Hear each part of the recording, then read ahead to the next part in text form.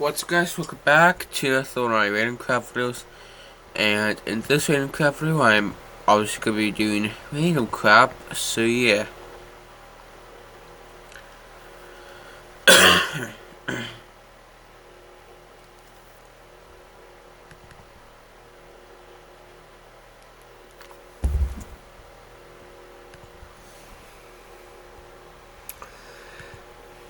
Yeah, I'm going to need some storage.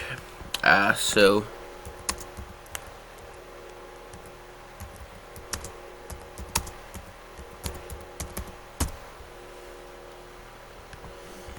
take this on my first random craft. If you accidentally get a little bit of water through your nose in the pool, Interestingly enough, that's a sensation people dislike. and it was phenomenal. It also looks like it increases her intracranial pressure. She gets quite flushed when she does I have been this. having my entire diet nasally for about 5 years. I don't have an aversion to chewing, but I have an aversion to the weird textures that come with food. That can happen. Absolutely. No, I think it's awful, and I think it's like primitive, you know what I mean? I don't know if she's saying that sarcastically. I do not see snorting my food as a problem. I think it has a lot of benefits, no risk of choking. You could absolutely aspirate. I don't overeat, I consume less calories. I was about to say, thank God this popped up, because I was hoping that she didn't do this as a way to curtail her calories, because I don't know if that would be a healthy coping mechanism. I think this is one of those scenarios, much like intermittent fasting. People think there's some sort of miraculous benefit to doing intermittent fasting, when in reality you're just shrinking the window, the time period in which you are able to eat. Therefore, you consume less calories simply because there's less time. Here, there's less volume. The nose is smaller than the mouth, so you consume less volume of food. This would really need to be investigated further to figure out what is driving the sensation, the need, their aversion to chewing, because there could be a very unhealthy outcome, especially as one ages. It has really no drawbacks, except that is spicy. Nobody accepts my habit, nobody accepts me. Well, that's unfair. I feel like people should accept her, but also at the same time present the risks that could come with this, because it's very clear that she believes there are no risks, but there are definitely risks. I have been dating this guy, Justin, for several months now. I want to take things to the next level, but he has no idea that I snort my food. How is that possible? You don't drink water around him? You guys need any recommendations or anything like that? Are you able to blend the food? God, I hope this is not one of these reality show situations where they're faking it. Catherine, what the f*** are you doing? What are you doing? And they took her to a restaurant so people can judge her? How is that helping her? Like, if you're a producer on the show, you're clearly taking advantage. So this isn't just like every now and then. Well- This is what you do. And it doesn't burn going through your nostrils, down your throat? No, I've been doing this a long time. I have never seen anyone ingest food any other way but through their mouth, which is, in my opinion, why we have mouths. I mean, at the same time, you have to be reasonable enough to understand that this may shock someone because it's so unusual and not typically how humans consume food. He's not being disrespectful, at least I don't feel that way. He's just shocked that you kept this from him, which is, again, a reasonable emotion. So while you want him to validate your emotions, you should also be validating his emotions. It's a two-way street. This is something that is a big deal, Catherine, so I'll catch you around, Justin. She broke up with him? I'm going to try my best to stop snorting my food. I'm not exactly sure how I'm going to go about it. Well, working with someone who specializes in eating disorders would be a good place to start from a health perspective. And just exploring that, spending some time exploring why and how that happens. I definitely visiting with them. They're just doing a fiber optic exam. They put a little camera, they're not putting you to sleep, they just spray a little numbing spray. And then they put in this tiny little camera. I've had this done for myself, and you can actually see the back of the nasal passages as well as all the way down to your vocal cords. My name is Tara, and I live in the remote desert of Southern California. I am a ritual priestess and a musician.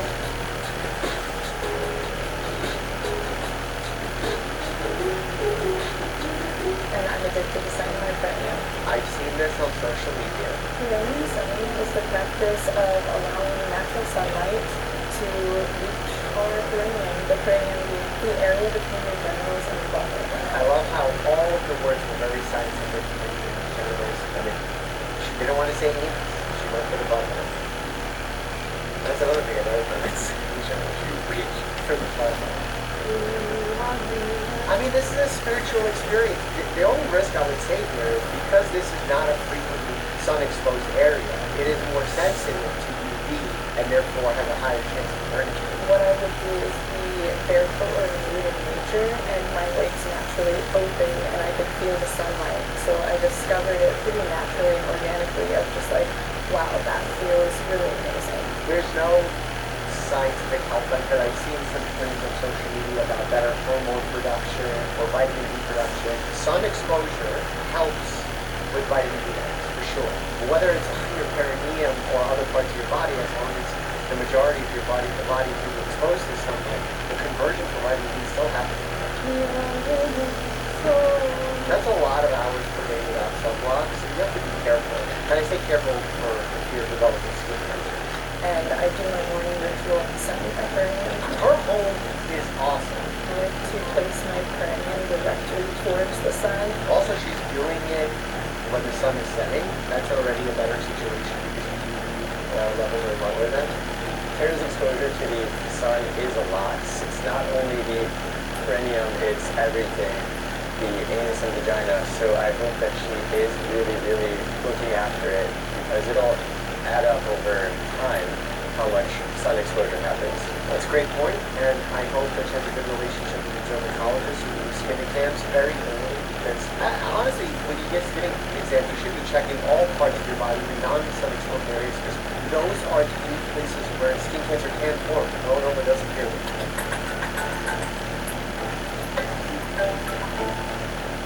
I mean, he is sunny. He's sitting in the sun. My name is Janet. I live in Bridgeville, West Virginia. And then he's going to exercise. This is my favorite part. Ooh, yeah. It's sweaty. How's that for finish? It's okay. I need to phagia. It's like chronic nail biting. And I'm addicted to eating toenails. Oh, eating, not just I biting. eat my nails every day. When I see, any nails are growing in, I just go straight for it. So obviously, like just nail biting on its own, you can create paronychia, which is infections of the nail fold. That can become problematic because that can spread to cellulitis. And it's just keratin. It's not even great digested. It's not well digested by your body or well absorbed by your body. So it's not like this is a nutritious thing that you're doing. It can actually cause some serious trauma, not just to the nails themselves, but also to your digestive tract. This toenail is so salty right now. It tastes so good. I didn't even put two and two together, toe and toe together. You could also develop a fungal infection because remember, dermatobites cause onychomycosis, which is a fungal toenail infection, which you might miss if you don't know it. Then you have bacteria. Some people put stuff on their feet, medications, etc. So again, with your mouth on the feet, gotta be careful. I have been eating toenails for about 26 years now. I started eating toenails when I was about 8 or 9 years old. Please don't tell me the math formula of how many she does every millennium. Probably way better.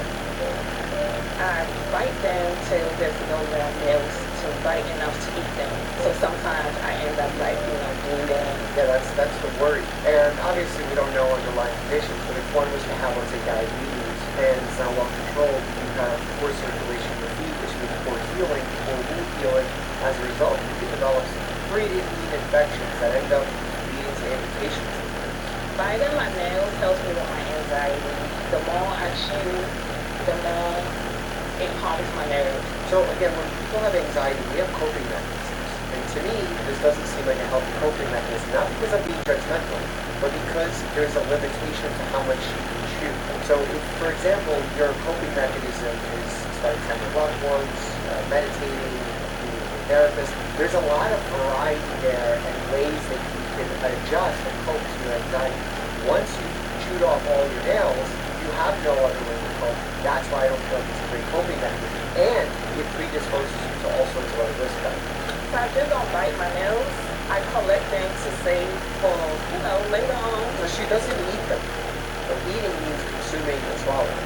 Just in case when I need to go out somewhere and I need, to grab one or two. Yeah, she's clearly using this for dealing with some sort of social anxiety.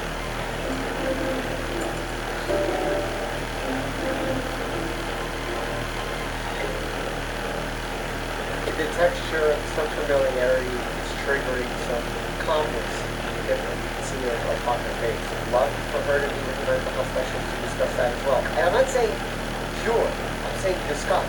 That's an important variable. My name is Charlotte. I live in Pullman, Oregon, and I have 2 children. My daughter Rayson is 7, and my son is 4. I make sure to give them love, compassion, caring, and that's what every mom brings to their family. That's very important and one of the most important variables that predict childhood success into adulthood.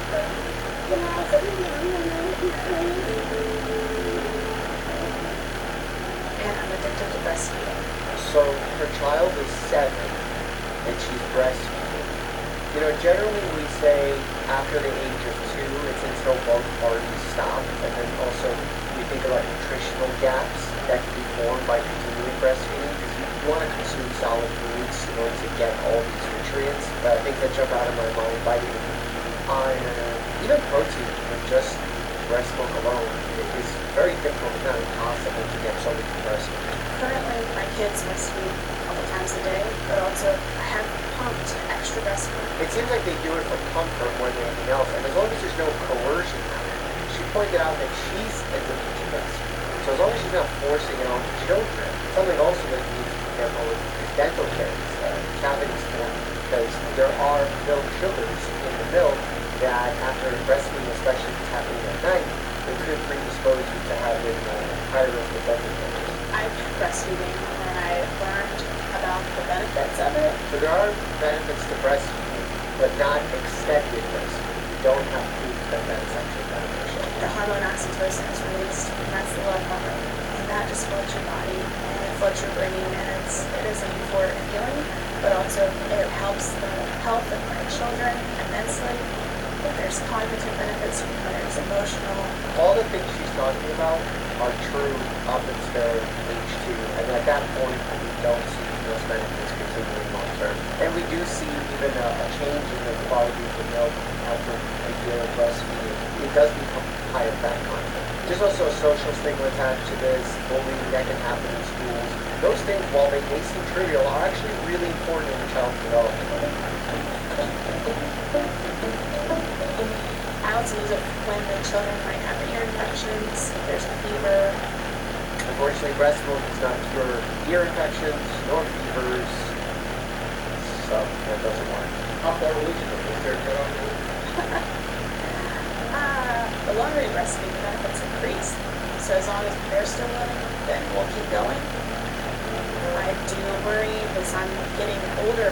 My milk supply is lessening, but I'll seek out the help that I need, the help, the support through that. Because for right now, there's nothing that would stop me from continuing to breastfeed my kids. Nothing that would stop. What if some evidence comes out and shows that this is harmful for your children? But that's why these conversations are very interesting with people who are passionate about a subject, and they say nothing will change their mind. What if you learn something new? I feel like you have to be open-minded to some degree. This is breast milk delivery making kids. I know that I have to be very diligent about taking my vitamins and making sure I'm eating protein, so I can make sure that the milk is going to be pure and perfect. I know what it means for milk to be pure. There's this natural fallacy that folks have that everything in nature must be safe, and we need to live like we used to in the good old days. The good old days, we died from stubbing our toes because they got infected. Because we didn't have antibiotics. We didn't have clean water filtration system. In fact, when I did my debate in Jubilee, one of the people I was debating against kept saying, I want pure water, I want pure water. But pure water is full of bacteria and streams and parasites. You want the water that's disinfected by your local water treatment facility. and has fluoride in it because you don't want pure nature all the time. There are some times where natural could be better, or there's a natural approach that can perhaps be with less side effects, and if the condition is not so severe and there's no harms, maybe natural is the way to go. But man, you can't just have a blanket policy. It's like, imagine as a doctor, I said, I don't use lifestyle modifications at all, and I use only pharma, only meds. You'd think that I'm not a great doctor, you'd be right. Much in the same way as if I claim to be able to cure all sorts of conditions with just lifestyle modifications. It's not true. There's a balance to be had there. I am a licensed cosmetologist. I have a full background in skincare, all things cosmetology. Now we have some good stuff. Product of the world, babe. Thanks, Frankie. Looks like you worked hard for it. Of course I did. This is good. Is this semen? And I'm addicted to semen facials. That means something else. I like that she's dosing it with this syringe. One that metal syringe.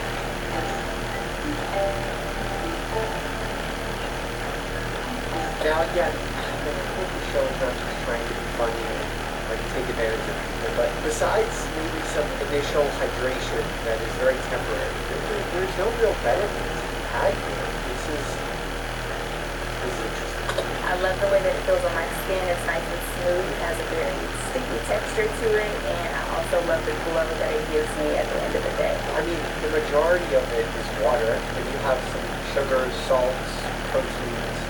None of that, even zinc is in there, but it's not like it's a stable zinc that the skin is ready to use. A big part of creating a product for your skin is not just about the ingredients, it's about the stability of those ingredients, the usability of the skin for those ingredients. I usually give myself a semen facial, I would say twice a day. In the mornings, I'll get a fresh batch, which usually means it came directly out of my husband. And then later on in the night, I really love the way that it feels, especially when it's fresh and warm. Also, this could be comedogenic, like it can clog your pores, lead to acne, folliculitis, and, okay, I know this is a partner, and I don't even know if this is not in this relationship, but STI concerns are real, especially if you have open abrasions, because semen can transmit infection. It can also dry out the skin. And you know what's also interesting? Semen allergy is real. It does exist in people, so it can cause an irritant dermatitis. So one of the other ways that I like to store the semen is in these ice trays. Good old semen in the refrigerator. When I know that my husband is going to be gone for me, let's say he's gone for a weekend, I know to go ahead and stock up.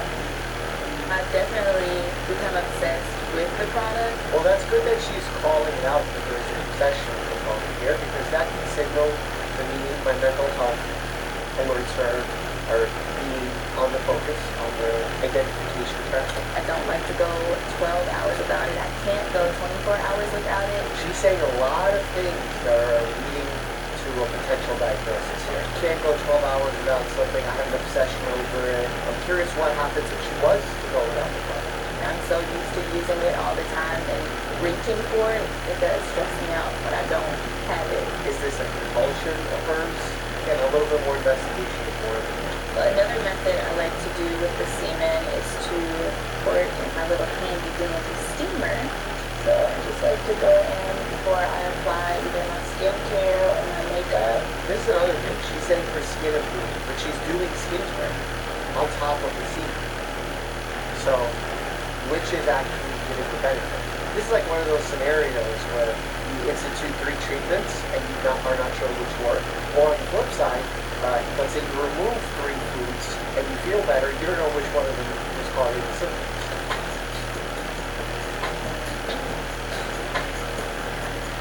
Look, if this is a romantic thing and it's not causing any harm, it's okay. Again, very limited risk here. The only thing is, like, if your friend's coming in to give you a kiss on the cheek and say hello, they probably want to know if your husband's semen is up. And I'm addicted to vabbing. Vabbing? Is that vaping with... I stick my fingers in my vagina and I rub it on my body so that people can smell my pheromones. That is not one of them. No. Interesting. When I first started vabbing, it started from maybe once or twice a day to then more, like up to times a day.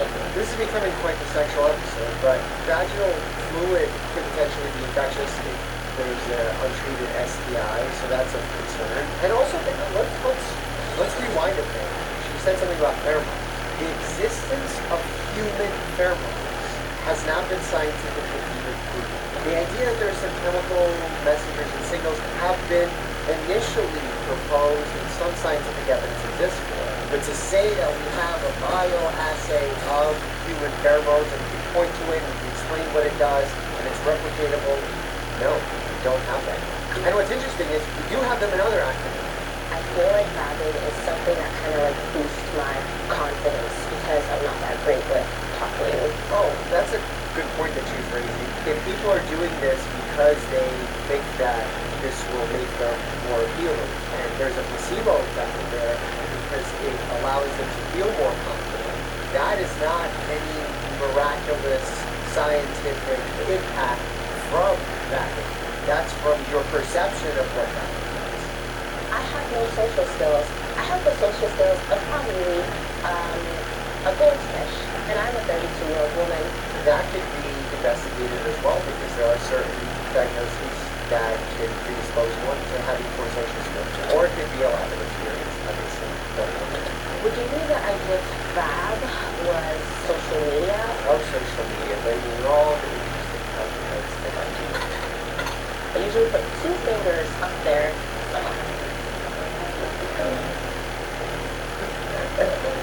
I mean, this is clearly someone that has something going on mentally that they're fully taking advantage of the production of this show. It's really disappointing. When I first started, I would go up there, and the more I did that, I started to create rips in my vagina. Rips, but also potentially introducing other forms of bacteria with potential diagnosis of bacterial vaginosis. I'm always sticking my hands in my vagina, so I wash my hands a lot. If I got a boyfriend, it would be really amazing. She's looking for connection, and I wish she would find some way to get help where she doesn't feel the need to that in order to find connection. This is something that can be discussed in a cognitive behavioral therapy session, not necessarily to change her, but to allow her to reflect on how this is impacting her everyday life, how she feels addicted to it, whether she truly needs to continue doing it. And those type of reflective conversations can be very valuable. He only eats French fries. Click here and check that out and some other TLC shows. As always, a happy adventures.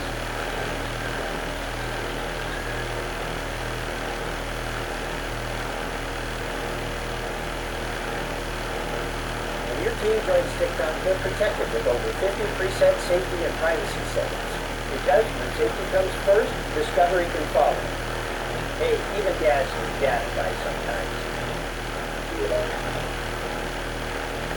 Booking.com has all kinds of stays because a city hotel is right for some, but not quite right for others.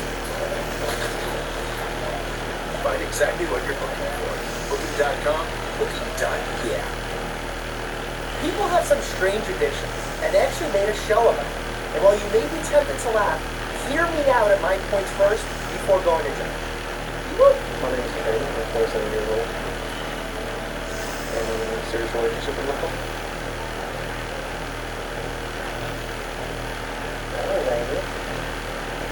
It's a pretty car, I'm not gonna lie. I'm thinking color. That was one. It's like his body and the interior and everything just together just seemed to fit. And I just felt the instant connection. You know, this objectophilia seems like it runs in a similar pattern as animism, where someone believes that an inanimate object has a spirit that is living on, and that's why they fall in love with it. Nathaniel's relationship with chicks goes beyond dates and presents. We have our college collegiate sexual. There has been some research that has showed a sexual gratification or objectification of inanimate object does sometimes run in a similar course also with autism. So I don't know if autism was in fact diagnosed in this case. Stanley might be 31 years old. but for the past 18 years, he has gone to remarkable lengths to remain young at heart. Very young. Okay, I understand. If you're watching at home and you're quick to judge these gentlemen and say, wow, this is clearly a disorder.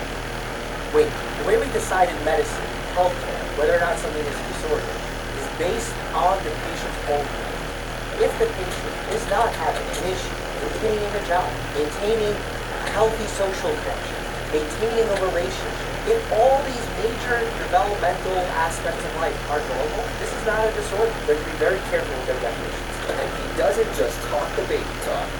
He dedicates 8 hours a day role-playing as a toddler. That's an important fact to me. Because if you have to dedicate 8 hours of the day to do this, can you maintain a job? Can you maintain social connection? It's a feeling of being safe, something I didn't have when I was growing up. And being an adult baby became my way of coping with the world and my own problems. Humans are great at finding coping mechanisms. This works for him, something else will work for you. Just we have to make the decision together with a patient and a doctor whether or not that coping mechanism is A, appropriate for who you are, and B, whether or not it is distracting or detracting from your everyday life. Stanley has even tried baby formula, but like every other toddler, you can be extremely selective. I mean, baby food like that is basically just like mashed up fruit, so it's not the end of the world eating that. But like baby formula, breast milk, all that really high fat content really could be good. I don't have any broken bones, but I'm addicted to putting orthopedic casts on my body. What? I'm perfectly fine, perfectly healthy. I like the feeling of the cast around me. Just wear compression sleeve. I've done like 2 full arm casts, 2 full leg casts. I've done 2 full leg casts and an arm cast. I've put on so many different casts, it's ridiculous. He just wants to be cuddled. I get it. I need that too sometimes. I just don't go all the way to getting a cast on. But sometimes I do that with the blanket and then I lay on top of it so I feel like I can't get out. It's like being slaughtered. 12 years old, I broke my arm rollerblading and I got my first cast. I got a lot of attention with the cast on. And it's just kind of been an ongoing process ever since then. That is a medical diagnosis, actually. People who feign illness in order to get attention or sympathy. That needs to be diagnosed and addressed. My name is Dave Grayson, and I'm obsessed with these bugs. Initial impression of mine is this might not be so bad because bugs are actually kind of nutritious. He has eaten more than 5,000 bugs over the past 11 years. Does he keep track of the numbers of bugs? That's interesting. When it comes to getting bugs, you gotta kill them. And there's a variety of ways of doing that. I prefer freezing them because you go to sleep. So I think it's the most humane. You don't just go to sleep. You're viciously cold and then you go to sleep. It's not like he's giving them a paralytic agent to knock them out and then freezing them. David's interest in eating insects just kept getting bigger. Grasshopper, grasshopper, grasshopper.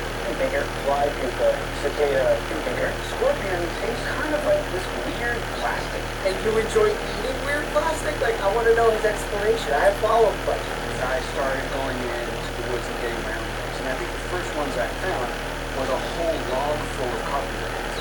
And I tried those. Ants are very rich in protein. Ants, grasshoppers, like grasshoppers almost have the same amount of protein per 100 grams as red meat does. When he wants something more exotic, he goes to his personal supermarket, the pet store. Today he is picking up a specially ordered bug he has never encountered. That is a monster. I will eat a monster. You want to make sure that you're thinking about toxins that the bug has inside of them, the bacteria that's on the bugs. You also want to think about anti-nutrients that are actually meant to discourage predators from eating them by not allowing us to withdraw the protein from the foods. And it actually stops the protein absorption inside our body. The Vietnamese centipede is the only species of centipede to have ever killed a human being.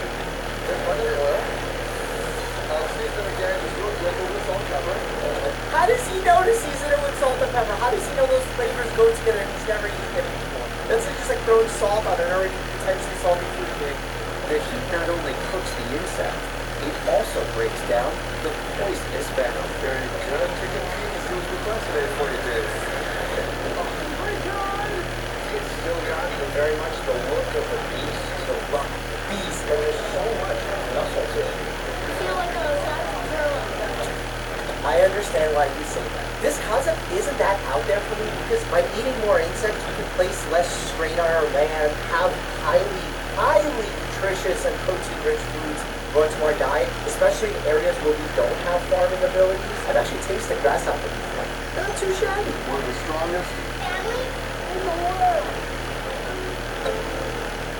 Nick, Callie, Dylan, and Jessica Betts train their bodies up to 240 hours each week. That's a lot of hours. While some pediatricians warn against weight training for kids, 11-year-old Dylan routinely deadlifts 130 pounds. I do like working out. It's like my coffee in the morning. If I don't do it, I don't feel right. I love that this kid is so mature. Initially, look, at this 11 years old, he's probably on the earlier side of starting to lift heavy weights. The idea is that you risk injury when you have non-fully formed muscles, tendons, ligaments, bones, and start lifting heavy weights. It can be done safely, you just need to be very careful and monitored by a professional. Kids like below the age of 7 shouldn't be doing weightlifting at all. Starting at age 7, you can start incorporating strength training, that's good, but just not with heavy weights. Oh my gosh, JJ. Experts recommend children her age train with 1-pound weights, but she can lift 100 pounds. That's probably good.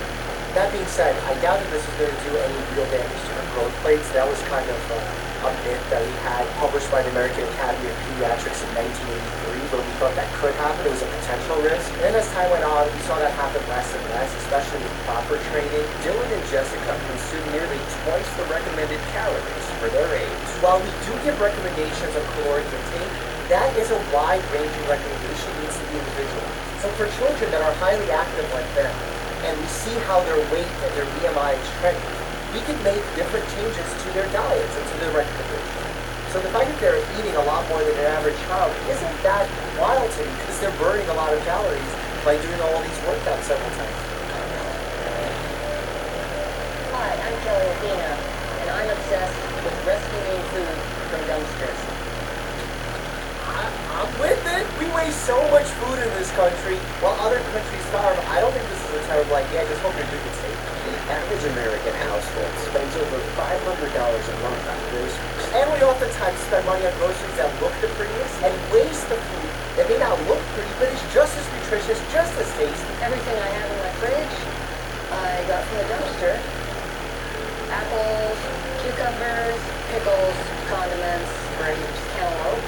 Here's some soy milk I had, and it even expired more than a month ago. Sometimes it's a full-on expiration date, but you really need to understand what that date is for, because that date can be like for ideal freshness or for ideal taste. It still might be calorically, nutritionally valuable. I'm not afraid to eat right out of the dumpster if it's good stuff. There's this peach, and if I peel it, it's safe to eat. If I eat out at a restaurant, I don't know who's preparing our food back there. I don't know if I'm a fan of that one. You don't know who's preparing the food, at least it's cooked. Here, you're eating food that's been living in a dumpster. What if a raccoon could come? Slicing up a 4-month-old dumpster pizza with cheese 2 weeks past its expiration date. Overripe tomatoes Kelly found a week ago. Maybe a little dry. Fennel found at the bottom of a trash bin just this morning. That's a fresh dumpster fennel. And frozen chicken. Chicken, if it was even not frozen for a short period of time, bacteria can start proliferating on it, especially if it wasn't stored or prepared properly. Oh man, I had a personal close friend of mine who eats thoroughly cooked foods, eat out at a restaurant, get an infection from one of those foods, and then develop an abscess, which is a pocket of infection inside his brain. He still has neurologic effects as a result of that. So this isn't like totally benign. I'm addicted to coffee and ice. For the past 2 years, Camila hasn't been able to function without her daily coffee chemicals. A procedure where liquid is injected into the colon to clean out the lower intestine. Her addiction is so intense, she does up to 4 every day. Okay, let's just do it right off the bat. Coffee enemas have not been proven to come with any medical condition. In like the 60s, 70s, we used to say maybe for constipation, but that's been dropped in medical literature. We have so many better ways of handling constipation that this is largely unnecessary. They're saying coffee enemas are used to clean your colon. No, they're not. It's a self-cleansing part of the body. My initial reaction was, my God, that's disgusting. Pretty good medical response. I tried it, and now I'm addicted to coffee. 2 years ago, Trina turned to this unconventional ritual after a series of health issues. I had a lot of stomach problems, digestive problems, problems with my kidney, my liver. I started to do research and it led me into the coffee enemas I really started to feel the movement. It's understandable someone that is having symptoms, who's struggling, looking to find answers online, finds a treatment that is within their grasp, something that they can do on their own and tries it. That doesn't mean it's the right treatment or it's something that most people should try. My concern is that there's something else going on in these people's bodies that can be missed and potentially get worse over time because they're not seeing it out. Health of kidneys needs to be investigated because if kidneys start failing, that's a threat to your life. My name is Julius. I'm 62 years old, and I'm addicted to balloons. I love balloons. They're beautiful. They're soft, smooth, delicate. I have an actual... Is this like going to be similar to what we've seen in the previous episodes of like objectophilia or even animism, where you believe that certain physical inanimate objects have a soul or a spirit and they can come into sexual practice? Now Julius's field is home with over 50,000 balloons. See, that's a lie. That's a surrounding. My favorite is the therapy. Honestly, I don't see what's wrong with this yet. He likes decorating his house with balloons. Some people like painting their walls. I don't know, they put wallpaper. Some people put paper on their walls, each their own. But Julius's obsession with balloons goes beyond shapes and colors. My love for balloons is also sexual. When I see a beautiful balloon, my heart starts to flutter, and I get aroused. I'll take a 12 inch and I'll inflate the level. That way, it can take a lot of use. There's a potential connection between objectophilia, animism, and autism that one study tried to explore, and I'm interested in exploring that subject to see how connected those two conditions. My wife thinks it's crazy. She said,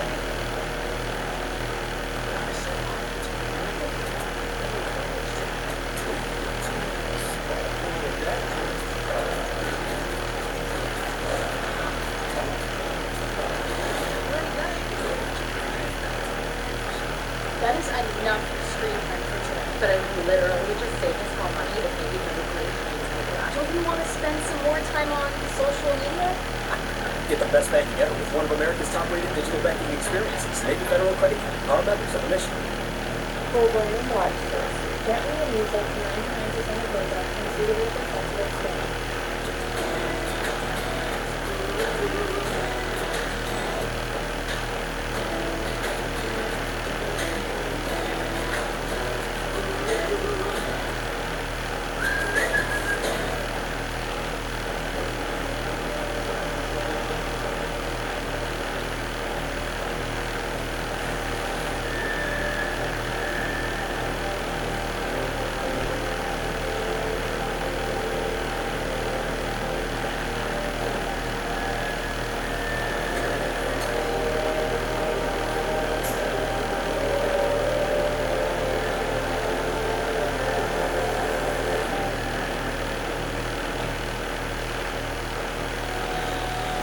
Again, like, you have a job, you have a partner, you live a good life, you take care of your health, and you're sexually attracted to balloons. Not really a disorder. Disorders are based on ability to perform life functions, get satisfaction in life, reach goals in life. Let him sit in his room and blow up balloons and squeeze them. Like, why is he gonna fail the show? More power to you, sir. I like my games with that injection. I'm curious if this is what injection, like a PL, where they do liposuction with injected fat. Carmelo's had 54 butt injections, yet she's never bared her behind to a plastic surgeon. She receives her shots on the black market, getting pumped with an unregulated substance that's been known to include metal lubricant and cement. Yeah, I mean, that's really dangerous. There's so much that can go wrong here. This isn't a traditional BBL. Even BBLs are dangerous. Like 1 in 3,000 individuals who has a BBL has a complication of fatty embolism. If that actually gets lodged into their blood vessels, it travels all the way up to the lungs. I've actually had patients that have had huge complications as a result of bad injections like this. They were done abroad in other countries, but then they ended up getting a terrible cellulitis, abscess formation in the buttock area where like major surgery had to take place to take out the necrotic tissue, dead tissue, so they ended up losing a part of their buttock. Okay, the end of that. After you! Welcome back to the channel. Do you have any idea what she injected you with? Liquid silicone. Okay. But I'm not sure if that's really what it was. Did she do anything afterwards? I mean, did she stitch up the incision? you could, so quickly. There are times when you do in medical setting, ER, but not for TB, it's not for big wounds, not for wounds that can potentially become severely infected. So like, there's a time and place for all medical tools, and that's not the place for surgery. You see here, this is goodbye. The fat goodbye, which is smooth and normal. But up here, it looks kind of spongy, this texture. That's definitely not normal. So even though you're healthy, it just takes one bad injection to literally kill you. Well, that's good. I'm glad she was able to decide not to do that. My name is Margaret. I'm 53 years old. I live in Morganton, Kentucky. And one of the kids for me myself with these. Ooh. Kind of means that doesn't the bee die after it's the teeth? Margaret has been addicted to bee stings for the past 10 years. It could be an endorphin rush. Because when you do experience pain, when your body tries to relieve that pain, it sends endorphins to try and decrease the pain. Her addiction started innocently as a way to relieve her arthritis. You know, there is some preliminary evidence, weak evidence I call it, weak evidence helping individuals with rheumatoid and osteoarthritis. However, when you compare it to the treatments that we have now, you can get better outcomes with less side effects and most importantly, less pain. First time that I stunned myself, it didn't hurt as bad as I thought it would. It just got easier every time. And it's great that she doesn't have a bee allergy. Some individuals, they get stung, their whole arm blows up, their mouth could even blow up if you go into anaphylaxis. People carry EpiPens for these. And you know, even though allergies are more likely to happen early in life, they can develop later in life as well. But every time Margaret stings herself, the honeybee dies. Something Margaret is all too aware of. Every bee was precious. I get sad when I watch them die. When they get older bees, the younger bees, they got the lives ahead of them. And it helps them feel less guilt about living the blues. It's a sad situation to see because I would love for her to find pain relief in a way where it's not getting into the leads to her mental health. And potentially can give her a longer lasting relief, depending on what the cause of her arthritis. My name is Mark, I'm 20 years old, and I'm in a relationship with 15 before the wedding. My mother really wasn't there for me when I was a child. First time I hugged my baby whale, I actually started feeling all that love and compassion. Could be oxytocin, which is one of the hormones that your body releases when you're cuddling. This is actually why animal therapy, I mean it's a little bit different obviously, but why animal therapy works quite well, especially in those newly diagnosed with autism, because animals are not judgmental, so you can show an animal affection and pet them and enjoy their company without them judging you, and there's less risk there for humans to be hurt, so they enjoy their time with animals. That's why equine therapy does quite well, emotional support dogs, etc. Now he's so dependent on his inflatables, he can't be separated from them for more than a day. This is again entering the realm of what we categorize as disorder because he can't be without them. So as a result, it can impact his ability to live a fulfilling life, reaching his major milestones, going to work, having relationships, etc. If I could marry Lila, I would because I am that much in love with her. But Mark and Lila haven't taken their relationship to the next level yet. Me and Lila Dragon don't have sex together. We keep our relationship going. You know, we've talked about objectophilia, which is when someone falls in love with an inanimate object or has sexual desire for an inanimate object. And there's been theories as to why this occurs. They say that there's some pattern with those who've been diagnosed with autism, those who have these sensory situations where in feeling certain things, there's a crossover neurologically that when they see this inflatable dragon, that they also engage their sexual desires. Not because they've trained that way, but because the body's made that. The therapist helped me realize that my inflatables are getting me used to more socializing with men rather than real people. From now on, I'm going to start spending a little less time each day with my inflatables. I'll still have my inflatables in my life, but they're not going to be the primary part of my life.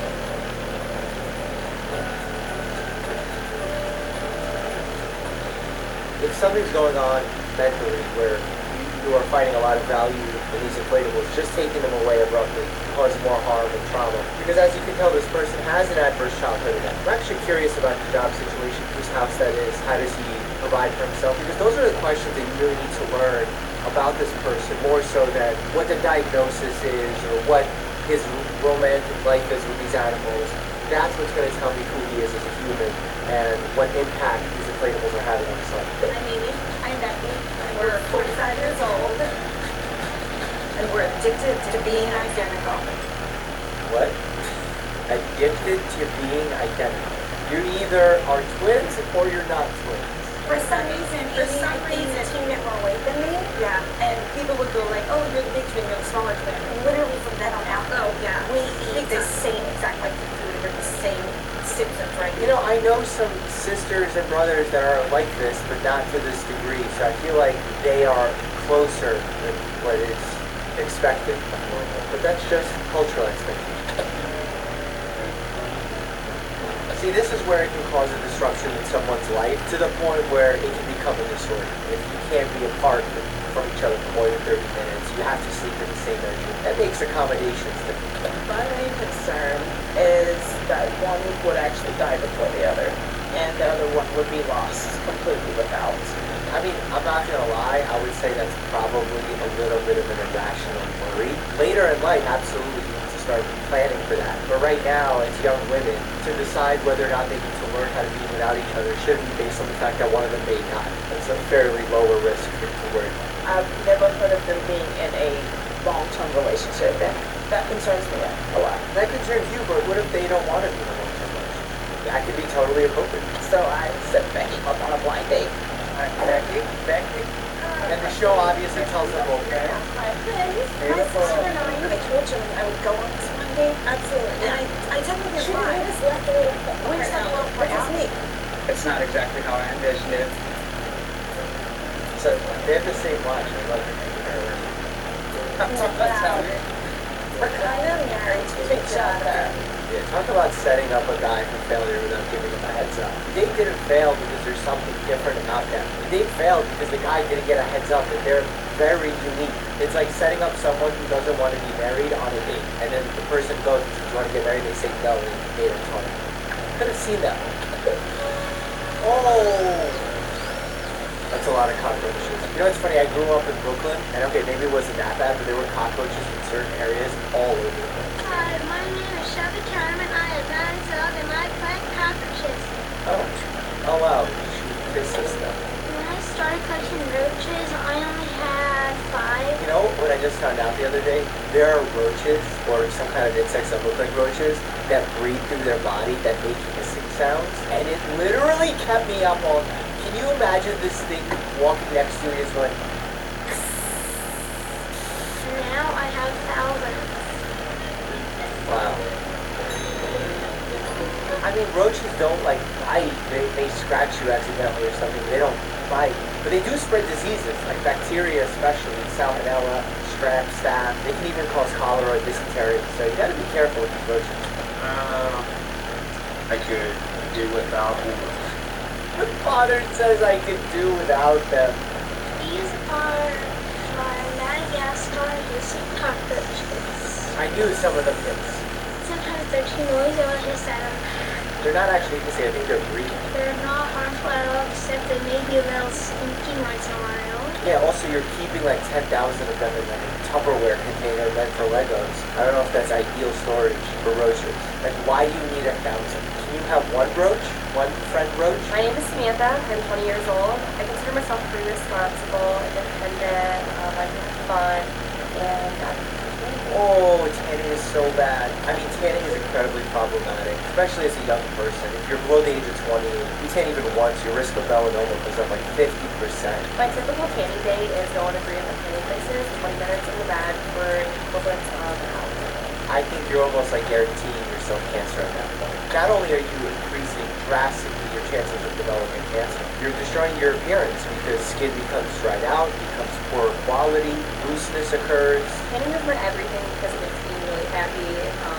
Anytime I'm sad or upset, going tanning just makes me like perk right up. There is some evidence showing that going tanning a lot and then stopping can cause like withdrawal symptoms. So we try and help that by sending the patients or working with them to go to therapy or even take medications. Think about tanning when I wake up, think about tanning in the shower.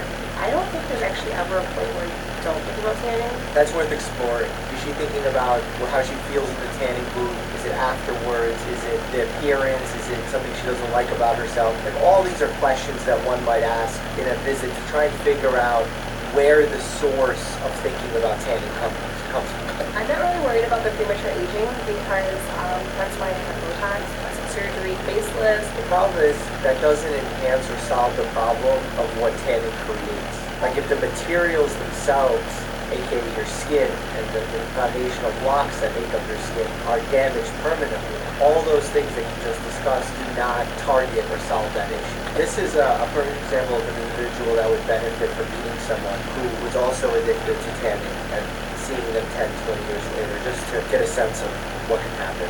Because I think that's a good reality wake-up call for me. You're actually very fortunate and don't see any signs of skin cancer, which is great. But the risk of melanoma is still huge in some point of view. I'm pretty excited that the doctor didn't find any skin cancer, so now I can go home and tell people. That's not how it works. When we say it raises your risk of skin cancer, it's not right now. It's across your whole life. And a lot of young people have that mindset of, oh, I don't even want to live till I'm 40 or 70.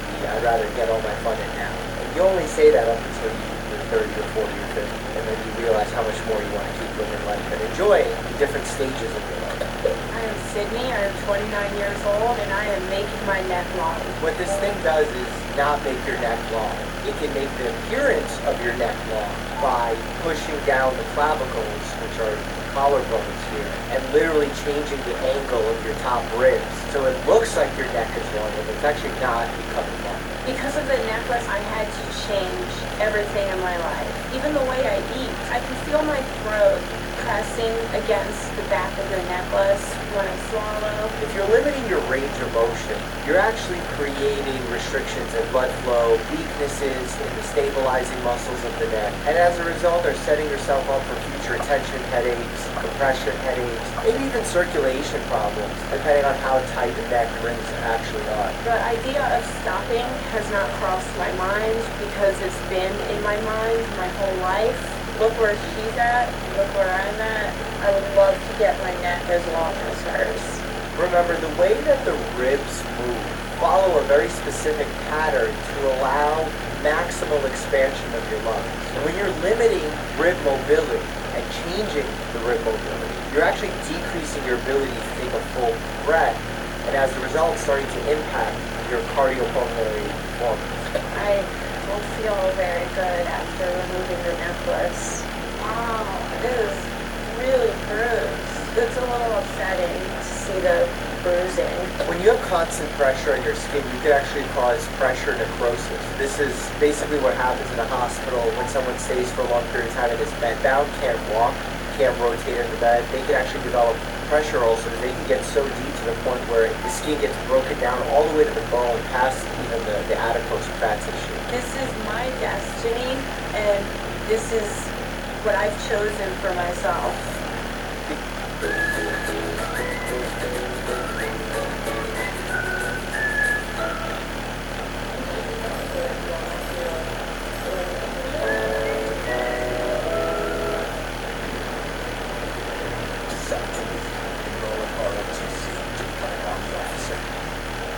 Midnight Street Tacos are beautiful.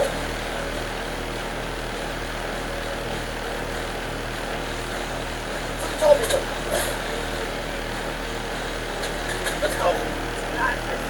People take risks all the time doing things that they find valuable and pleasurable, and if this culturally means something to her, who are we to judge? I'm Justin Jetlica. I'm 32 years old, and I'm a living dog.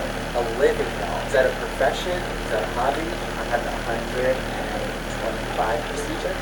It's a lot of procedures. And it's been $158,000. Really resemble a doll. See, I wonder if at any point did his doctors have a discussion as to why he wants this. Is it healthy to keep going for surgical procedures? Are there other options, like getting in shape where your muscles can look big without having to get implants? And I'm only saying that because that's a healthier alternative, not necessarily he has to do. Started having a couple other nose revisions. I'll get a little fuzzy after a while. But at the end, I've had 5 nose jobs. Because I'm not a plastic surgeon, I don't know what the qualifications are of a person that should not get plastic surgery. But I think if you're getting multiple facial revisions and you're doing it to replicate an imaginary being, I think that's worth an evaluation of the mental health specialist. At the very least, We're at a critical stage of that. You're gonna die pretty soon. Today we're watching Family by the Ton. Not gonna lie, not a huge fan of the title, but let's see what the show has to offer and learn something along the process. Let's get started. I was cheap talk, Dad. Probably. A normal day for me is wake up around 12, figure out something I'm gonna eat immediately. TV, video games, bed.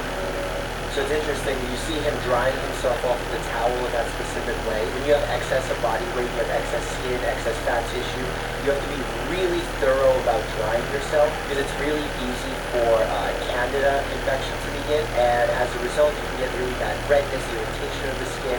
It can then become a full-on cellulitis where bacterial infection sets in. So it's really important to dry skin folds in order to decrease the likelihood of this happening. I never would have thought at 34 I'd be living with my father and I'd have no job, have no real money, just be playing video games all day and eating. When you're trying to address someone's situation where they're morbidly obese, you have to look at the patient as a whole. You have to look at what are the reasons that contributed to this occurring. What can you do in order to prevent it from recurring? Look at triggers, look at mental health factors, look at sleep schedules, daily activities. Like in general, I'm not against gaming. I love gaming. I consider myself a gamer. But there are times when we can take something that can be potentially beneficial and make it into something that it's not. And this can happen with anything. I mean, it's really the dose decides the poison. So having an unhealthy relationship with food, with gaming, all of this can contribute to this ultimate unhealthy lifestyle, which will ultimately decrease lifespan and decrease quality of life. And that quality of life is really what I like to focus on. Because yes, we want to extend lifespan, we want patients to live a long life, but at the same time, I want them to live that life comfortably. I don't want them to be in pain. I don't want them to be in mental anguish because they don't feel like they're connected with the outside world. And that's what a good doctor, nutritionist, or like I said, any other health professional looks at when addressing these types of problems. You don't tell me what to eat and then I come on back a lot of times and taste that's too much food. But I'll get it for them and bring it to the house, get it right in front of it. I don't want to call them an enabler, but I mean, sometimes that's really the way it seems that it is. I'm not buying the groceries. I'm not buying the frozen pizzas. I'm not buying the chicken wings.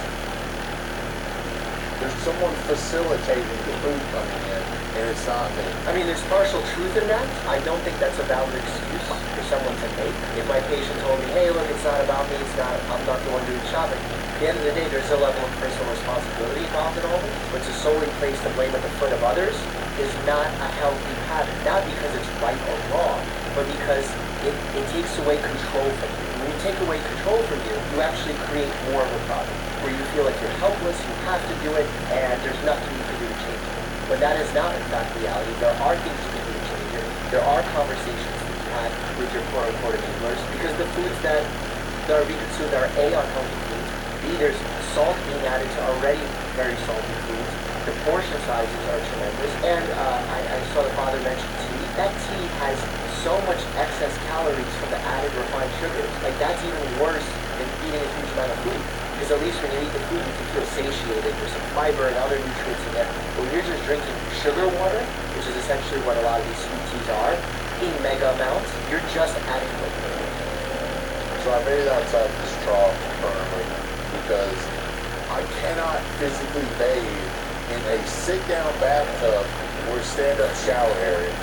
Because I'm a bigger guy with like folds and flaps, I have to move around, like almost like a pig in a way, and wallow and roll over to get like the back of my leg.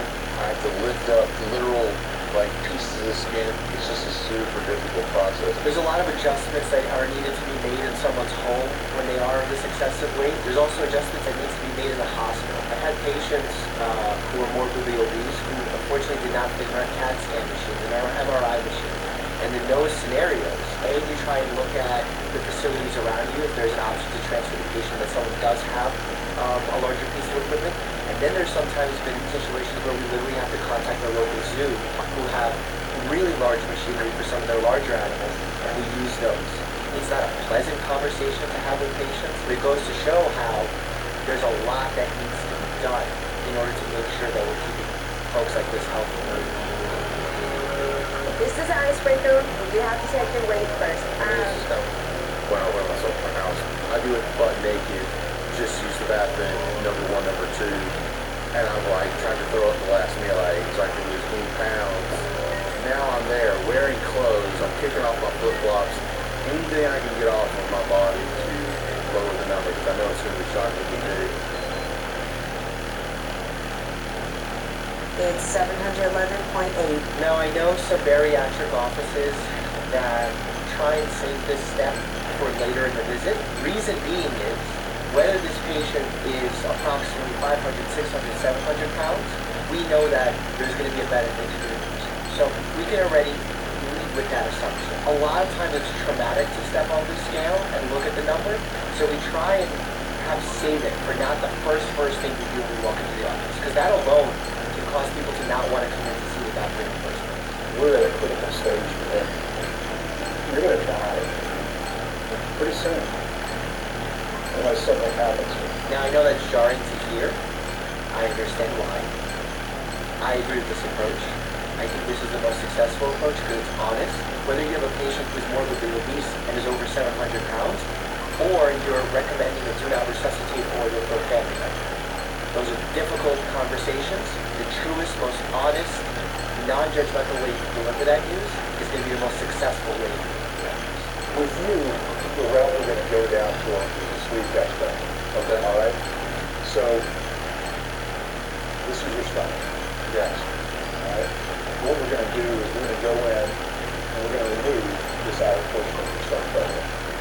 There'll be a metabolic switch that is flipped in your body when you have this surgery. Your body will want to lose weight.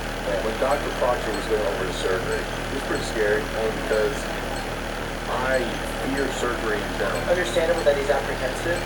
Surgery comes with legitimate risks, even with bariatric surgery. That being said, being 700 plus pounds carries way more risk than the surgery. And that's how we decide whether or not a procedure, medication, and treatment is good for a patient. Why don't you tell me what does a normal day of eating look like for you prior to when you saw Dr. Proctor? So like, we're waking up at like 12, Okay.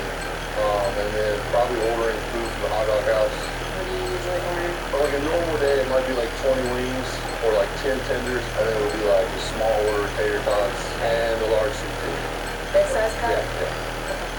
So we're doing 32 ounces of sweet tea. My lunches were either taco salad or like tacos. But it was, not a lot of sour cream. And then the rest of it, it could be anything from like a big thing of fried chicken and pizza. We'd have like, not occasionally, but sometimes. So Dr. Proctor wants you to lose 60 pounds by the time he sees you next. The reason why all of these guidelines are in place about having patients lose a certain amount of weight before the surgery, having them see a psychologist, running blood tests, is you want to set the patient up for success. If we just willy-nilly did bariatric surgeries on everybody who is obese, it would be problematic. Because what happens is, when you do the surgery, there's very specific protocol you have to follow. If you overeat with a smaller stomach, you can actually cause surgical issues. You can rupture your stomach. You can cause vomiting. It can cause mental havoc. It can lead you to going into a dark depression. We really try and select our patients that we think are going to have the best outcome from the bariatric surgery instead of just recommending it for all. So I hired a personal trainer for the first time in my life. This is the first time I've been in the gym in a long time, and I am a little bit nervous. Hey, what's up, man? Casey, right? Yeah. Dex? Yes, sir. When I watch programs like this on TLC, my one issue that I have is a lot of this is not reality for most Americans. I don't want someone who is potentially wanting to lose weight to look at this and think that unless I have this, I can't lose weight. It's not true. You don't need the diesel personal trainer in order to lose the weight. Any kind of physical activity when you're going from zero will help. Also, being kind to yourself and not pushing yourself too hard in the beginning is also really important. With someone who is 700 plus pounds, you really want to make sure that you're focusing on injury prevention. It's very easy to overload joints, to pull hurt muscles, and as a result, you can set someone back. So it's really about starting slow. Your arm rotation. Okay, all right, you got you. Good. And we'll go back down to the leg. All right. Ryan Casey moved his own body with so he can establish a coordination between what he's accomplished already and what he can expect himself to do in the future. So see like someone might look at that and say, that's not exercise. Yes, it is. His heart rate's going up, his breathing rate's going up. This all automatically kicks up the metabolism, helps him prepare to meet the challenge. And he's been sedentary. You can't push too hard too fast. You can put too much strain on the heart and even cause a heart attack. There's actually a type of heart attack called type 2 myocardial infarction that happens as a result of not a pure blockage, but simply because there was so much strain on the heart that there wasn't enough circulation going that actual damage has occurred. So pretty much since my surgery, and I feel good. Little things are changing in me that I didn't really expect to change so quickly. As I accomplish more, my self-esteem is rising, so I feel like I can do more. So it's just a good feeling.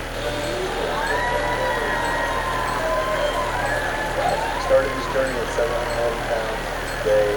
I'm happy to stay down to 525. I think it's great when you start seeing your goals pan out, and that's how motivation happens. It's seeing your hard work be paid off, and it might not happen off the first, second, or third time, but as you continue, you keep seeing that you're making improvements, whether it's after a week, after a month, or after a year. And even for myself, I had a buddy that was in the ICU recently and had a lot of neurological deficits. And as he was slowly recovering, he would call me each day, upset the fact that he wasn't making progress. And I had to remind him, write down what your deficits are today. Do it next week. Do it the following week. And then each time you're upset, look back and see how much you've improved. When you look in every hour by hour, day by day, sometimes it's easier to lose sight of how much you've accomplished. But when you really spread it out and think in scale, which we as humans are not good at doing, you get to see the accomplishment. You get to feel motivated. You get to see that you're making moves in the right direction, even if it's 3 steps forward, 1 step back. Well, I'm trying to get my license. This is him now? Yeah, because of my other license, I'm here. I'm a whale. So, that's me. That's me. It's really weird, too, because, like, 2020 Corona is, like, the worst year of some people's lives. Like, it's really been awful for people, but, like, it's going to go down in the record books as, like, one of the best years of my life, probably. Life, for me, is blossoming. What he's experiencing right now is almost like a form of post-traumatic growth. It's looking back at your accomplishments, there's nostalgia there, and the fact that he's in fact reached his goal. He's in fact improved his quality of life. It goes to show that everything that we discussed at the beginning of this episode, where it comes to extending life and improving quality of life, he's a walking testimony.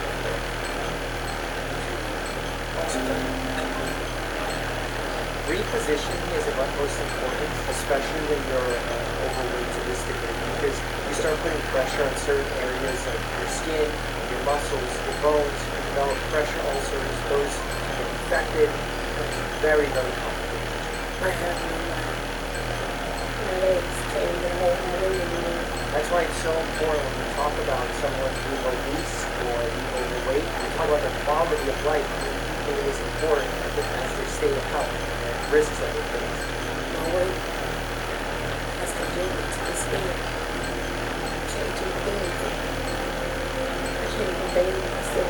It's really important that you clean within the skin folds as well. The bacteria can get trapped there. It's a dark, moist environment most of the time, and as a result, fungi thrive in that type of environment. So not only do you have to wash it out, you have to dry it.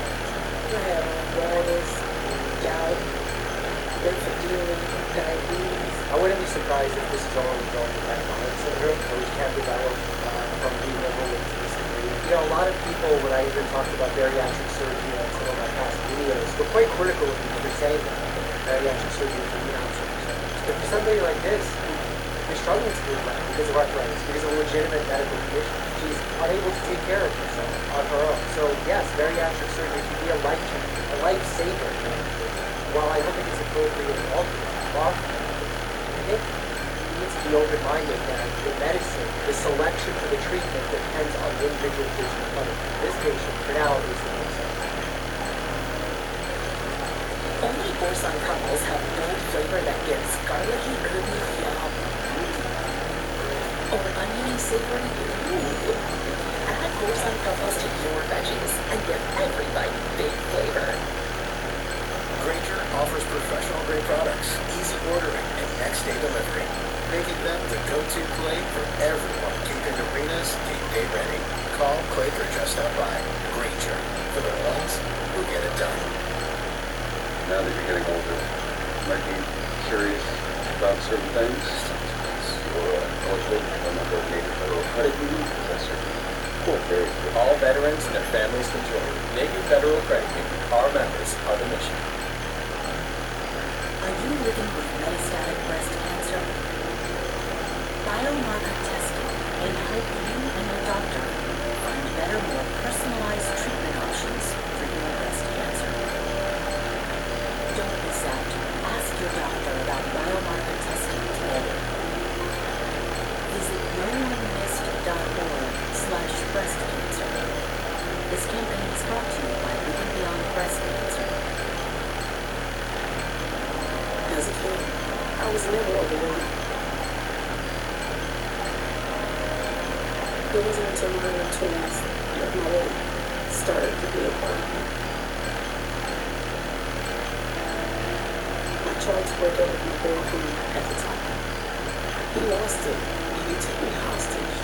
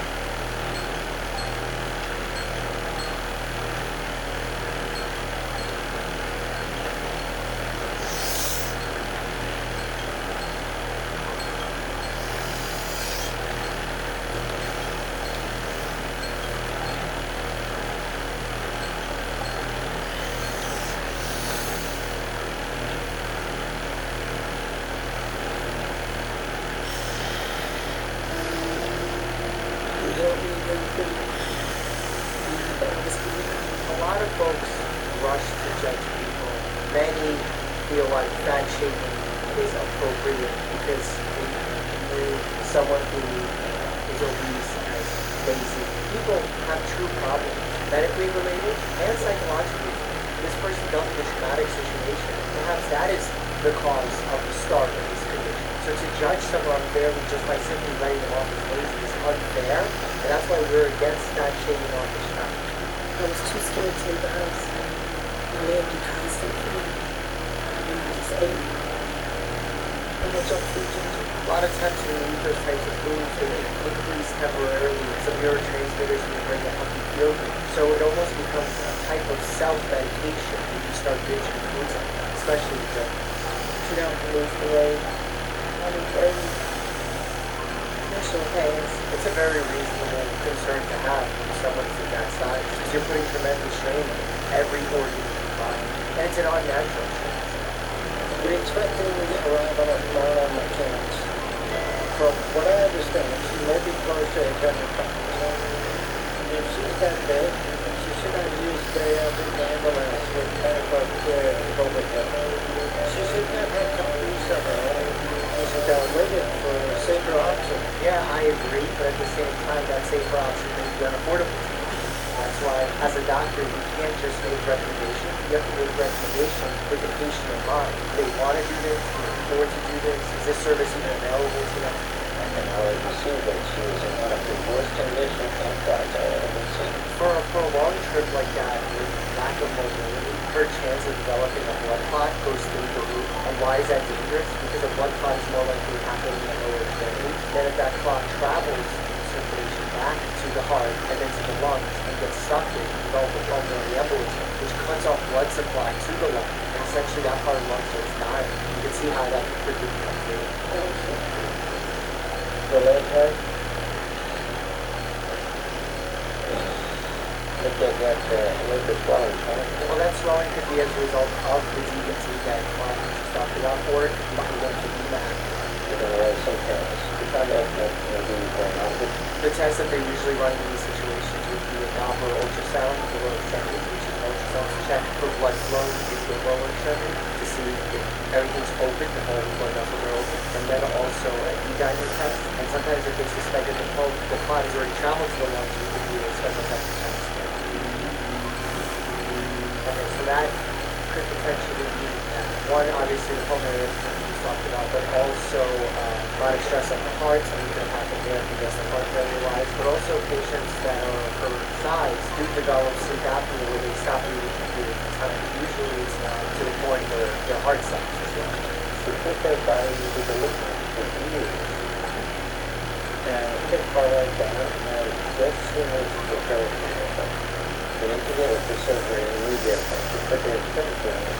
So what he's talking about here is an IVC filter, which is easier than a chemical, which is meant to be put into the vein in order to catch and act as a net for clots that could potentially leave the lower body and come up to the lungs and prevent suffocation.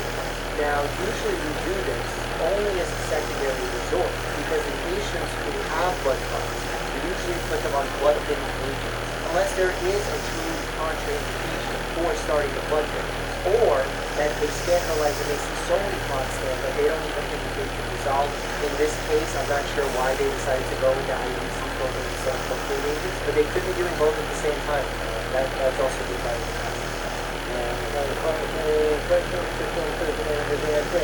This is a benefit operation, so we have to do this very carefully. But it has to put in knowledge down. It's important to point out that I don't think Dr. Now is making this very clear. This isn't a treatment to save her life. This is a treatment to prevent another clot from happening, dislodging and going through the lungs. And also, it's not 100% effective. That's a very aggressive. I don't know if she needed that aggressive. Even eating 2,000 calories a day would cause weight loss. I don't think you needed to be so restricted.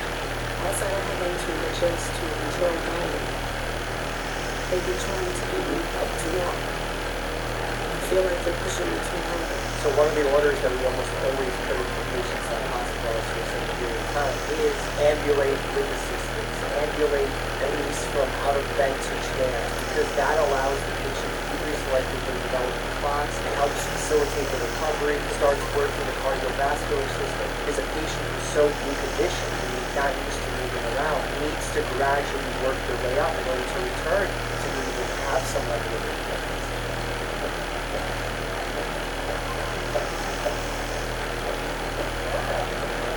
When someone becomes a noble, they get used to others who have a thing for them.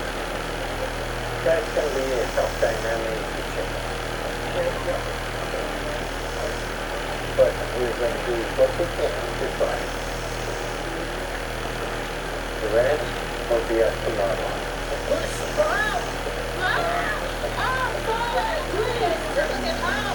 If Marlon won't get up, then you can do it. Yeah, being able to move and carry your own body weight is very important in order to have success in any surgery. Then you need to have your heart strong enough to be able to do that. Part of my risk stratification for preoperative screening is finding out what is the patient's activity level. What are they able to do? For example, if a patient actively exercises, they're automatically a lower risk versus a patient who's sedentary, doesn't exercise, looks pretty good just by walking a block. That patient automatically becomes higher risk. When I say higher risk, I mean higher risk for their heart size. That's the risk of health. I'm going to go ahead and put on weight loss surgery. Because outside of this, we have no heart. Gastric bypass surgery, we do salvage stomach and also bypass stomach infection.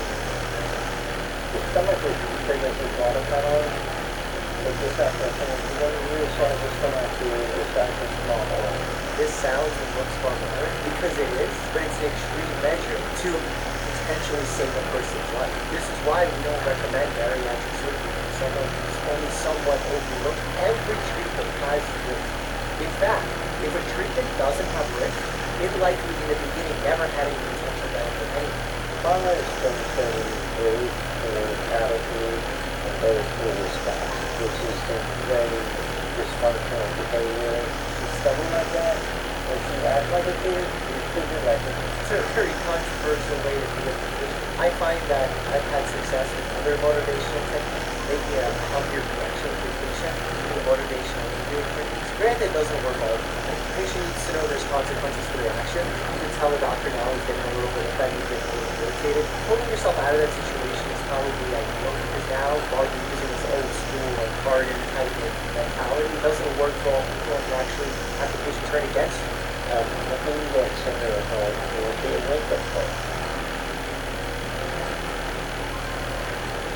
Now, I wonder why they need Dr. Now for this. Dr. Now is not a rehabilitation specialist. Maybe getting her in with a mental health specialist would probably be the best thing. And while Dr. Now could be a great bariatric surgeon, he's clearly not a mental health specialist. He's clearly not a rehab specialist. And while all of his advice medically makes sense, he's clearly not being effective in communicating that message and getting the patient to take care of her message. Getting another team member here would go a long way in helping her perhaps find her inner motivations. Why I say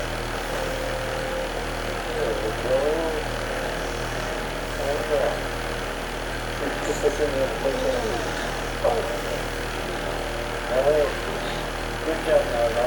Yeah. I didn't think I could get it. You want to try it again? this is the time and tested true method, time tested time tested method. Motivation doesn't come first. It's doing the action and then the motivation follows. Like her saying, I want to do this. Alright. There you go.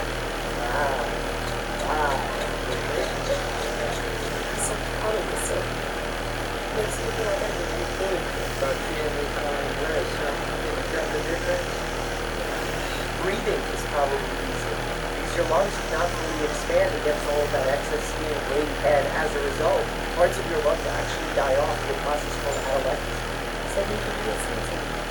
But when I get there, I'll make it like it's going to get better. That's okay. I don't think I have a really good understanding of you don't have any. I think it's a very fair assessment. He's jumping to conclusions, it seems like all the time. As a doctor, you need to be doing this as a team, like a collaborative approach. Not just with you and the patient, but you, the patient, the physical therapist, you have to be getting the reports. If the reports were coming from the physical therapist, that patient's not interested in doing this, that's one thing. My suspicion is he's making assumptions based on her weight or lack of progress. They need to be investigating this lack of progress, where it's coming from. It can't just be essential. In fact, that was basement in the past 40 years. I don't remember I've seen anybody sitting about the surgery that hadn't been able to walk. My opinion is based on my experience. Nobody else. That's a bad attitude. Time out, Dr. Now. Separate yourself. You can have this same exact conversation, same beat, same message that you're trying to get across without ever getting mad. You are literally doing the opposite of de-escalating the situation. So you don't see me. So you don't tomorrow. I can't do any more work. If you're planning that to ask me tomorrow to find me another surgeon, because we are dismissing you from our care. The patient makes a statement. So you don't see me. So you don't tomorrow. You need to explore that. What do you mean by that? The patient will say, I want this skin surgery, and you're not giving it. I think that's safe. I would love to give you the skin surgery, but I know that if you do it before you start walking, ultimately it's going to harm you. My goal here is to treat you, not to treat your skin. It's to make you as healthy as a person as possible, and not put you into a negative situation for doing your surgery. Isn't that what you want for yourself as well? You see how we just all got on the same thing? That might not work for the first time. That might have to take multiple things, but that's why you got to be patient. You got to be patient with your patients. Number one.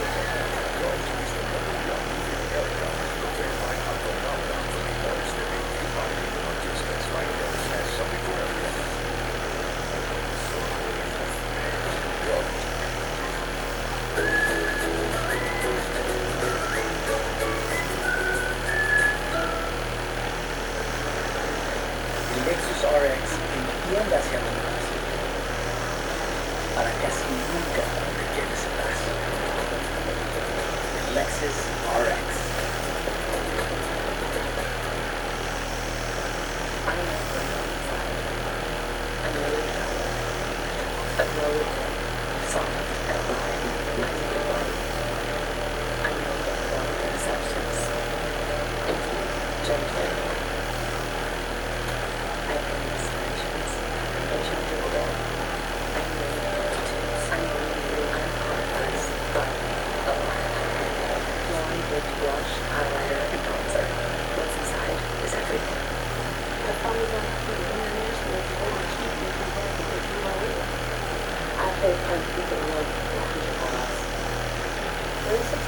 And she's standing.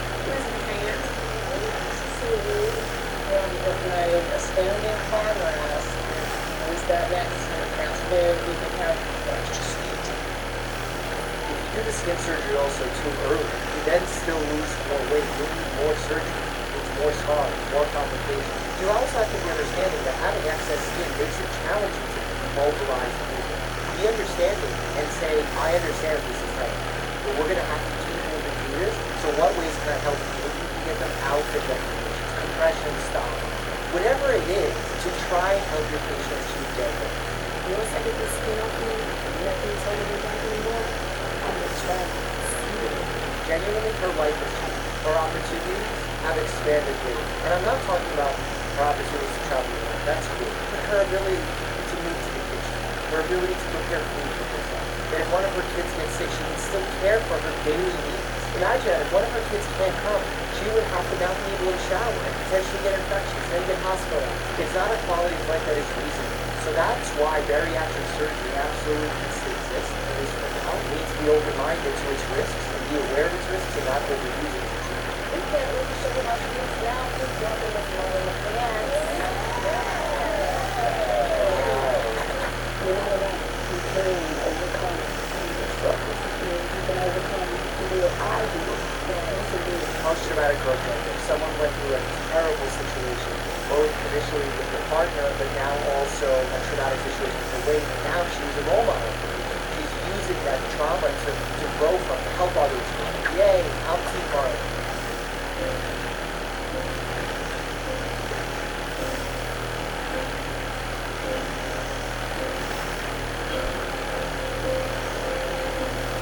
Just watching her wake up in the morning, you could tell she's had a good mental time before morning. And part of when we talk about helping patients lose weight is thinking about their quality of life. So yes, we want to decrease risks of cardiovascular disease, metabolic disorders like diabetes, but we also want to make them comfortable. We want to make them be able to enjoy their day-to-day lives. And as they get older, we want to make sure that they're able to keep their independence.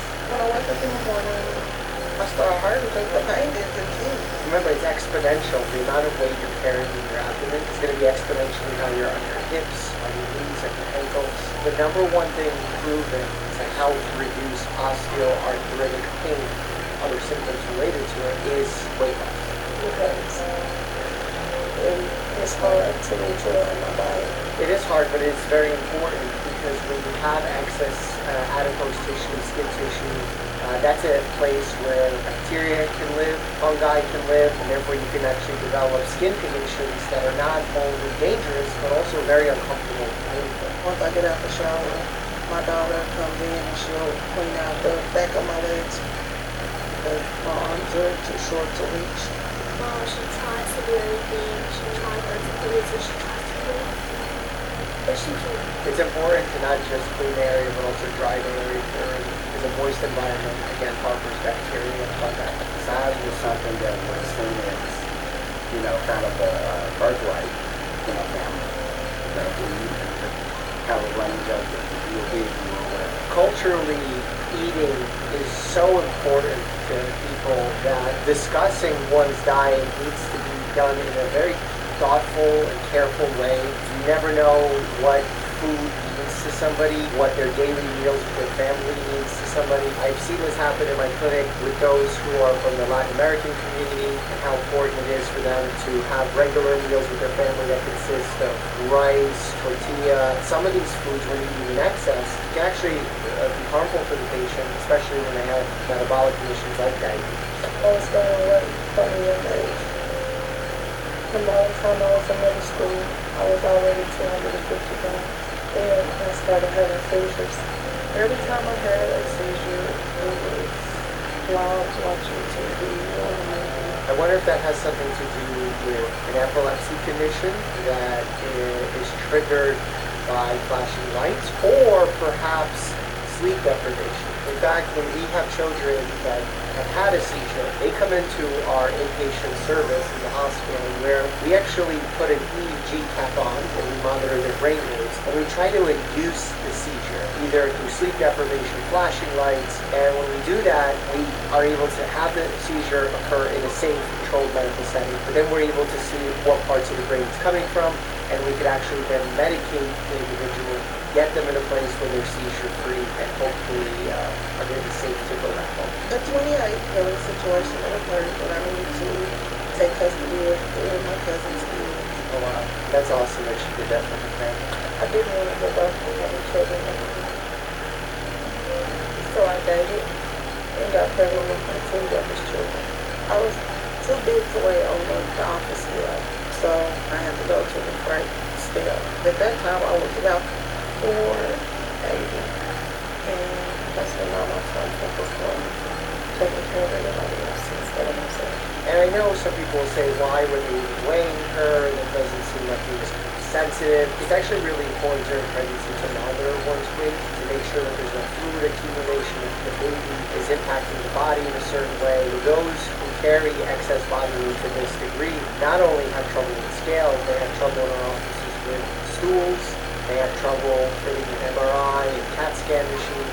So it's not an easy life by any means. My weight limits me so much. So I want to lose the weight. But when the cravings come, all I want to do is eat. I'm sure this was filmed before the introduction of the GLP-1 medications like Ozempic and Wegovy. The reason why those medications have become so successful is because they work metabolically to some degree. But the biggest benefit that they give people is that it reduces cravings. It slows gastric emptying, so it slows the process of the food through the digestive system, making an individual feel full, therefore experiencing less cravings. Being a teacher requires being on your feet all day. But when I get to work, I can't even make it in the building into my classroom without stopping. So I kind of map my route to where I know there are chairs that I can fit in. Yeah, the fact that she's getting that shorter breath is concerning from a cardiovascular standpoint. Like, is her heart being able to keep up with the amount of body weight she has right now? For her own safety, you want to make sure that she's capable of walking around without posing a risk to her heart. By the time I get to my room, I'm so physically like that. and I'm starving, but I'm constantly around food.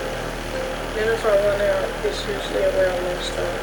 I do look at the food in front of me and say, I don't need it, but it's there, so I just want to keep eating. You know, people talk about food addiction, whether it's real or not. If you're in a situation where you need food to this degree where you're overeating, you hate that you want the food, you know that your body doesn't need the food, it's presenting other health hazards to your life. Whether or not a medical textbook says it's an addiction, in layman's terms at least, it feels like an addiction. Cynthia is over 600 pounds, and it's quite remarkable that she can take care of 5 children at that weight. It just shows how motivated she is to take care of those children. It's difficult on her breathing, it's difficult on her heart, on her joints, and yet she's still showing up day in and day out. You're a mom, and you have responsibility to your kids. So from this point on, we are going to make changes in the eating habit. It's a very old school way of doctoring, where you tell a patient that you have children, you need to do better for them, and you try and lecture a patient. But in most instances, the way that you get a patient to where they want to be is by asking them the questions and getting them to a place where they say, I need to do this for my kids. Just the fact that they vocalized it rather than you did will already go further in their success. You know how the homework was. You need to stick with the low-carb diet and eat only 3 times a day and no snacking. This will be a 1,200 calorie a day diet. I don't know how they expect her to go from eating what she's eating to a 1,200 calorie diet 3 times a day. I just feel like you're setting up a person for failure on that. She's gonna have massive cravings, especially with the food that her job. It's gonna make her sad. It's gonna make her uncomfortable. At least you're being able to do exercise and walk. And you want her to exercise and walk with 1,200 calories? I mean, it's just completely unreasonable. I really don't do a lot of walking. Or how much you can walk before you feel tired and give up. Maybe like compared to She should really be working with a nutritionist to figure out what she's already consuming and make changes from there, as opposed to getting a cookie cutter 1,200 calorie recommendation and telling her to exercise when she's never exercised before. It's just going to be a major shock to the system. I think even the most well-intentioned patient is going to struggle. If we stick with this diet, you should be able to do 30 pounds or more. And if you can make these changes, without surgery could be an option for you down the road. I get why they're trying to get her to lose 5% of her body fat to make sure that once the surgery is complete that there will be a level of success. But doing it in the way that he prescribed it, it just doesn't seem like you're setting up someone for success. And also, if you didn't tell her what to eat, didn't give any recommendations as far as macronutrients. Look, I get you don't want to confuse and overload the patient, but like, encourage protein intake. Those foods that she's eating are ultra-processed so that they're going to make her not feel full. They're going to make her want to overeat. But if you just make recommendations about the types of foods to consume, that's going to make it easier for her to stick to some sort of plan. Because the offer to take walks with me and help me stay on track. Yeah, social workouts go a long way in helping people stay consistent. When you have another person that goes to the gym with you or goes with you to do some sort of physical activity, the odds are that one of you wants to skip and then the other one encourages the other one to do. So you're kind of doubling your chances of getting a workout. You're making good progress, and I think you're going to be paying the day to work about surgery, okay? But you still have to be in line close to 100. So I'm going to send you to the hospital so we can run some tests on you, make sure you're safe for anesthesia. All those tests are good. I'll approve you for surgery. I hate that he says it as if like he needs to approve. We'll send you to the hospital for some special tests to make sure it's safe for you to go for the surgery. Not for me to decide if it's safe.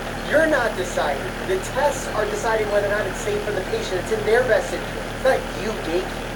The surgery will help her prevent her from turning to food, but if she doesn't deal with some of her deeper issues, it's only a matter of time before she turns back to it. I wonder what the rates of bariatric surgery now that we have these GLP-1 medications with the newer generation of GLP-1 medications coming out soon. It's been a week since my surgery. I was discharged yesterday, and I'm recovering at the hotel. Right now, I've lost all cravings for food. How's your mindset now? You got the surgery done. I think my feelings are now. because I've been through so much. Yeah, at that point, it's hard to know long-term the prognosis. So it's hard to know what it would be like 2 weeks from now. Today is your 10 day after surgery, huh? Yep. How does everything come along? Good. How is the pain and the suffering? Wow, look at that change in just a few days. You have lost 100 pounds so far. That's exciting. Any different? Not good. But I'm waiting for you to start seeing a therapist in alcohol surgery. I like that. Because I want you to start discussing some things that can be successful in the long term. Usually we do that before the surgery as well. I wonder if this is just like how it is. Wow, that's a huge weight loss. This has been a hard couple of months, so I'm trying to keep my mind off of food as much as possible. I've been going out to exercise and stay motivated. See, that's the tricky thing about overeating and overconsumption of food. If someone's like, hey, quit cigarettes, quit alcohol because they're bad for you, a person can say, okay, I'm never going to touch that again. But food, you have to consume no matter what. But overconsumption can become a problem. It's like, imagine how difficult it is if everyone that had an alcohol addiction, instead of trying to get them to quit completely, we had to get them to a place where they would only have a few drinks. See how complicated that would be? I've decided to stop trying to live up to anyone's expectations of me, including Dr. Mans. I appreciate all the help he's given me, but I've decided if he's pushing me for therapy, I don't need to see him anymore. I'm working as hard as I can, and I thought the surgery would fix everything, but it didn't. When it comes to surgeries, they rarely heal everything. They can give you a jump start, especially when it comes to bariatric surgery. It's still going to take a lot of work. Even with GLP-1 medication, if you want to get in good shape, you still have to exercise. You still have to watch what you're eating, change the amount of protein you're consuming. Otherwise, you lose muscle as much as you want fat. So it's not an easy road just because there is something to help you. Hoarding disorder is an actual medical condition found on DSM-5, and there is a show called Hoarders. So I thought if you watch one of the episodes, gotta give you a heads up, a lot of poor sanitation we visualize here. So if you have a weak stomach, just be aware. Let's get started. There was an anonymous neighbor who looked over the fence and saw the outside. I'm Sean, and Shannon's my sister. I don't think anything about it. There's a lot of ways to intervene with someone who's struggling this way, but I think it's important to figure out what exactly is going on before we start talking about violations. You have an individual who's living with very poor sanitation. Poor sanitation alone can cause problems from very frequent infections, allergic reactions, but then there's also mechanical issues here, especially as one gets older. If you have a lot of clutter in the home, it's very easy to increase the amount of accidents. These are all things that impact mental health.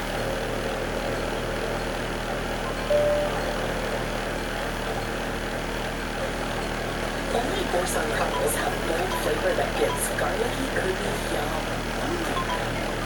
Or oniony, savory, ooh. Add Boursin truffles to your veggies and give every bite big flavor. That is enough extreme effort today, but I literally just saved us all money to pay the everything. Don't you want to spend some more time on social media? Get the best bank ever with one of America's top-rated digital banking experiences. Navy Federal Credit, our members on a mission. Let's get you some help. Stitch Fix. Online personal styling for your size, style, and budget. That was easy.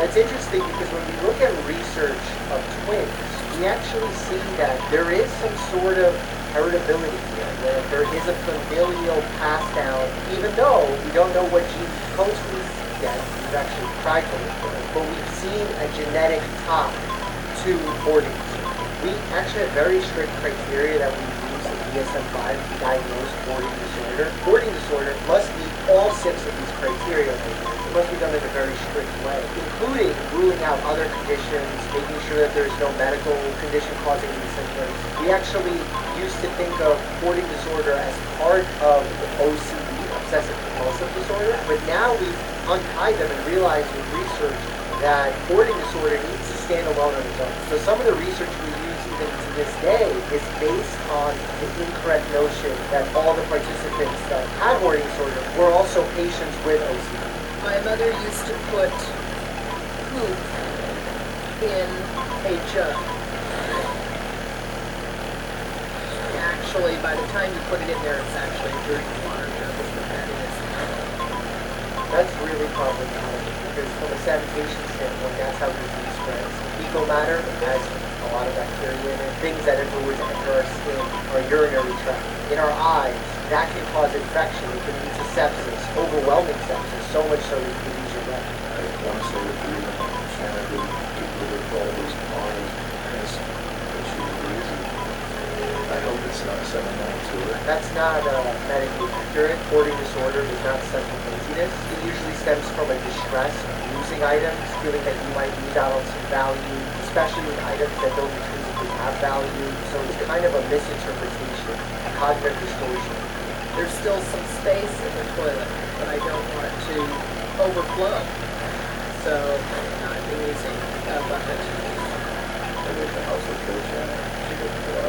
Like I said earlier, there's a fire in here, there's a lot of flammable objects that are at high risk of catching on fire. Then also mechanically, you could fall into the feces. That's a bacterial infection. You're knocked unconscious, you're bleeding, you're getting infected. That's an easy way for someone to lose their life. Who's that? I'm at the accident on the screen cleaning stuff. So man, hold on a second, let me take this in. This house is disgusting. It's incidentally the worst smelling house I've ever smelled in my life. Remember, a lot of the smell is driven by bacteria excrement, meaning when bacteria feed on substances, it actually releases an odor. That's why if you notice if you wear cotton shirts to the gym, it usually doesn't smell as bad. That's because it absorbs water, not oil from your skin. Whereas the polyester substances, like the Under Armour, the Nike compression gear, all that stuff, that actually traps oils in it. And then the bacteria feed on that, and that bacteria makes it smell much worse. So if you smell someone's gym bag who had compression gear in it, it smells very different. And that's because of the bacteria being different, what they're eating. Okay, now this is not the worst hoard you've ever cleared out. Sanitarily, look at the little things about it. She's 2 feet from all the poop. Do you think I meet the definition of a hoarder? Hell yes. Well, she asked hoarder, not hoarding disorder. It's important to let a medical professional know that. And the fact that she doesn't see this being as big of a problem as it physically is shows that there's potentially a lack of insight. And depending on the amount of insight patients have, they may be more apt to taking action or allowing others to help them in a situation. And what's unique about hoarding disorders is there's a wide variability. There's some patients who know this is a real problem, but it's what I have to deal with. And some patients are saying, hold on, I don't know, this looks fine, this is how I live. But more time spending with her and realizing she may not be able to make a lot of good decisions. What he's pointing out, maybe in not the most subtle way, is that there is a lack of insight into the situation. What do you think you call it? Musty odor, having to do with mold and dust. Yeah, musty odor is a sign for mold.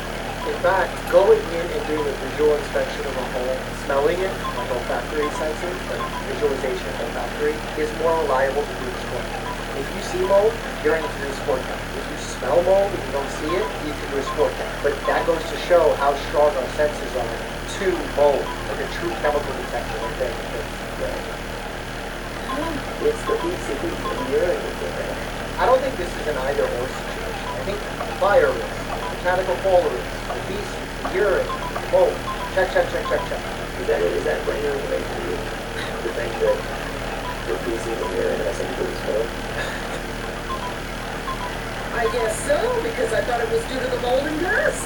Well, perhaps there's some sort of cognitive situation here. I don't know her medical history, is why I didn't comment on the diagnosis. In first-line treatment, which is cognitive behavioral therapy specific for hoarding disorder, fails, you get to a point where you actually do some cognitive remediation, try and re-educate yourself. I I'm Dr. Robin Sazio. I'm a licensed clinical psychologist and I specialize in OCD and compulsive hoarding. This has never been open. This is covered in mold. It might be a little bit moldy because I don't have a freezer. So the problem with moldy bread is it's not like a moldy berry. If you have a plate of berries and one of these moldy, you throw it away, no problem. But the fungal spores actually put out their tentacles, if you will, and go across the whole bread. You never know which section has mold in it. Anything in the bathroom is contaminated. The toothbrushes, though, are covered in something plastic. I've never been a bathroom. Remember, when you're manipulating all these materials, you're aerosolizing all these particles. You gotta wear masks and you gotta be careful. I almost finished my respirator. I haven't had to get out of it. There's hundreds of bottles of food waste. Different colors, wash and slosh around. I started going through the respirator. It was like, that was too much. If it's going through the respirator,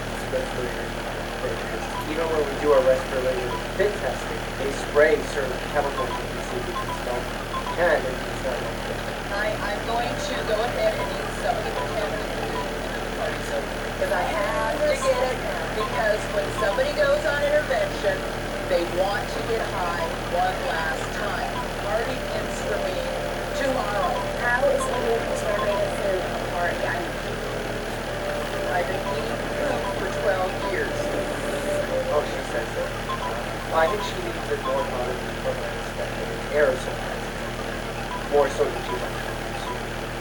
You're getting a high out of thinking that you've got fecal matter in your food. It's my last blaze of glory. I mean, it's not about you sitting there and judging them. I think it shows you this is about understanding that this person actually has a condition and getting help. And there's legitimate surveys and questionnaires you can give to patients that are either self-reported or the doctor can fill out or the family member can fill out. These questionnaires and surveys are well validated to come to a conclusion of the She's very well aware that she could be ingesting fecal matter into her body and getting pleasure from it. That is disturbing. Why the judgmental state? It's dangerous, or it's not dangerous. It's problematic and you need to act or we don't. The editorialization of these things is not needed. And in fact, that's what patients go back and feel judged by. Okay, so look at me. This is the end of you thinking in a Bible. Every time you go to the bathroom, exactly. I would love to see just like a sit-down interview asking the patient some questions. How does she feel about it? What does she understand? What does she not understand? I think that's listening.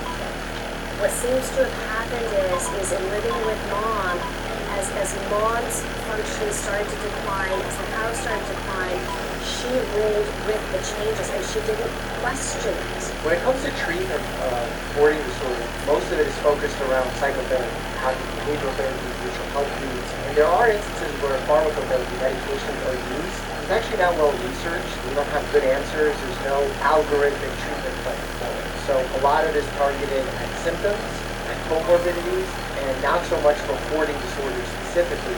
More research definitely needs to be done on that, and not on patients who have OCD and they're classified as having a hoarding problem, but more so those who have a clear hoarding disorder, which is the I believe, professionally, that she's not capable of living alone. Not because she's a compulsive hoarder, it's because cognitively she can't live alone. You've got to figure out a plan. Getting the family involved in creating social support is very valuable. It's one of the defining factors of any psychiatric health condition. You can even get social support services, adult protective services involved. But ultimately, in order to tell a patient what to do, they need to lack the ability to give consent, be a danger to oneself, and you need to seek a court order to appoint someone to make decisions for them. This is a lengthy and not easy process because we want to protect patient autonomy and make sure that people don't take advantage of others. So for example, I've had some patients that their family wasn't taking good care of them and I knew they were at risk, but it's not because they were doing something bad to the family member, it's just they weren't paying adequate attention to them, and as a result, there's not much I can do. I can call adult protective services, make recommendations, but ultimately it's up to the patient to accept that service or for a court order to be issued. Let's react to TLC show Extreme Cheapskates. I don't really like the title, and some of these are actually quite unhealthy, but some actually make some sense. I'm going to be making a lasagna. By any chance, do you have any other ground beef that's already left over? It's all sold. We sell it on a daily basis in fresh all the time. Okay, so there's nothing that would expire or about to expire? Yeah, we don't sell expired product here. You don't want to sell expired beef because expired beef will literally have listeria, coli, all sorts of bacteria in it that can cause a really serious colitis, requiring IV antibiotics, requiring a hospital stay, possibly a surgery, a colectomy where you're cutting out pieces of your intestine. Like, you don't want that. How much are 2 pounds of the beef fat? $2.53 now. Oh, same to beef fat. So instead of using protein, she's just using the beef fat. By supplementing the meat with the beef fat, Stephanie saves 75% on the ingredients for her lasagna. But then you're changing the nutritional makeup of the food completely. Like when you go to a store and you buy 80% ground beef, that means it's 80% lean and 20% fat. Here, now you've changed the proportions to be like the other way, like 20% protein and 80% fat. That's terribly unhealthy. Like probably the unhealthiest thing you can do to the food. Like red meat on its own already has some troubles when you overeat it and then you create heart disease. This is like quadrupling that problem. Now, to save money, I multitask with washing dishes and cooking meals with my dishwasher. I just gotta make sure I wrap it really well or else the food will get wet. With the dishwasher reaching a temperature of 170 degrees, the lasagna will be fully cooked in 1.5 hours. No, because you don't know if the temperature is like that all across, unlike an oven where it's controlled. The pennies that you're saving here will pale in comparison to the one time that you get sick and your hospital bills are out of control. That's what I'm trying to say. But it's not that I'm judging this process. It's just not a practical process, not a healthy process. Ideally, this should be changed. That's good, right?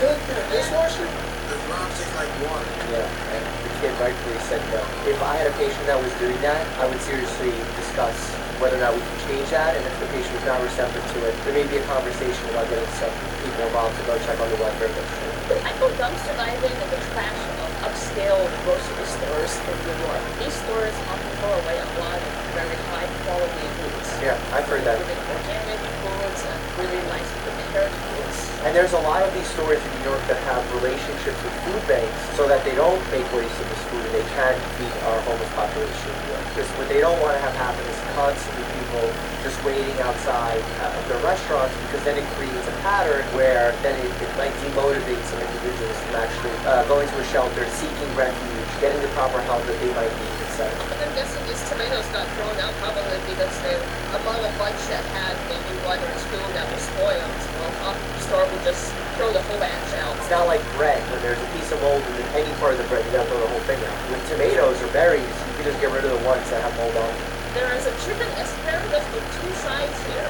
My friends might like this, even though I don't like chicken. This is bacon today. What is it? These are some vegetables with turkey, chicken, mashed potatoes, and this is a chicken fried rice. So everything's in the same pot. Yeah, this is a medley. I actually like eating foods in a medley, and my friends make fun of me that they're like you eating at a porch chop. But I like it that way. That's why I get Chipotle burrito things. They didn't seem too fond of it, but that has nothing to do with her saving money. She's just not a good cook. If my friends came over and asked me to cook for them, they'd probably make the same face. Number 1.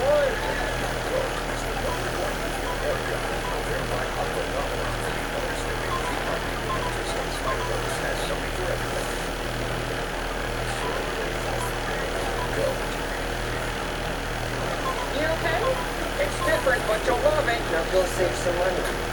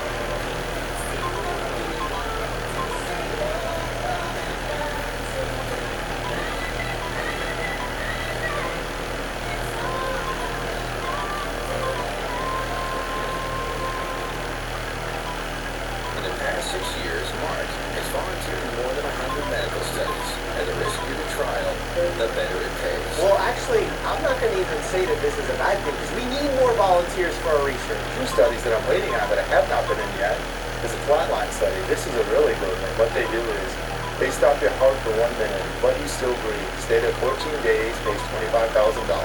But the FDA kind of stepped in and stopped that. Whoa! You flatline for a minute, and they keep you breathing, and then bring back your pulse through epinephrine? My God, I can't even imagine. The second one that I'm really anxious and really excited and waiting to do, what you do is you go in and you donate one of your testicles and replace it with an artificial one. And when you check out after 14 days, you get a check for $35,000. That's an expensive testing. $35,000 per testicle? I never knew that there was a study that did that. Not all studies are this dramatic. A lot of them are more for medications that are well-known, well-tolerated, just kind of comparing different patient populations. That's why I recommend everyone visit clinicaltrials.gov to learn more. Mark participates in so many clinical trials that he gets free checkups every month to see if he's a good candidate for each study. So a checkup that's seeing if you're a good candidate doesn't always mean that you're getting that good checkup, a good preventative. During a visit, you don't just get a checkup, you also get active risk assessment and then advice on those risks. So this isn't a replacement for a checkup. What I like to do is get off the shore, okay, and I'll come back in and we'll do a big exam. Okay. And then also, I gotta check out your gyms. So we'll take a look at that too. See, I like the doctors laying out exactly what's going to happen during the visit before doing it, because I see a lot of young doctors and older doctors are like rushing through these procedures, not getting the patient enough time to mentally prepare, physically prepare for what's going to happen whenever the exam might be.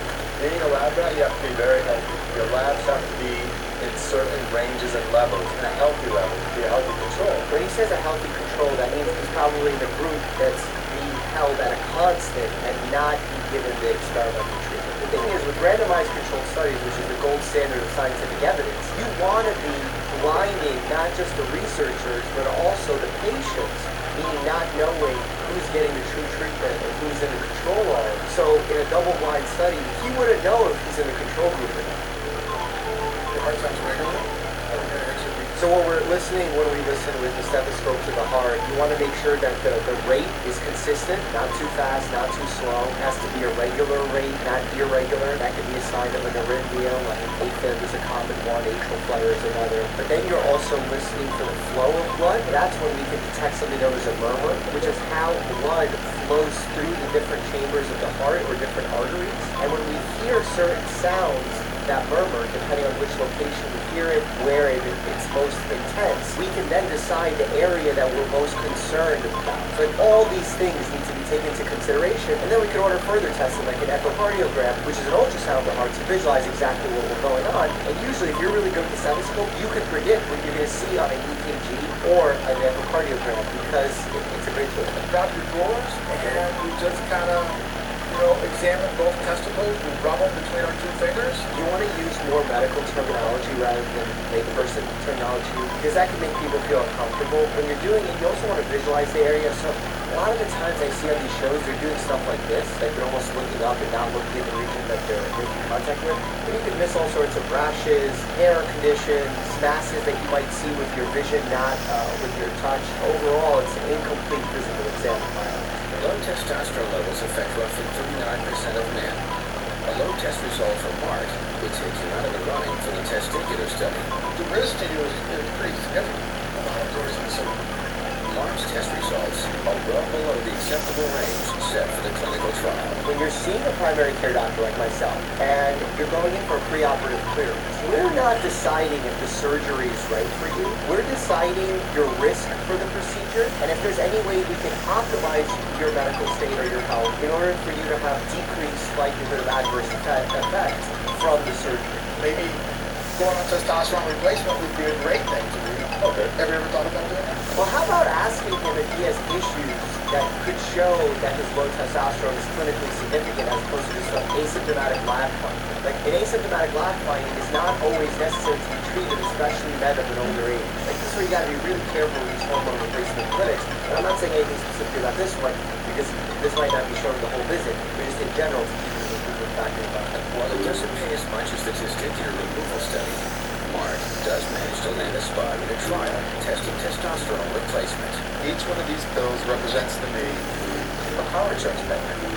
$75 every Monday cash, $50 every Tuesday, $125 a week, times 4, $500 a month equals my rent and my car payment. Your rent and your car payment's $500. That's very reasonable. One of the main things that I look for when I go dumpster diving now are medications, especially premium vitamins. Okay, very dangerous, specifically when it comes to medications, because a lot of times medications are not in correct pill bottles and may not be labeled correctly, and therefore you may not know their expiration date or their dosage, and that presents a whole host of problems. I think expiration dates in general are kind of... I'm not sure what you mean by group, but there is some truth to the fact that a good amount of the medications, if stored properly,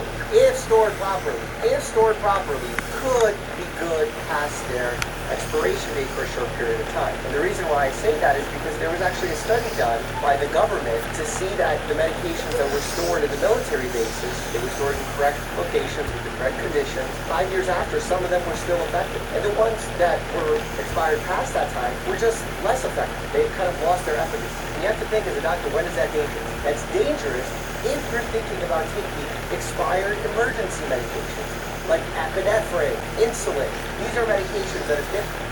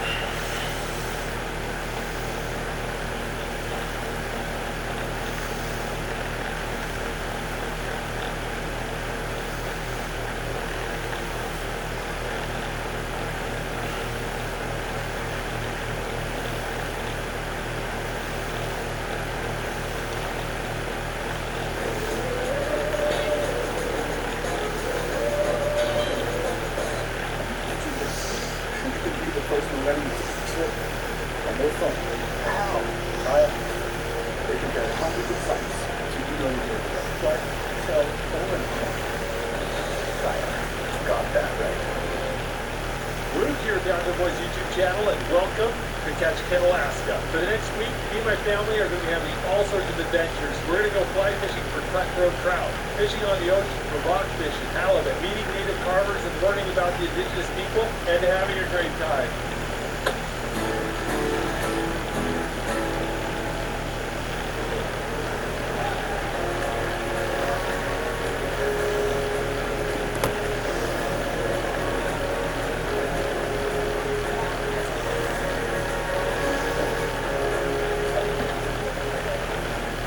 Welcome to Ketchikan.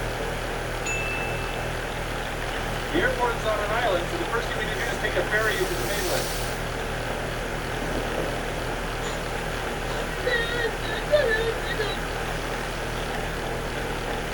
Well, Ketchikan is right in the heart of Tongass National Forest, which is a temperate rainforest. So it rains a lot here. So this is pretty typical Ketchikan weather today. But the weather forecast gives me some reason to be optimistic. Look at the size of those trees.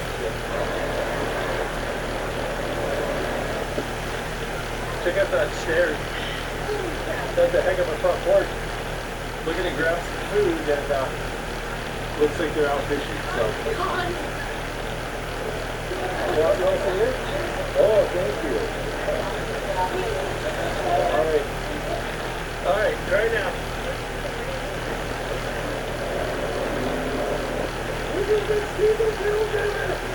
Ketchikan is actually the 6th largest city in the state of Alaska. It's got slightly over 8,000 people living here.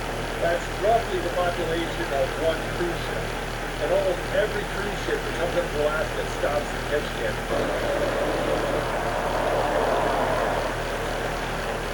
Hi guys, this is Toto Bite State Park. Do you remember this place, Jacob? Ketchikan and the surrounding area was home to the Tlingit tribe, and they carved a lot of totem poles from these giant trees here in the rainforest. A lot of the old totem poles are on display here at Toto Bite Park. Help! Excuse me.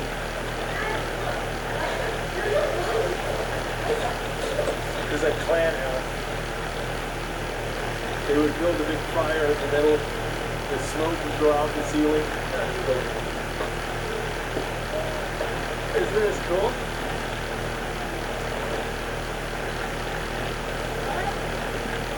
Tom, do you know what that is? That is not just any salmon berry. This is the first salmon berry of the season.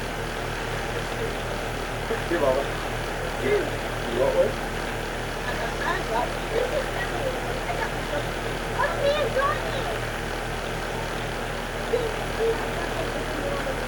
Oh, look at the size of that.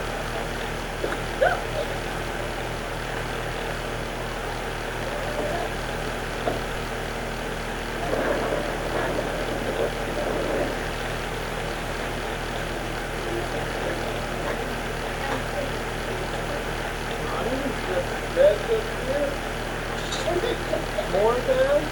More ladies, you guys pick out your bags. All right.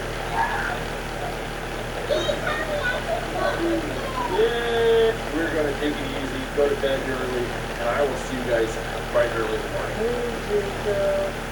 Hey, buddy. All right, guys, who wants butterscotch pancakes?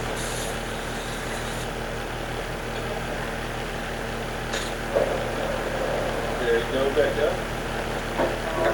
Would you like blueberries in yours? Okay, there you go. You guys like pancakes? Good? Run to the door! Run to the door! Alright. Well, it's Sunday, so me and the little heathens are going to church. Alright, we're here at church. Have to put the camera down. I'll see you guys in a little bit. Hey, Becca, you have fun?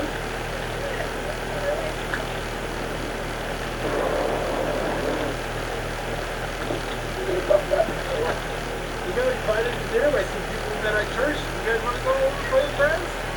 What a wonderful way to spend the Sunday.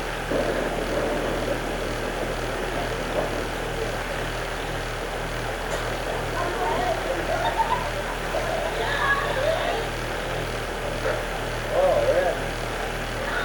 Yeah, that's gorgeous. Oh, you saw Killer Whale today? Oh, you guys got high shoes? Oh, goodness.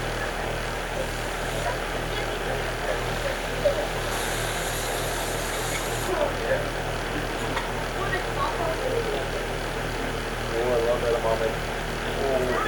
Oh, look at that. Gotta help me, right? I'm going to help you, Dave. I'm here for you. No, not at other people's houses. Be weird at home. Thank you for having us.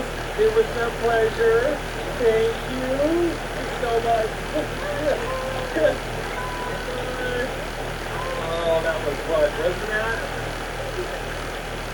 Alright, we gotta get you guys to bed. We're getting out early. We're going fishing. It's late. Time to get kids to bed. We'll see you in the morning. Alright. Ooh.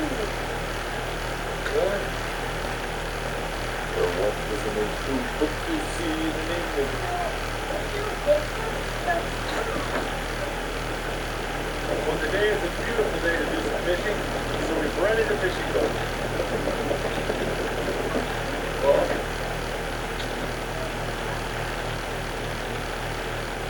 and we need a little bait, so we're going to see over there to Marina and see if we got any bait. Hey, do you guys have any bait with you guys? Yeah, I'll take the ball. Yeah, we got 4 crab pots. Oh, thank you very much.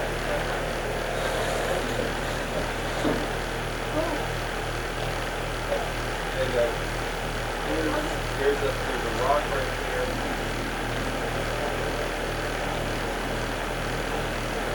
Go underwater fish. Oh, we're gonna try to fish that and see what happens. All right, you guys want to try fishing? Is that a rockfish? Yeah, it's a rockfish.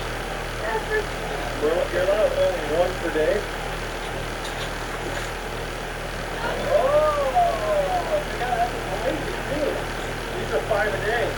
Congratulations, Tommy. I think that's a yellowtail rockfish. It's exactly what we want. These things are delicious. All right.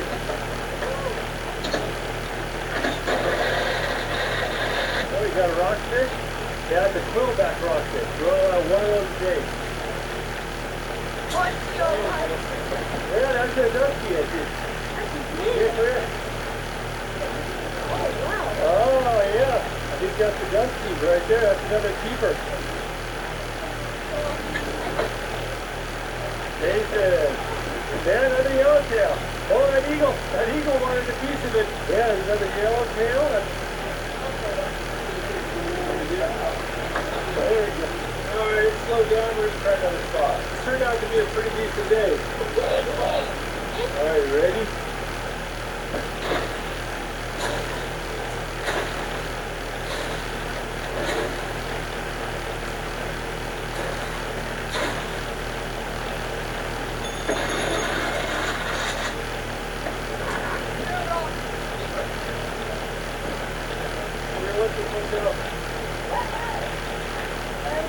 Oh, the guy will roll off fish. Take him over. Yeah, that looks like a little baby fullback. There you go. All in that? What is that? That's a lingcod. What is that? It's a small lingcod. Can we keep it? We might have to. Yeah, we can keep it. We're on one per day. They're really good eating. Don't put your fingers in that mouth there.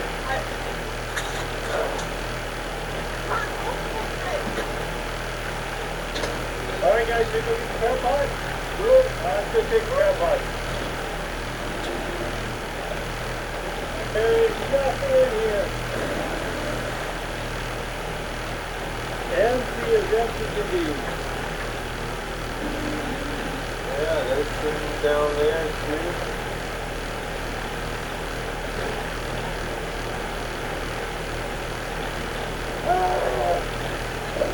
Ran over the line.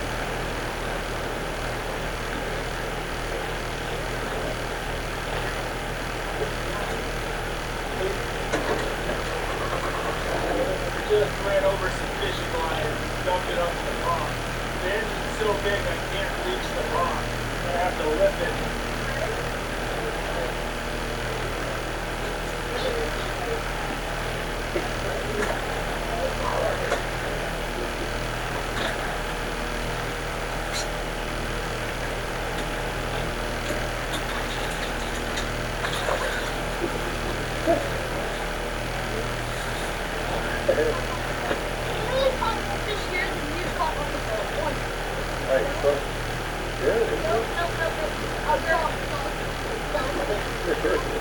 All right, boys. I think it's time to get going. I think you guys had more fun on the dock than you did on the boat. Is that right? Yeah. It's done. Had a good time. Yeah, it's not a bad day. It has been a long day. Honestly, I've been feeling that good. We're going to go to bed and get some rest. I will see you guys in the morning. Good morning.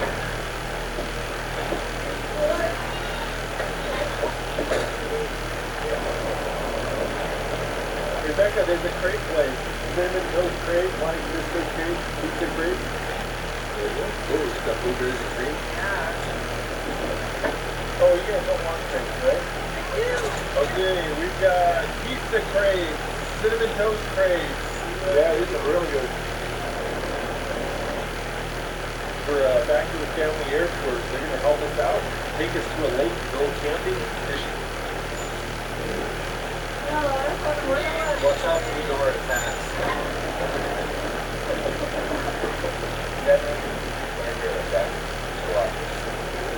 We die out there. Sarah? Go, Tommy. You're not flying it. You understand that? Okay, you just say it out loud. No singing into the microphone. He's going to turn off our microphones if we do it this time. Good batteries and something. That's like the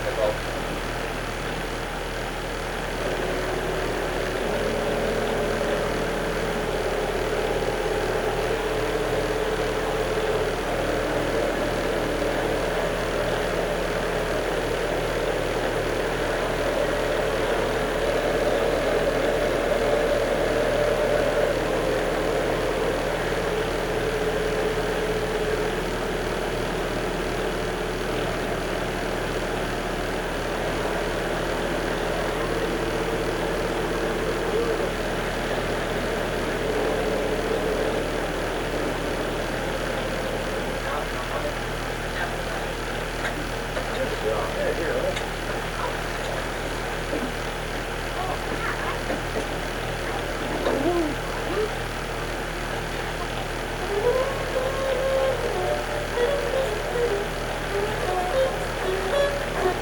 What do I have today? Just that therapy appointment for inner child work at all. Oh, it's stupid. I hate it. I just want to airplane and hang out with my friends.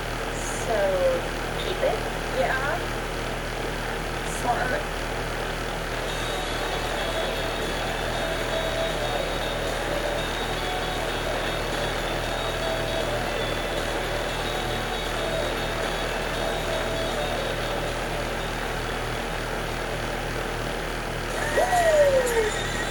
Order Little Caesars Vintage Short Style Slicing Sticks for only $4.99. You can have it all to yourself with a grin, and sorry about the coffee tea. You can your choice on vintage slices and steaks for $4.99. Little Caesars is the real deal. It's a full time. I'll be right up to tuck you in. Okay. Maria has a short lawyer. She's gone to great lengths to protect her home, so she never has to deal with her insurance. She should have MJM. They go to great lengths to do what's best for their policyholders. Huh? What's that?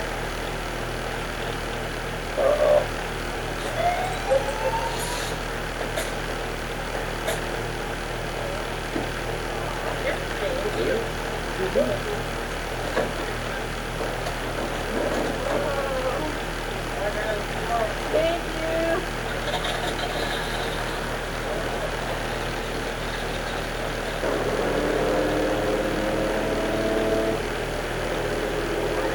Well, should we go check out our campsite? Alright. We rented a National Forest cabin for like $60. You can rent one of these cabins, and there's hundreds of them in Alaska. Oh. Alright guys, it smells like cedar and spruce. It's really good. Let's bring all the gear.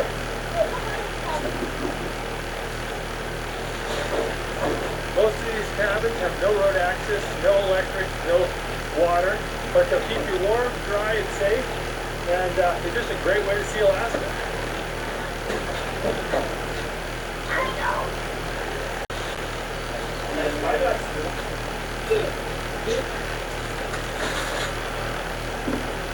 There we go, we're all moved in. You guys want to do some fishing? Keeping up with the flies. Brought along a little pack raft kayak here. We're gonna inflate this thing up. You weigh 7.5 pounds, and you inflate it with a sack, just like you do my air mask.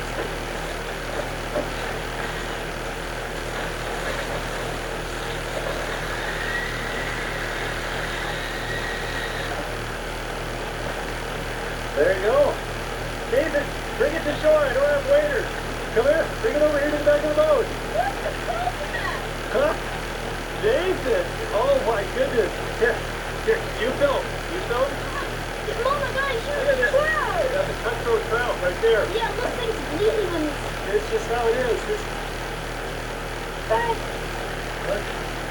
Oh, David, high five. That is a beautiful cutthroat. That's why we came here. There's some amazing trout fishing around Ketchikan. And this part of Alaska is one of the few areas that has cutthroat trout. I've never caught a cutthroat trout in Alaska, so hoping to do that this trip. Well, we are off to a bang-up start. Okie doke. Alrighty, let's see. Got that. I got my bear spray, and I got my bear popper. It's basically a flashbang grenade launcher for grizzly bears. And for you literary majors out there, yes, this is Chekhov's gun. Okay. Why don't you hop in that? Ooh, it's getting away.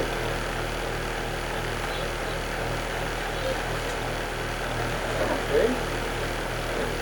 You yourself some line. See the good? The strip. 1, 2, 3. Strip. 1, 2, 3. Got it. There you have it. Back. Oh, there you go. Oh, looks like leeches are the big nice fish.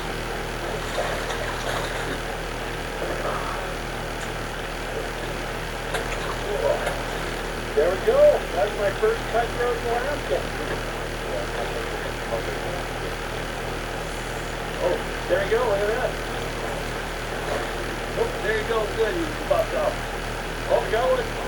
Oh, maybe you got one. Oh, that's a nice one. I saw it. Yeah. Oh, this is a tagged fish. Bring him here.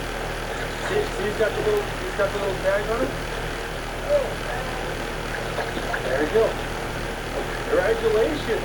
As a statistician, that's pretty cool. You're getting a recapture fish. That's really cool. Tom's going to let us hunt fish. You gotta go think about it. You're the last thing we'll even Down the way. No, you're getting more in the way. Not this. Get up. Oh my God.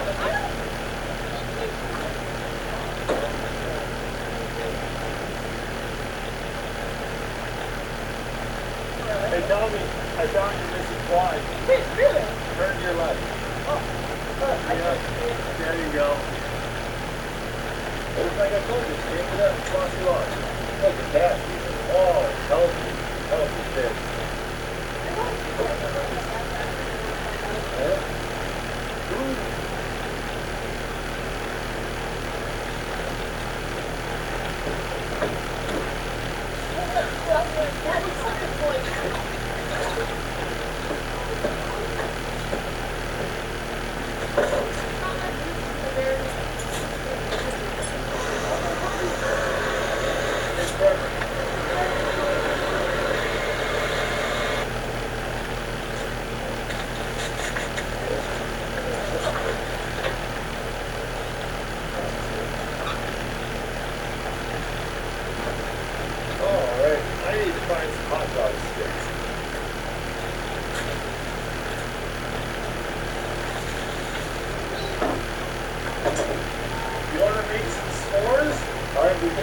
Very seriously here, and we are going to make croissant s'mores. But to with it, we have Nutella, cinnamon toast crunch creamy cinnamon spread, Reese's peanut butter chips, left over from the pancakes, and my wife's allergic to chocolate, so we got white hazelnut Ferrera Rocher bars. That's why ours is artificial. Then you work out what not to. Okay, there we go. Dad, take a bite of that.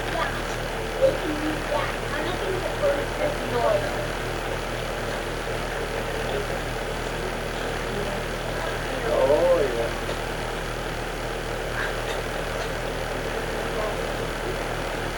You ready? Yes.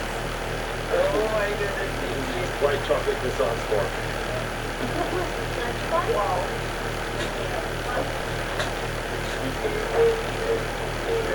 I'm on my way to go catch fish.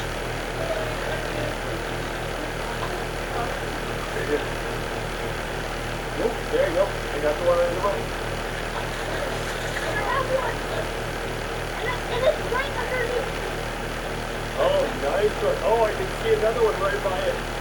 Oh, look at that beautiful fish. Oh, there you go. You're gonna get it, Tom. Here we go. Just hold it on the other side of the boat. Look at that. There you go. Beautiful fish. Yeah, they're more aggressive. They're close to the shore. Yeah. Oh, nice one. Nice one, buddy. There's the cutthroat. Another beautiful cutthroat. Oh, there you go. Oh!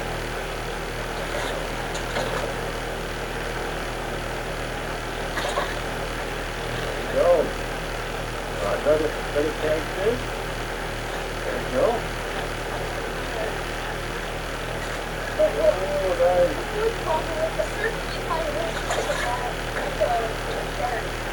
Look at that. That is a nice cutthroat, Tom.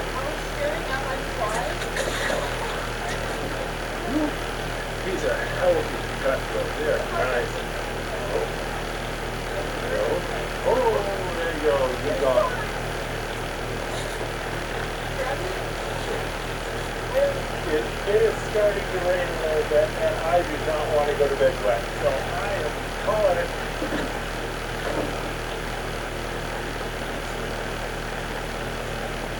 at that boy, fishing all by himself. I remember when he used to cry if I let his fish go. High five, I'm catching the most fish so far. What, 6 fish? Alright guys, it's getting late. I think it's time to keep the camera up. We'll see you in the morning. We've got a lot of exploring to do. Yeah. What a lovely spot.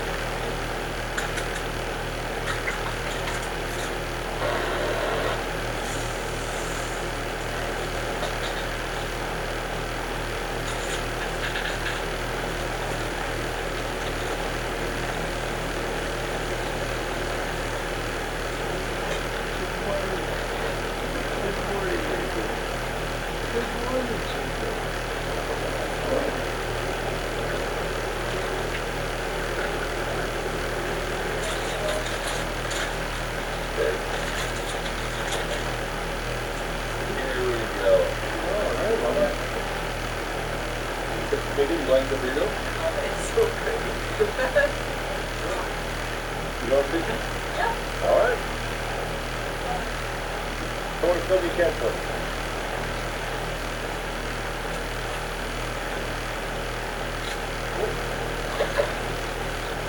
There you go. Another beautiful trout. There you go. Cool. Bobby's got one over there. Got ourselves a little outboard.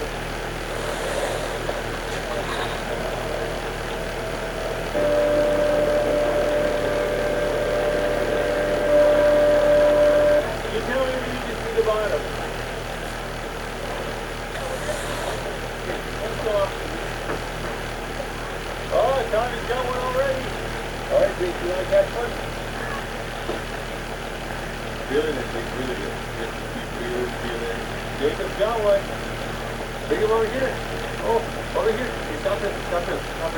Hey. That is a beautiful trout, Jake. High five. Oh, Becca's got one right on. Oh, Tommy's got another one over there. I think Nathan and Tom want to get picked up and try another spot. All right, hop in.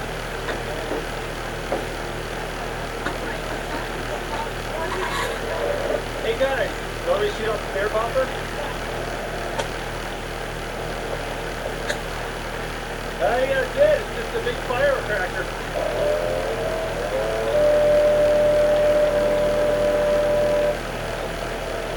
Go back there. They're going to be there. There you go. Tom's got one.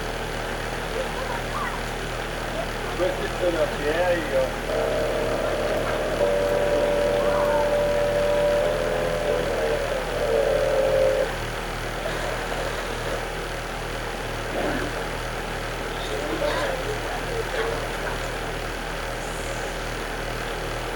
There we go. Well, Tom's got another one over there. Caught like 11 so far today. 12? Alright. Ooh, there we go. Would you guys like me to go get some lunch made? Bring it to you guys? Alright, I'll go make some lunch and I'll bring it.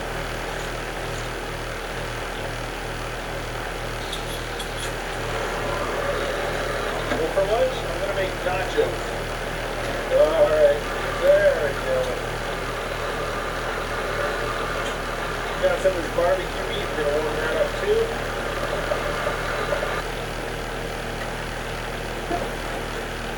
Alrighty. There we go. We got hot meat, cheese, chips, salsa, pico de gallo, jalapenos, hot sauce.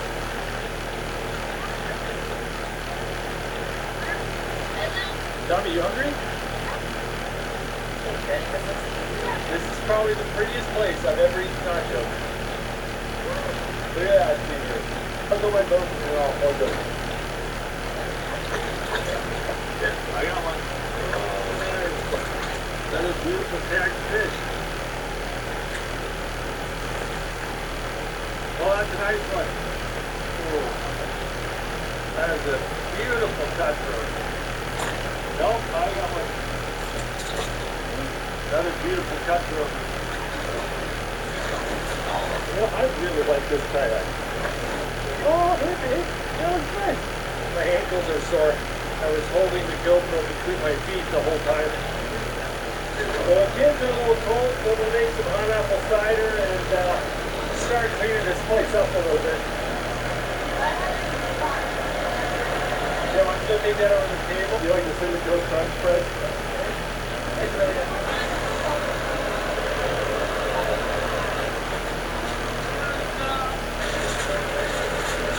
Feels so much.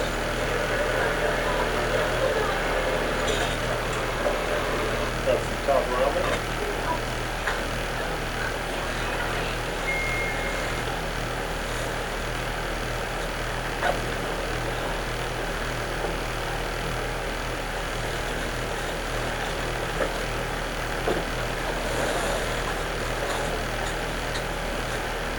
I can hear the plane.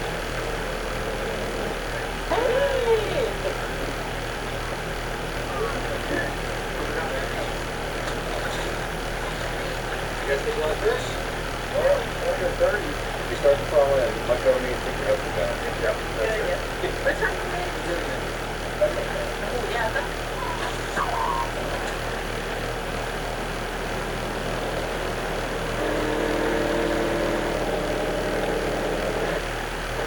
Hey, bud. Let's chat about your childlike sense of wonder. You see, this family has fun.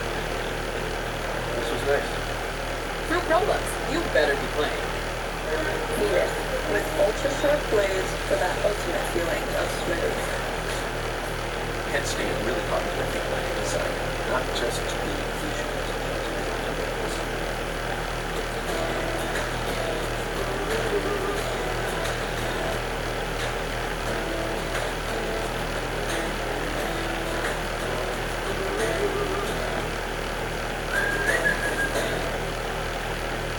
Owning a Toyota is about getting more. And with the most eye-catching selection of SUVs, your Toyota dealer is the four-wheel and all-wheel drive headquarters.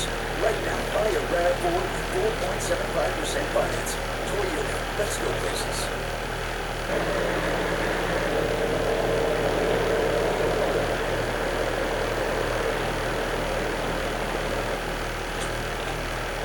Oh, that was wonderful. Really now? Well, for noodles. Another wonderful trip? Yeah,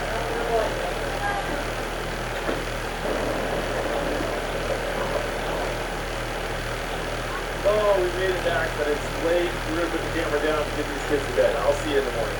Good morning. Guys, we're going to another pole? 1, 2, 3, 4 cruise ships docked up with catch cans. When just one of these cruise ships docks, the population just about doubles. Alright guys, we're here at Saxon Cove Park and we're going to check out who's the carvers they got at the carving center. Come in? What on with 18 and then? Carvers, drops, everything. Oh, I love the bentwood box. I only tried one once and I broke it. This is a bentwood box. Traditional box made out of a single piece of wood. Steam and bend it. Oh yeah, like that. When I was a teenager, I used to do a lot of pretend carving. I actually thought seriously about being a professional carver. But life has taken me some interesting directions, but I still love seeing this stuff. Look at those pads, they're just so cool.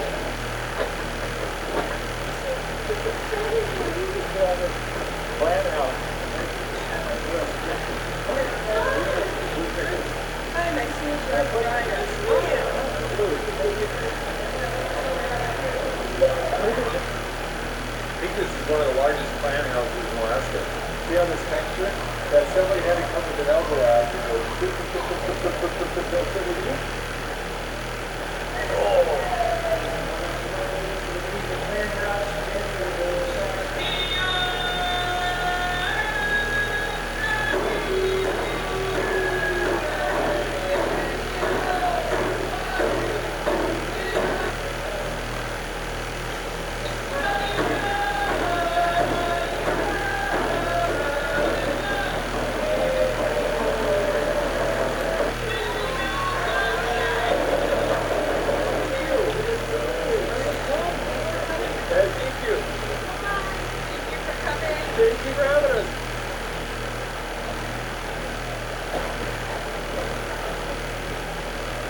All right, I'll see you around Friday.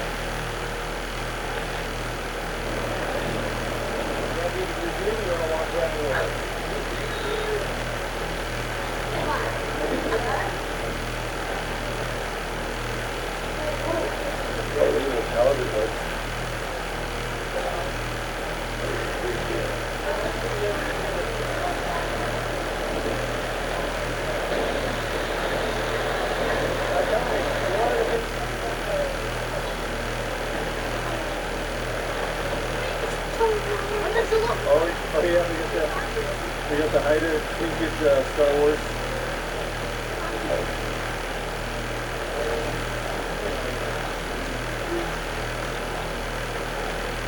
Well, that was fun, but we've got to catch a ferry. We're going to Prince of Wales Island.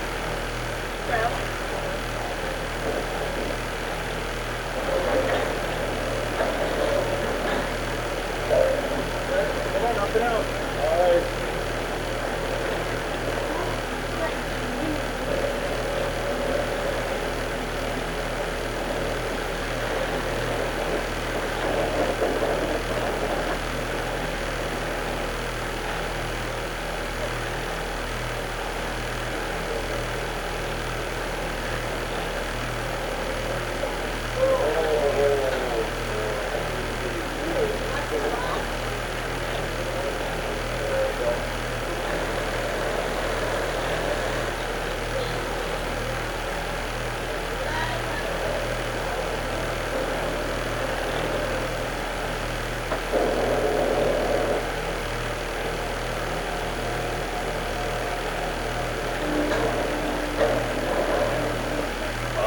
Welcome to Prince of Wales Island.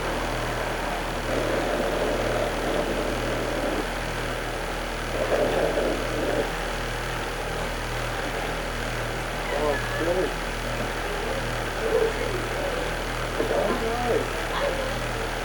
Right. Well, we want to explore Prince of Wales Island tomorrow, so we better get these kids to bed, and I'll see you guys bright and early. Well, right now we're staying in the village of Powak on Prince of Wales Island. Prince of Wales Island has only 5,500 people on the entire island, and it's the fourth largest island in the United States. We got Hawaii, Puerto Rico, Kodiak Island, Alaska, and then Prince of Wales Island. And this island is the traditional home of the Haida tribe. All right, we're going to head to the biggest city in Prince of Wales Island, the city of Craig. Population 1,200.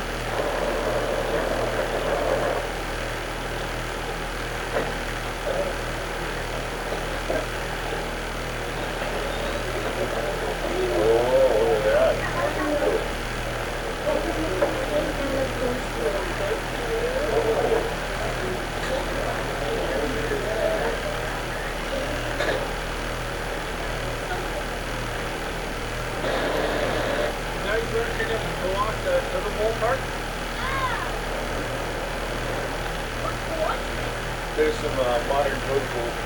We got a ranger up here, Coast Guard, Army, Navy, Air Force. The protocols are kind of a big deal. Have a master carver do one of these. It's like $5,000 for every foot.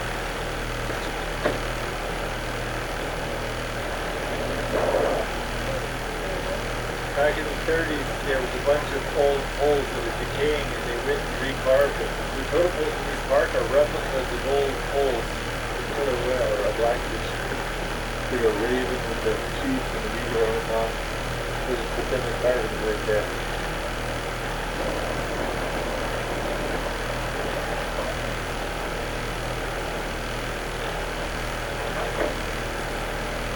Check it out. These are those poles from the totem pole park we went to just a few minutes ago. You can see there's some trees growing out of them. These poles are actually copies of the originals, and the ones up in the totem pole park are copies of the copies. It's such a wet, harsh environment out here, it just destroys the totem poles.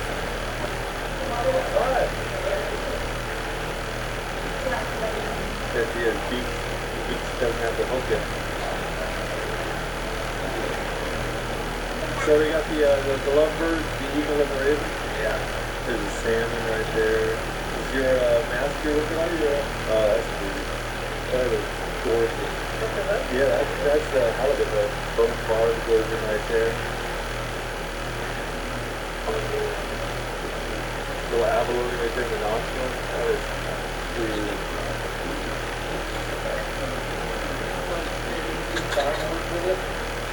oh, I'll give you a cut from a little break. Thank you. The cedar smell in there is just amazing.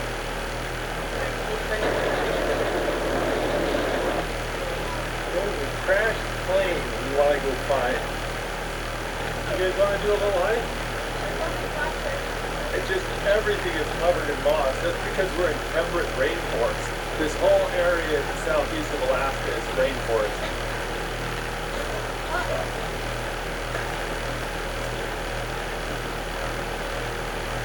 Picnic spot. Yeah, just right over there across the water. That's the fuselage of a plane. Just sitting out there on the tidal flash. Yeah, I got the trailer taking to it.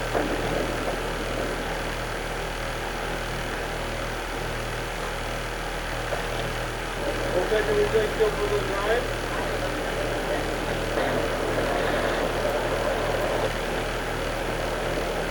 Welcome to the village of Heidelberg. AC store, every village you gotta have an AC store.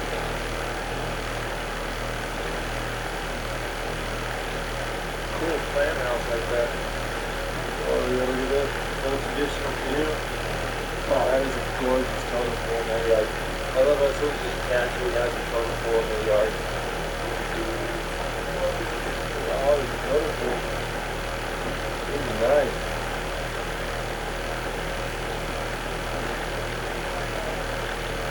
Look at this. Yeah, you can see the bear with the bear prints up the pole.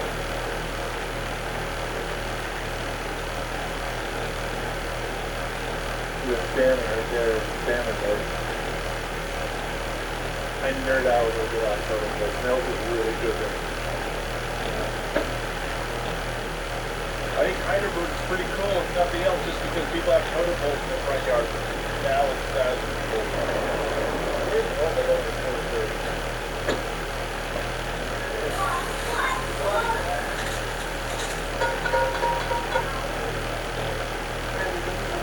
It's been a fun trip, but we are tired. I think we need to get to bed nice and early today. Good morning, and you know what time it is? It's angry o'clock. It's that time in the morning when it's so early it makes you angry. We gotta pack up and get out of here. We got a ferry to catch.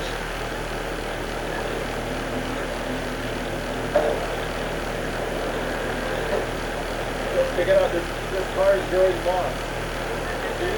There's moss growing on there.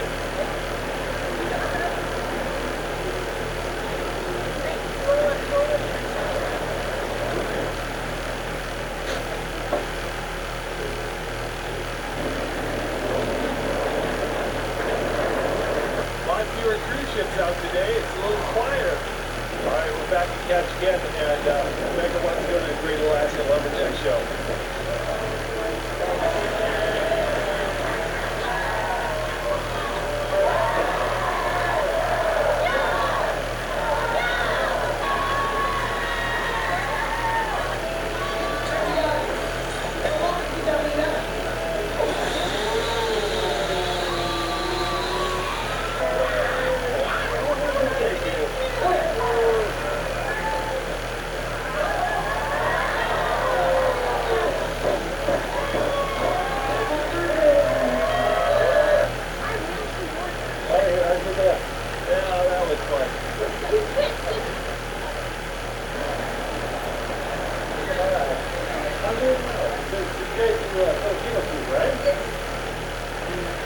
Look at this. And this is sisig.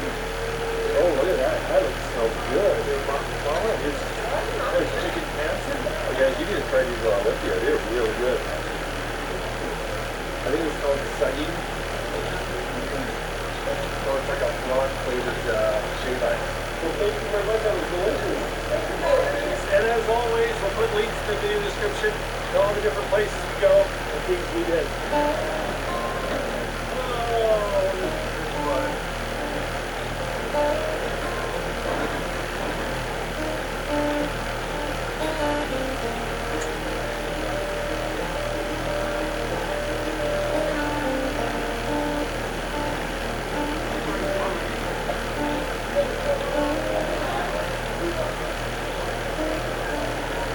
that video, make sure to check out the Outdoor Boys YouTube channel, where we have hundreds of videos just like this.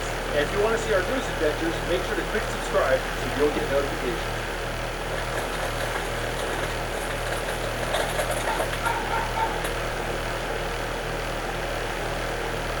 Yeah, I know what you're thinking. Just add a little extra protection. Tom has insurance. See me.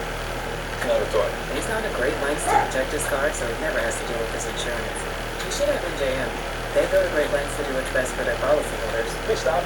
I can't. I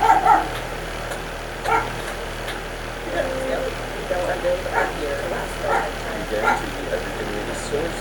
as responsibly as we can, and we'll take some of it. We'll support grassroots activism.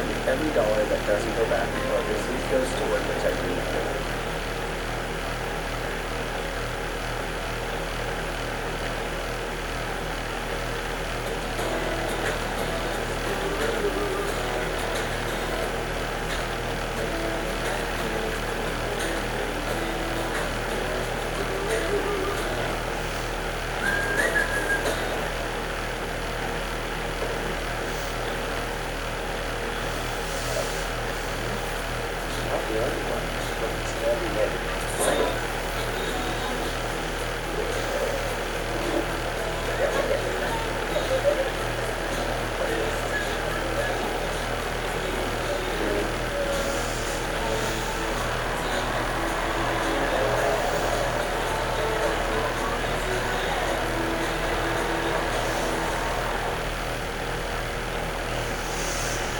Here at the Outdoor Boys YouTube channel, and welcome to Ketchikan, Alaska. For the next week, me and my family are going to be having all sorts of adventures. We're going to go fly fishing for cutthroat trout, fishing on the ocean for rockfish and halibut, meeting native carvers and learning about the indigenous people, and having a great time.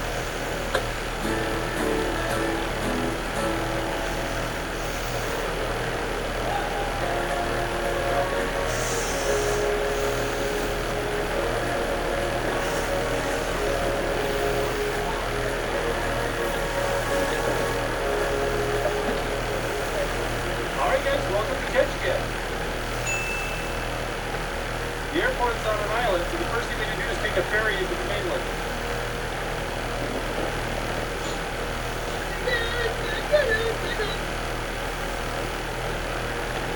Ketchikan is right in the heart of Tongass National Forest, which is a temperate rainforest. So it rains a lot here. So this is pretty typical Ketchikan weather today. But the weather forecast gives me some reason to be optimistic. Look at the size of those cruise ships.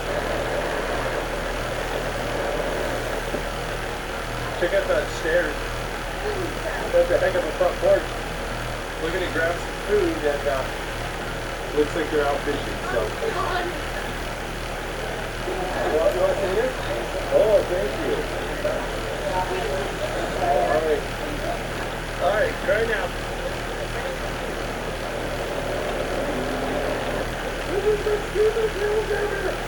Ketchikan is actually the 6th largest city in the state of Alaska. It's got slightly over 8,000 people living here. That's roughly the population of one cruise ship. And almost every cruise ship that comes up to Alaska stops in Ketchikan.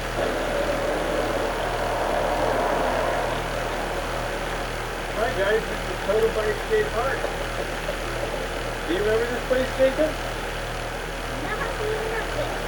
Ketchikan and the surrounding area was home to the Tlingit tribe, and they carved a lot of totem poles from these giant trees here in the rainforest. A lot of the old totem poles are on display here at Totem Bite Park. No, pushing.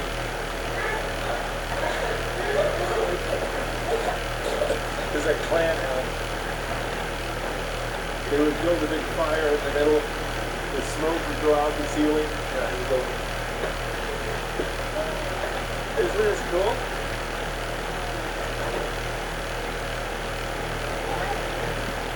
Tom, you know what that is? That is not just any salmonberry. This is the first salmonberry of the season. Here, Mama. You want one?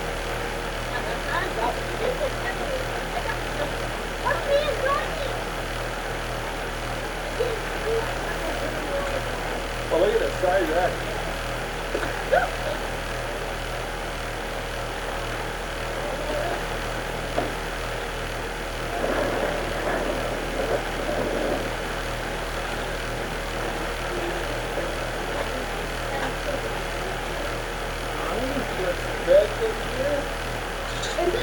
More bags? Mom and Nathan, you guys pick out your bags. All right.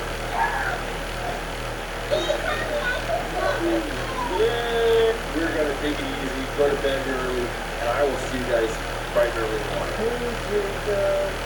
Hey, buddy. All right, guys, who wants butterscotch pancakes?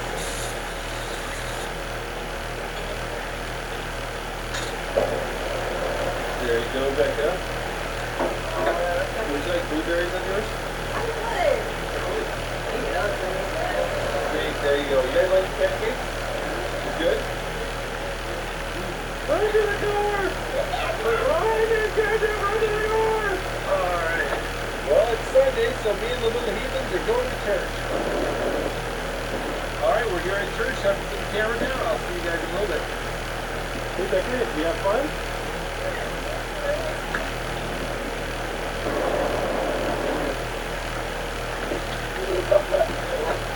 We got invited to dinner by some people we've met at church. You guys want to go over with your friends? What a wonderful way to spend the Sunday.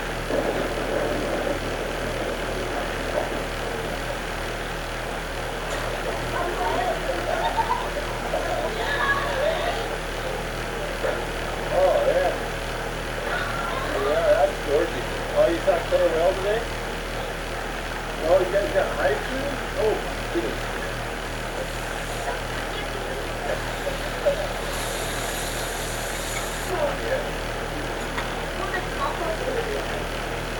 Oh, I love that mama. Oh, look at that mama. You gotta help me, right? I'm gonna help you, babe. I'm here for you. No, not other people's houses. Be weird at home. Thank you for having us. It was a pleasure. Thank you. It's so nice. Oh, that was fun, wasn't it? Alright, we gotta get you guys to bed. We're getting up early. We're going fishing. It's late. Time to get kids to bed. We'll see you in the morning. Alright. Yeah. So what was the name? Good to see you in the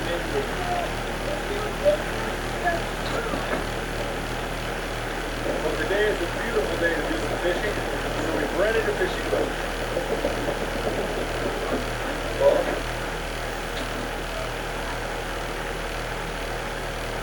okay, we need a little bait, so we're going to see over there and see if we got any bait. Okay. Hey, do you guys have any bait with you guys? Yeah, I'll take it all. I got 4 crab pots. Oh, thank you very much.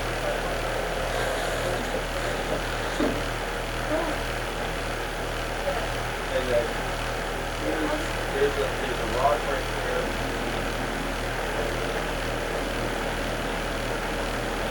Go underwater pinnacle, we're gonna try to fish that and see what happens.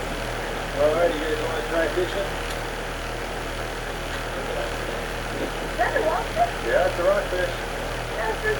You're allowed to have 1 per day. You're gonna have a delicious too. These are 5 a day. Congratulations, Tommy. I knew you got the yellowtail rockfish. It is exactly what we want. These things are delicious. Alright.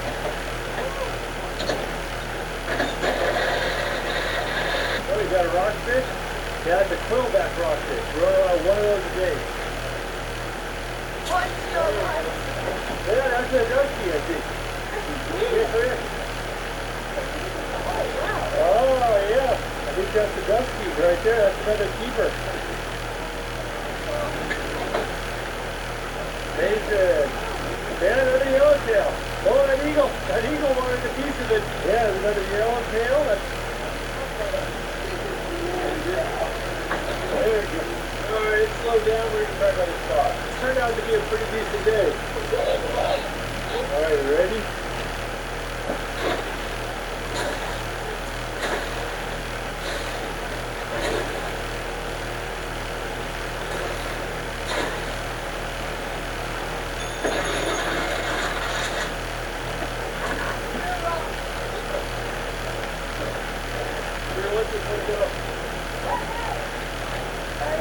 Oh, you got a little rockfish.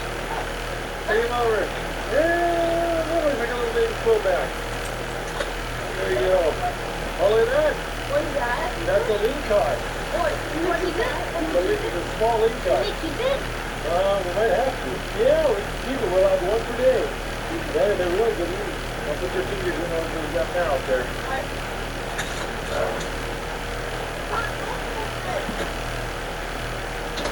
All right, guys, should we get some crab pie? Let's go take crab pie. There ain't nothing in here. Empty as empty can be. Yeah, there's some down there too.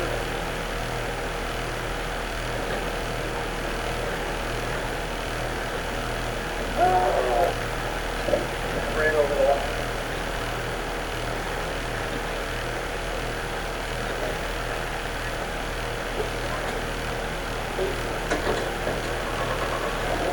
Just ran over some fishing line. Don't get up the pond. The edge is so big I can't reach the pond. I have to lift it.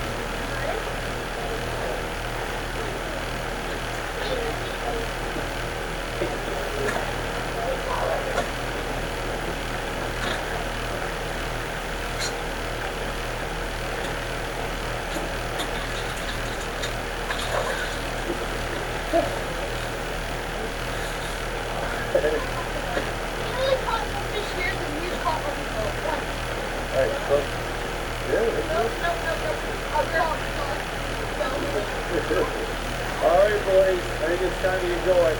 I think you guys had more fun on the dock than you did on the boat, am I right? Yeah. Now it's done, had a good time. Yeah, it's not a bad day.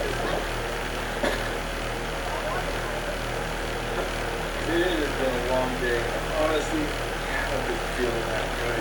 We're going to go to bed and get some rest. I will see you guys in the morning. Good morning.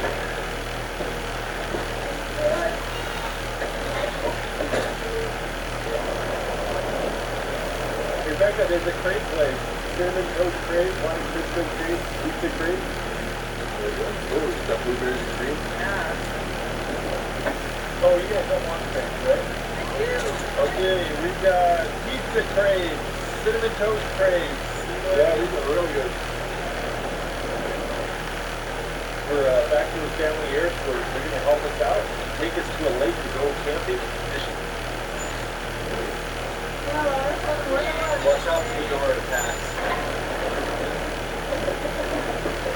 Ready? Okay. So what? You dial, thank you. Sarah? Go, Tommy. You're not flying it. You understand that? Okay, you just say it out loud. Oh, singing into the microphone. He's going to turn off her microphone to do it this time. The batteries or something. That I got the ball.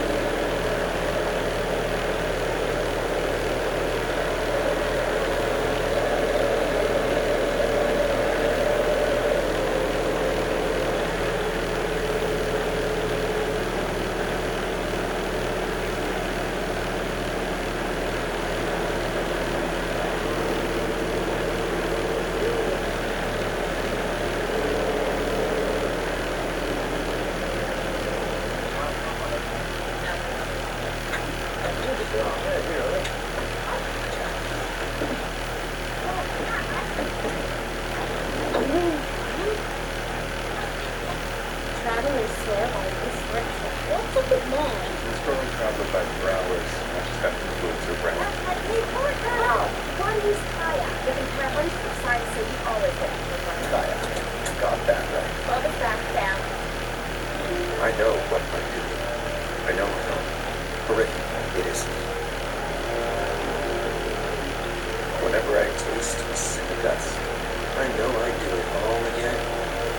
Must cinnamon.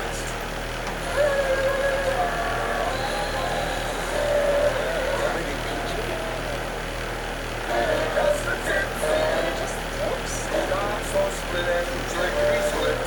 Look at those hands, they are offending.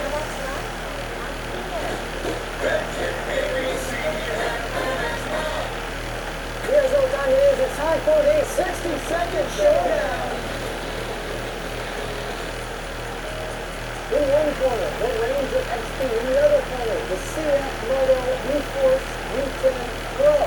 Ready, fight. 60 seconds, go. Here's the deal, guys. Let's start with the obvious.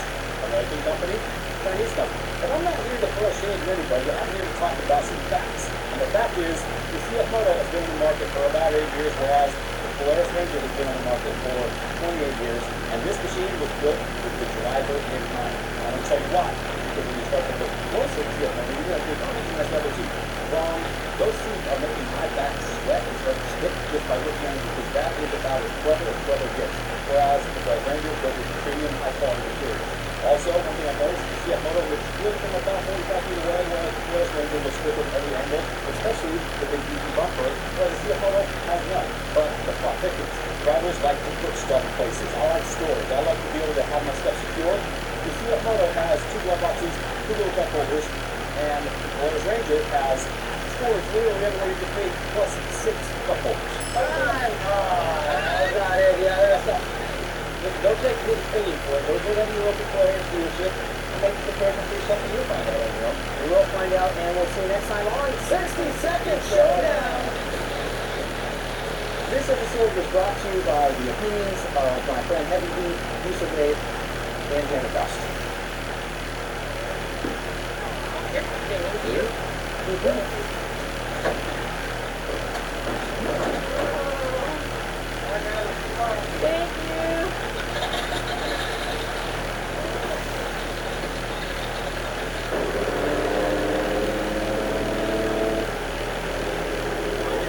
What, should go check out our campsite? Alrighty. We rented a national forest cabin for like $60. You could rent one of these cabins, and there's hundreds of them in Alaska. Oh. Alright guys, it smells like cedar and spruce. It's real good. Let's bring all the gear.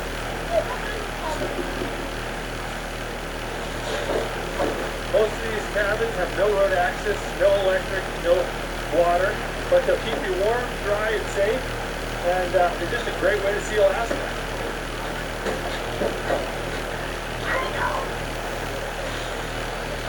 I got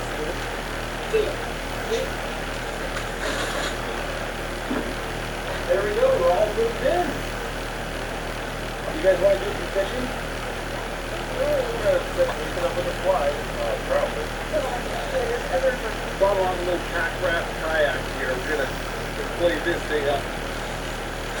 It weighs 7.5 pounds, and you inflate it with a sack, just like you do my air mats.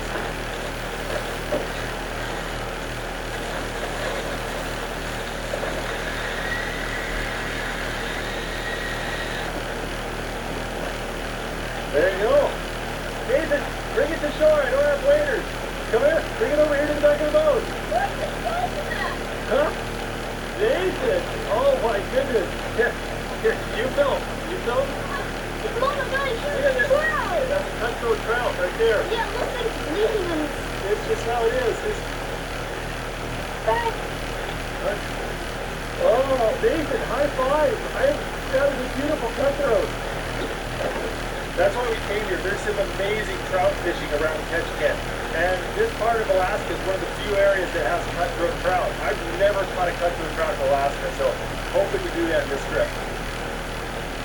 Well, we are off to a bang-up start. Okay. Alrighty, let's see. Grab that. I got my bear spray, and I got my bear popper. It's basically a flashbang grenade launcher for grizzly bears. And for you literary majors out there, yes, this is Chekhov's gun. Okay. Why don't you hop in that? Oh, it's getting away.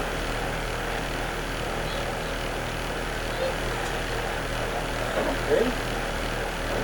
You get yourself in the line. Need your foot. The step. 1, 2, 3. Grip. 1, 2, 3. Right in there. Oh, there we go. Oh, looks like leeches are the thing. My fish.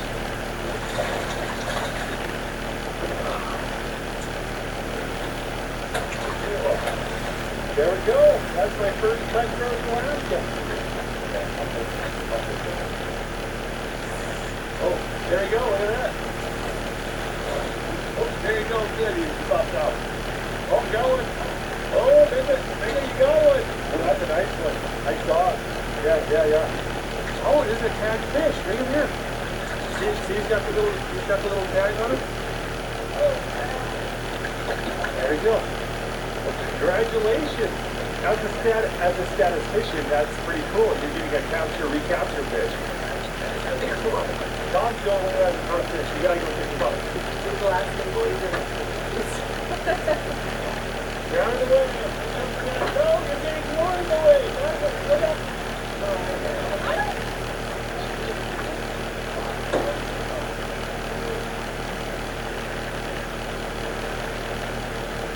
They tell me, I found you just flying. Wait, really?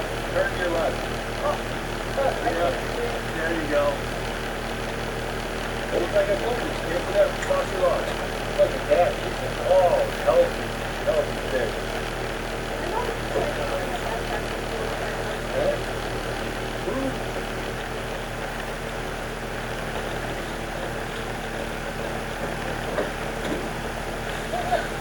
That looks like it's going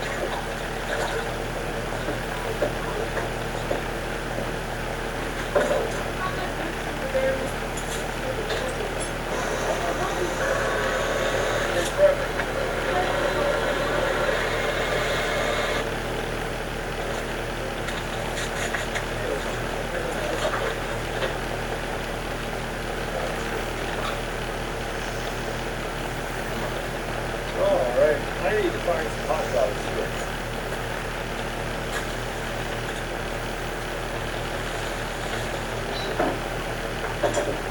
You want to make some s'mores? Alright, we take dessert very seriously here, and we are going to make croissant s'mores. But go with it, we have Nutella, cinnamon toast crunch creamy cinnamon spread, Reese's peanut butter chips, left over from the pancakes, and my wife's allergic to chocolate, so we've got white hazelnut Corona Rocher bars. That's why ours are man, you learned out what mom said not to. Oh yeah. Why do you know Okay, there we go. Dad, take a bite of that. I'm not going to put this noise.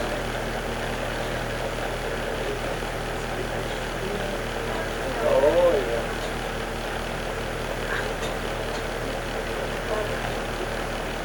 You ready?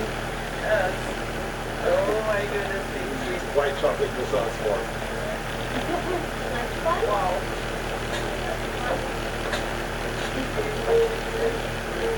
Hi, Mama, where to go catch fish?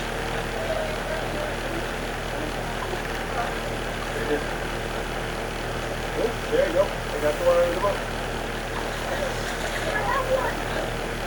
And it's right underneath. Oh, nice one. Oh, I can see another one right by it.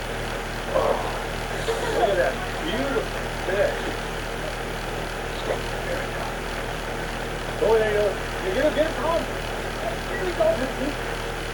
Here, just throw it on the side of the boat. Look at that. There you go. Good. Yeah, there's more grafted and close to the shore. Oh, nice one, buddy. That's a cutthroat. Another beautiful cutthroat. Oh, there you go. Oh!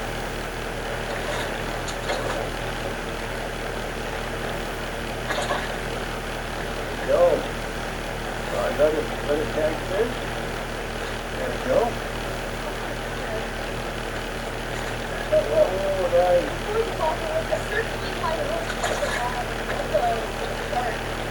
Look at that. That is a nice cutthroat, Tom.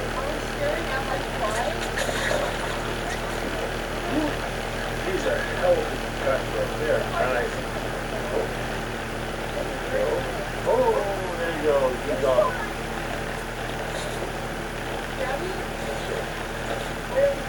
It is starting to rain a little bit, and I do not want to go to bed wet, so I am calling it.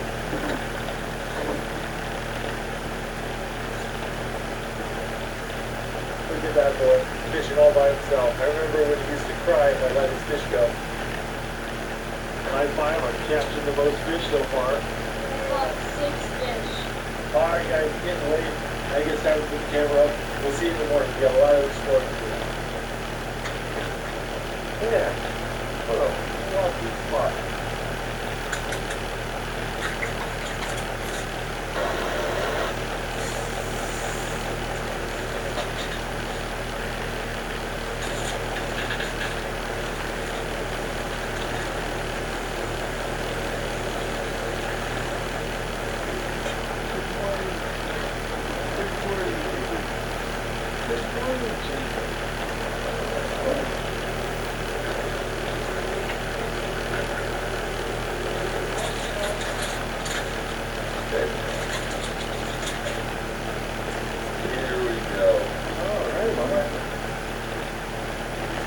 like the video? It's so good.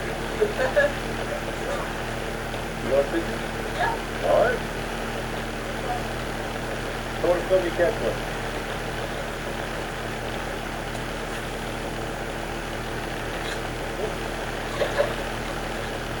There you go. That's a beautiful trout. There you go. Cool. Tommy's got one over there. Got ourselves a little outboard.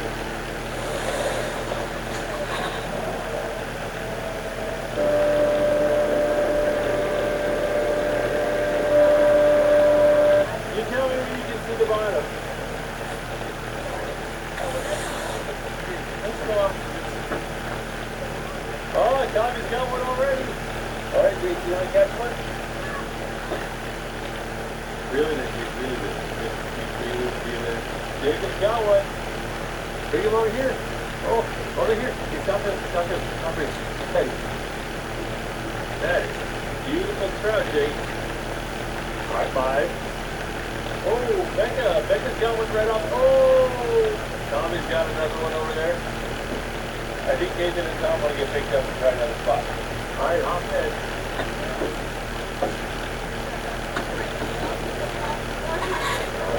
Hey guys, you want me to shoot off the bear bopper?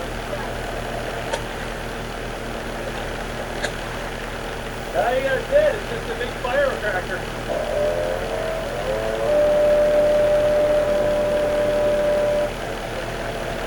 Go back there. They're going to be there.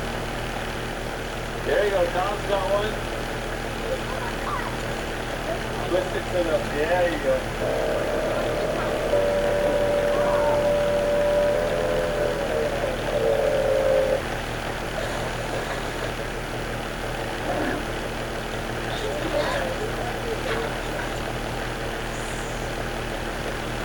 There we go. Oh, Tom's got another one over there. Not like 11 so far today. 12? Alright. Ooh, there we go. Did you guys like me to go get some lunch, mate? Bring it to you guys? Alright, I'll go make some lunch and I'll bring it.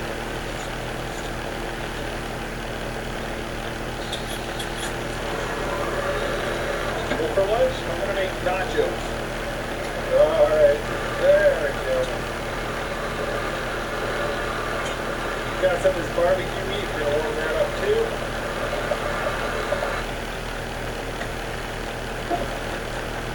Alrighty. There you go. Got hot meat, cheese, chips, salsa, pico de gallo, jalapenos, hot sauce.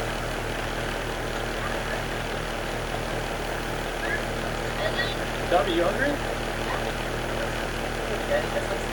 This is probably the prettiest place I've ever eaten nachos.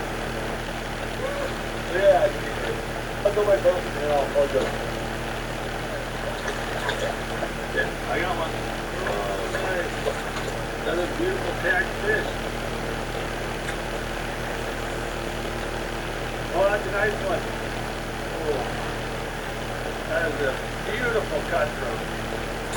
Nope, I got one. Another beautiful cutthroat. You know, I really like this kayak. Oh, that was nice. My ankles are sore. I was holding the GoPro between my feet the whole time.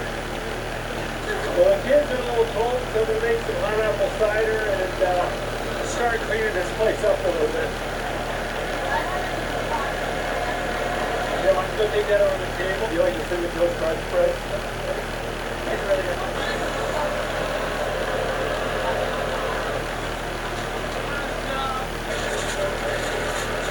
Just so much.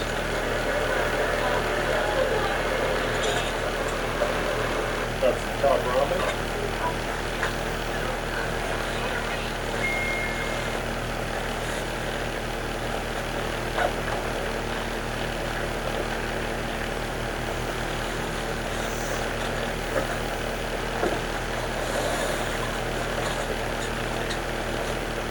I can hear the plane.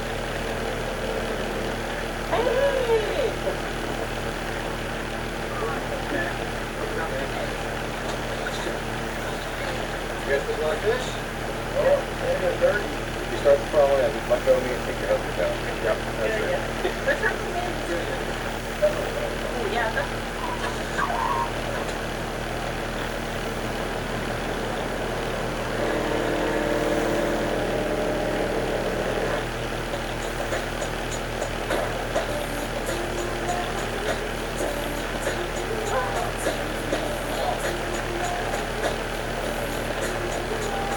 Cheerios. 8 grams of tasty protein for a day full of dough.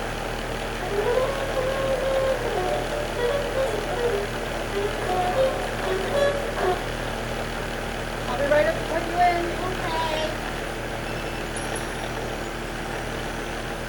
Leah has short Leah. She's had great lengths to protect her home, so she never has to deal with her insurance. She'll have MJM. They go to great lengths to do what's best for their policyholders. Huh? Where's that? Uh-oh.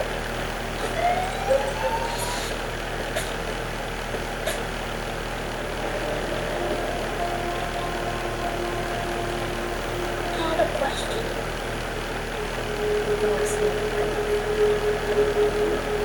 Where did we come from?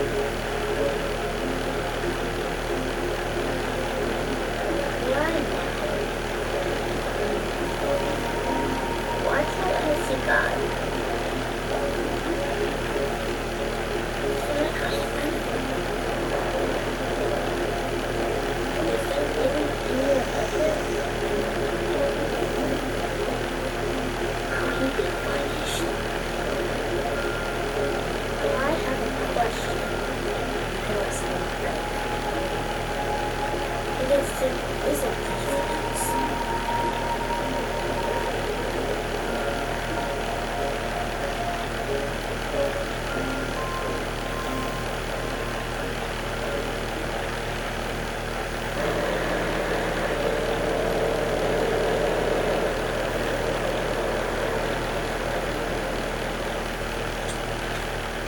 Oh, that was wonderful.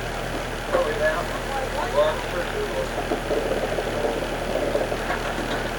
What a wonderful trip.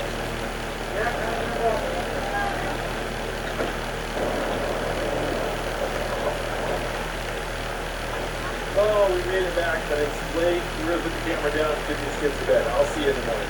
Good morning. Guys, window is vertical. 1, 2, 3, 4 cruise ships docked up with Ketchikan. When just one of these cruise ships docks, population just about doubles. Alright guys, we're here at Saxon Cove Park and we're going to check out this pool. Who's the carvers that got in the carving pool?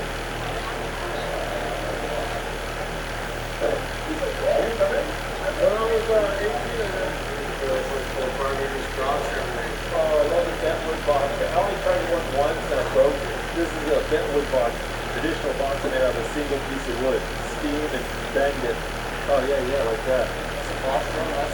When I was a teenager, I used to do a lot of pretend carving. I actually thought seriously about being a professional carver. But life has taken me some interesting directions, but I still love seeing this stuff. Look at them. Yeah, this is so cool.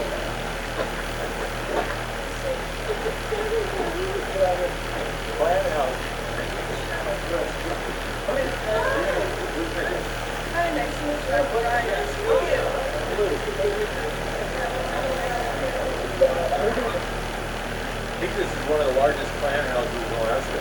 See how this texture? That somebody had to come with an elbow out and go, that's it with you? Oh.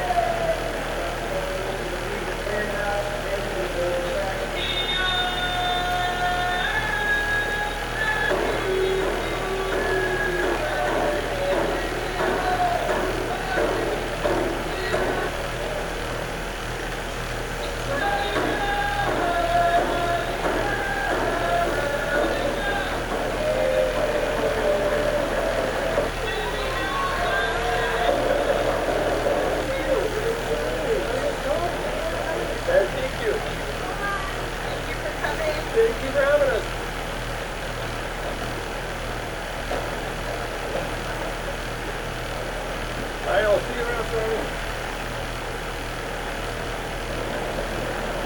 I'll do the review and I'll walk down the way.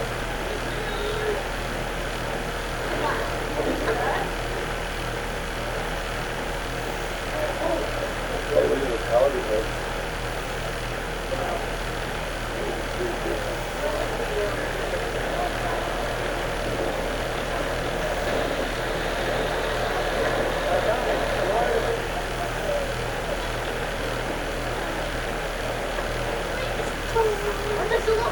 Oh yeah, we got the hider. I think it's Star Wars.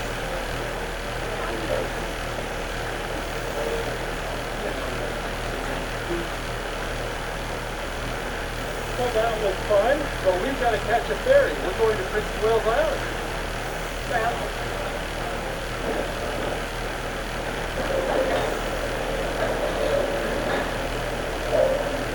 Come on, up and out. All right.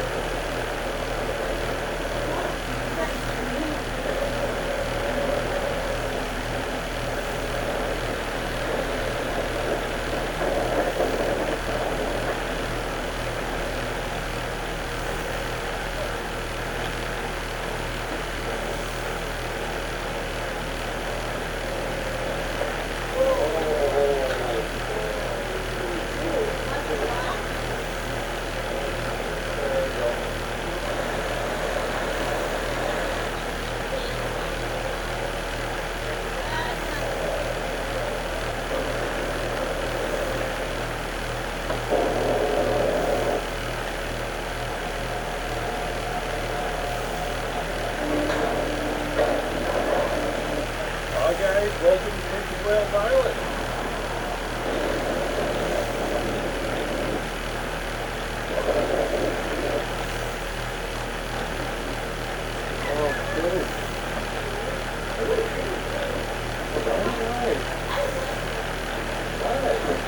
Well, we want to explore Prince of Wales Island tomorrow, so we're going to get these kids to bed and I'll see you guys bright and early. Well, right now we're staying in the village of Pulwalk on Prince of Wales Island. Prince of Wales Island has only 5,500 people on it.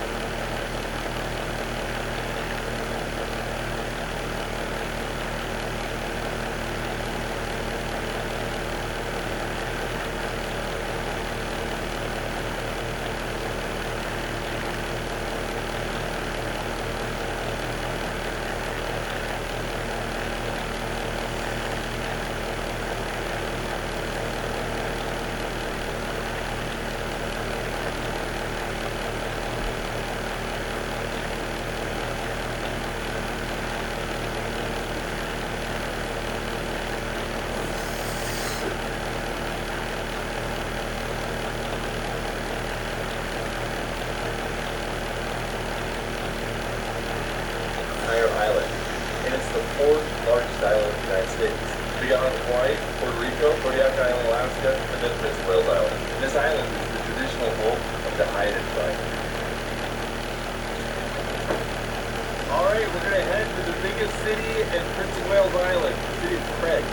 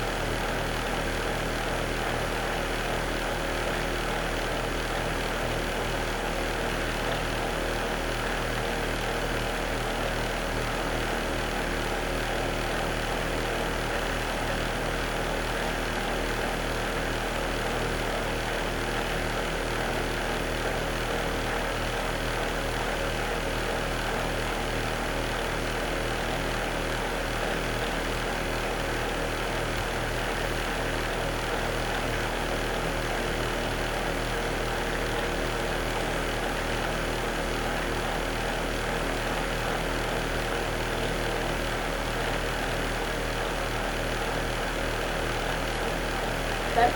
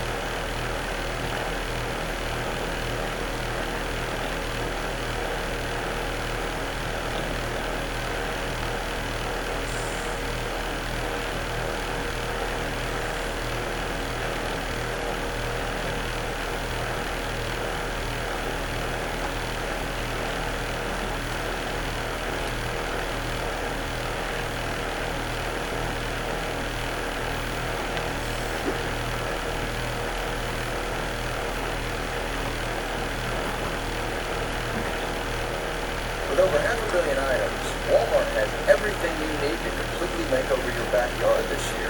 Dad, what do you think? He loves it. It's the backyard of his dreams. Luke here, the Upper Boys YouTube channel, and today we're doing something different. Let me introduce you to my friend Mark Bastian. I've been friends with Mark and his 4 kids for a long time. A few years ago, he lost his wife to cancer. But recently, Mark remarried a widow with 4 kids. Overnight, they became a family of 10. And me and my wife wanted to do something nice, so we're bringing them up to Alaska to do ultimate 1-week Alaska adventure. We're going to be going fishing on the ocean for halibut, rockfish, and salmon, taking them camping in remote locations, hiking to abandoned military bases, ATVing on our homestead, feeding reindeer, having tons of awesome adventures.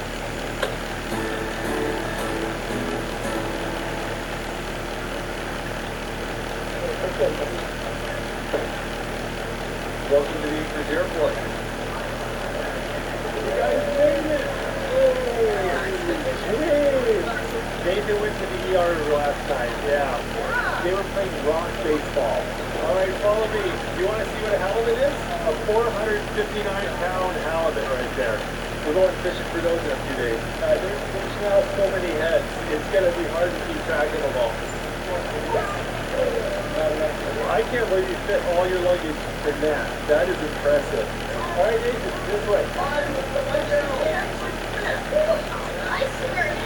right, we're going to get you a rental van here. I'm doing well.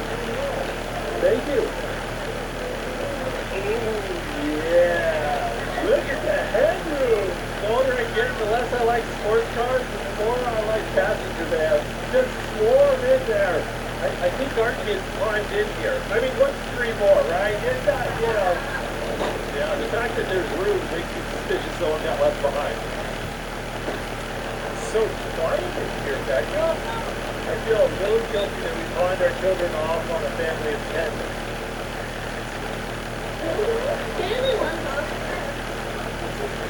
So, my understanding is only Tim has cats.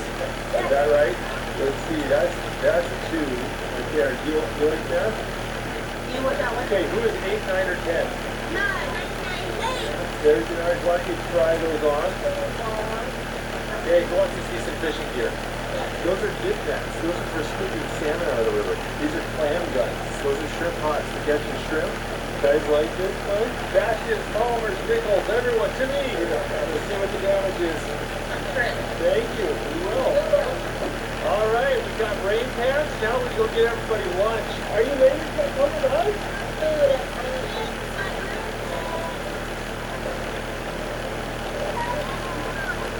This is the Arctic Roadrunner. All right, everybody is. Who wants a cheeseburger? Raise your hand. Who wants a milkshake? Everybody, are you ready for that? We're going to go ahead and not even two of them. All right, hey, we found a spot. Oh, we just ruined these poor people's day here. Welcome to the eye of the hurricane. Oh, look at this. Look at that. Look at it. They got woolly mammoth ivory there. That's crocodile ivory. That's a doll porpoise right there. Yeah, if you look, there's salmon come up that river. Oh my goodness. Yeah. Good? You guys like that? Was that good? We're doing it, Mark. It's working. I got 3. You got 3 in here, 8 in there. We're good. Getting back together.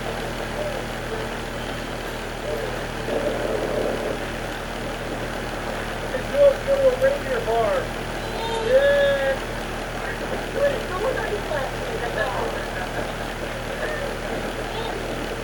The velvet, yeah. If they don't have like bottom front seats, they can't bite you. They won't bite you. They grow those and drop them every year. Look at that crazy. That looks like as much bone as like one of my legs. And they just like grow it, throw it away.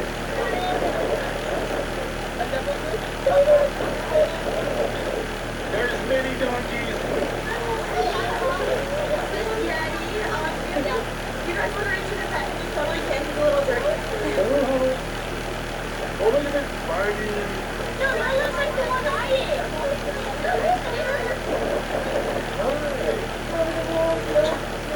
Then down there is our tortoise Bowser. They crawl down in there, yeah. Don't let the snake get full of snakes. Oh, look at that branch one.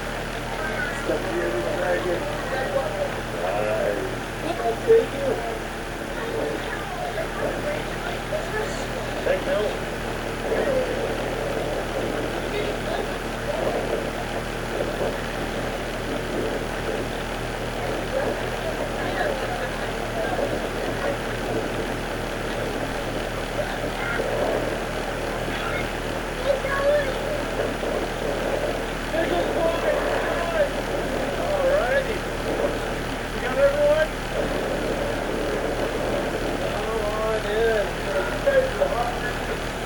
Start packing for some adventures, and I've got my snackle boxes here. Chocolate covered macadamia nuts, got some chocolate covered cherries. You like the dry mangoes too? There we go, one snackle box.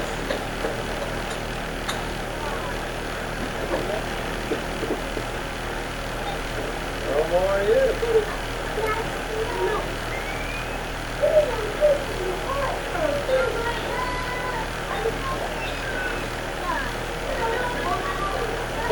Jacob, choose. Alright, I'll see you guys tomorrow. Yeah. Well, guys, it's late. I'm going to put the camera down, get these boys to bed. I will see you in the morning. Well, good morning. Alright, well, it's a beautiful Sunday morning. We're going to go meet the Baptists and go to church. Alright, we're going to go take up 3 rows. We're going to put the camera down. We'll see you guys in a little bit. We're back at the house. We're going to grab some food, and we've got to hit the road. We brought a whole bunch of road trip snacks, including Japanese Kit Kats, and we forgot to put them in the other car. So we're going to sit here by ourselves, no kids in the car, and eat all the snacks. Oh, it tastes even better with all the silence. We're driving from Anchorage, 2 hours south of the city of Seward, and I think this is the prettiest drive in all of Alaska.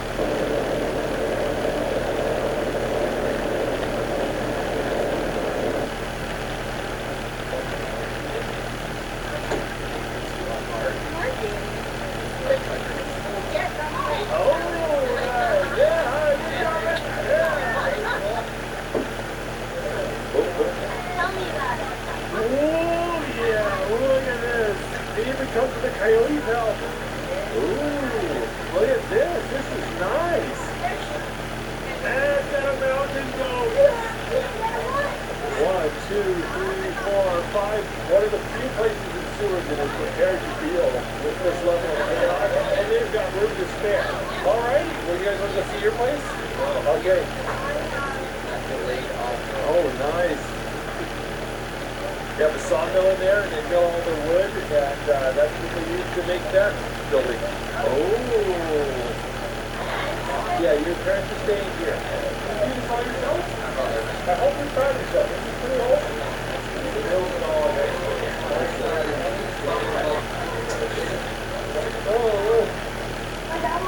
All right, Nicholas boys, come in. We're going to our place. Well, let's go find out where we're staying.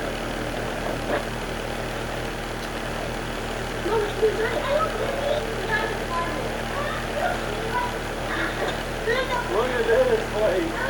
They like it? All right, so have a little snack, get these kids to bed. We're going fishing in the morning. We'll see you guys then. It is early. Good morning, Mama. Becca loves fishing so much. We're all willing to get up at 6 a.m.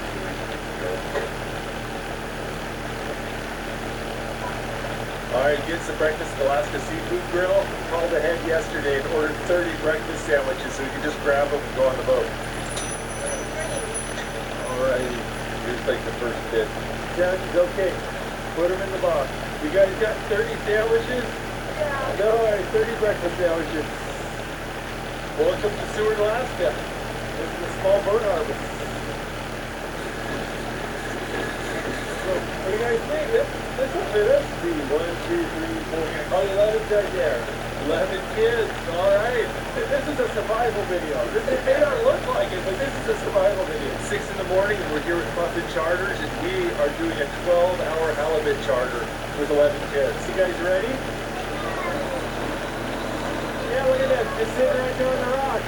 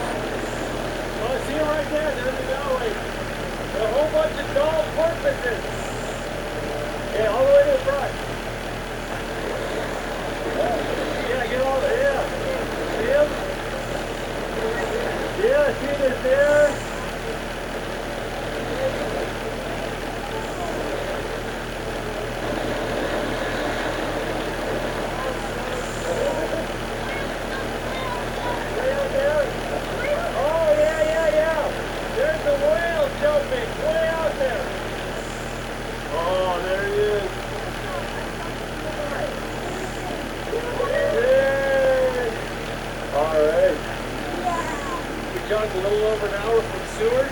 We're here about 370 feet of water out in the Gulf of Alaska, and we are ready to fish. We have a hook, we have the bait. 1, 2, 3. Oh, yeah, that's a bite. Oh, yeah, you got him. Oh, look at that. It's a yellow eye. That's nice. That's a nice yellow eye. Hey, Tim. All right, Tim. Oh, look at that. Yeah, see, they're putting a red flag zip tie on him. That marks that it's his. You've got a red flag zip tie on the white fish right there? I know. All right. I think there's longliners who have fewer hooks in the water than us. Look at that. Tim's going 2 for 2. Oh, you got one over here too? Oh, yeah, you got one right there. Yo, here. Oh, yeah.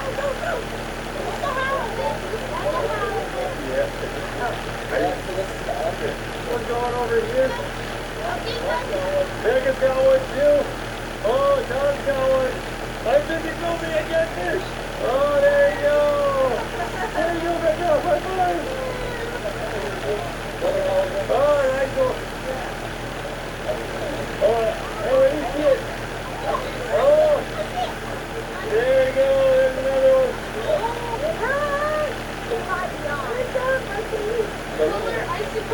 Oh, that's a rockfish. Oh, that is a big yellow eye rockfish. There you go. There you go, Tom. That is a monster.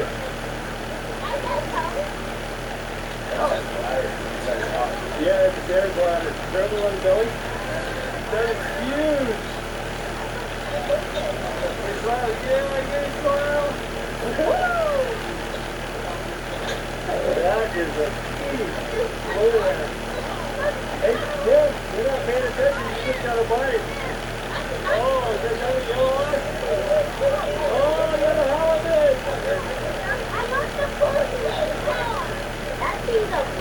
Oh, look at it. Oh, this is kind of delicious. You're measuring the super legal. 76, yeah, looks like it's all right. Look at that, that's a big card. Yeah, it is. It is so heavy. Look at the teeth on that bad boy. Are you done?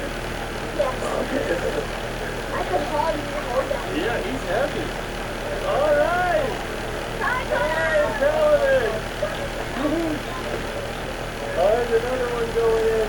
Okay, guys, it is hard to take in the sheer amount of chaos on this boat. Every other rod has a fish on. Kids are running around. Fish are coming in. I actually want to catch something, so I'm just going to kind of focus on my rod for a little bit. Oh, I got a shark. We got a spiny dog shark. Go. Yeah. Oh, this is a spiny dogfish. You see right here on its dorsal fin, he's got a big horn.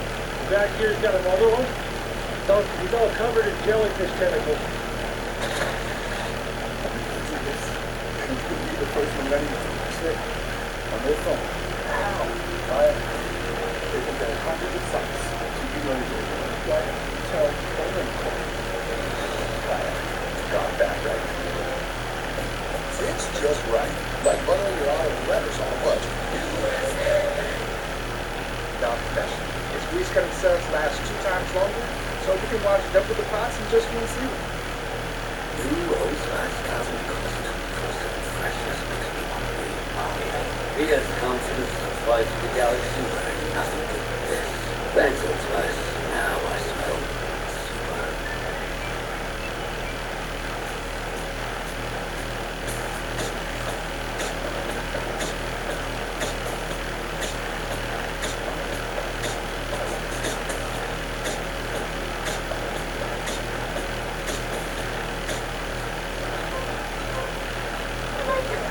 Oh, nice! Got another halibut!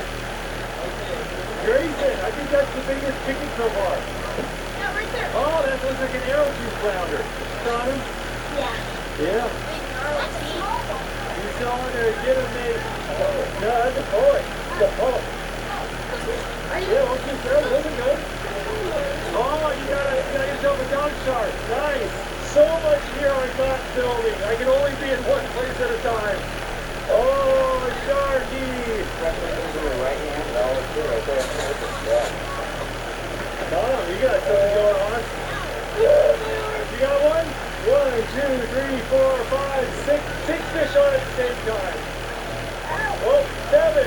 Oh, look at that. That's like a perfect shark bite. Yeah, look at this. That's so much like a bite out of a sandwich.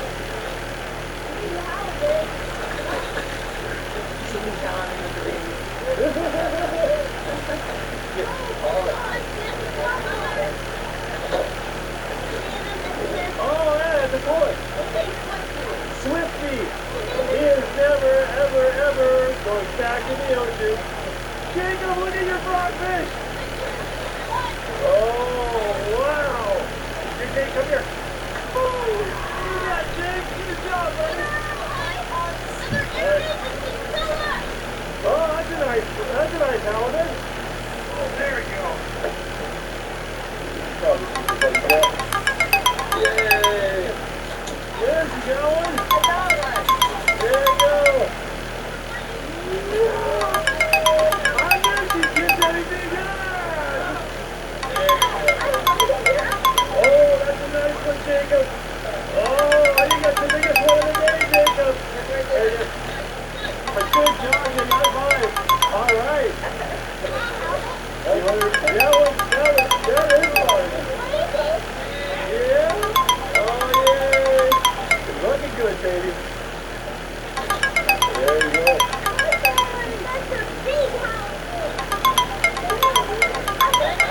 All right, yeah, this video. So you can go catch and ask us what what kind of fishing we want to do. And I said we want calm seas, lots of action. They deliver. We will unleash the Snaggle Box. You guys ready? There you go. These are like apple, cinnamon, almond. So these are like Lunchables here. You guys like the Snaggle Box?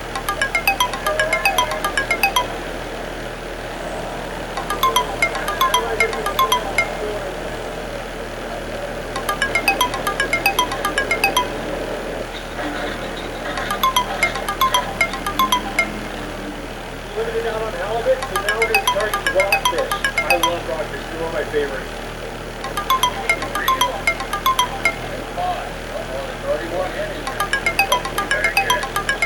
Oh, there you beautiful black rockfish.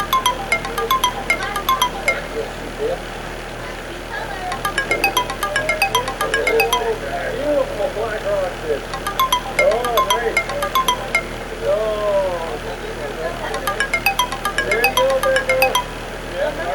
That's a big one. Yay, Becca. Yeah. That's the yellow eye. Oh, there's another yellow eye coming up. That's a nice one, Dave. There you go, man. Here. High five, man. That's a big one. Got it. Whoa. There you go. Yes. Great. Did you just live it out? Yes. Oh, there we go. Oh, black rockfish in the distance. Guys, that's a monster. Oh, nice. It's a copper. That's a copper rockfish. That's a nice one. Oh, that is a nice one. That's number 3 for me.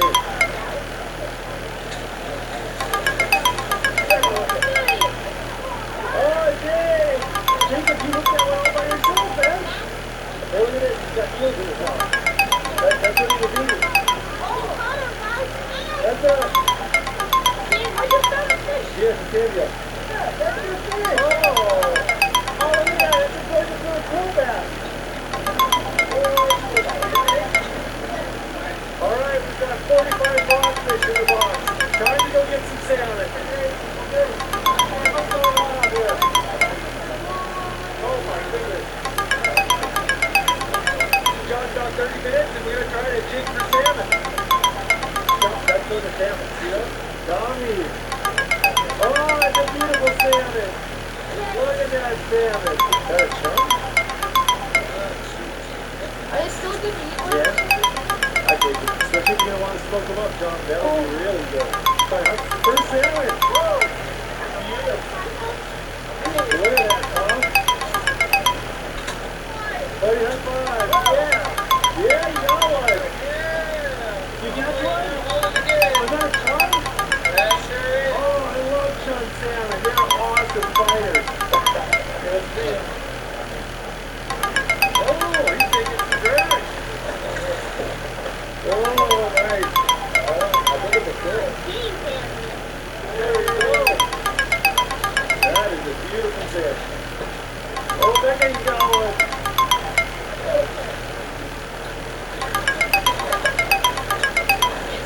Nice one. Look at that. Oh, look at that whale right there.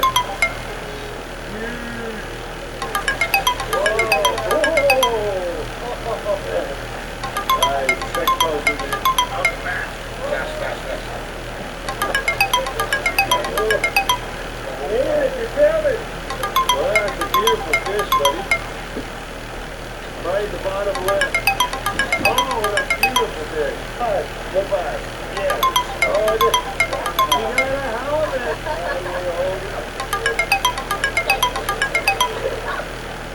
This is lovely, hasn't it? Oh. 9 salmon, 30 halibut, and 45 rockfish.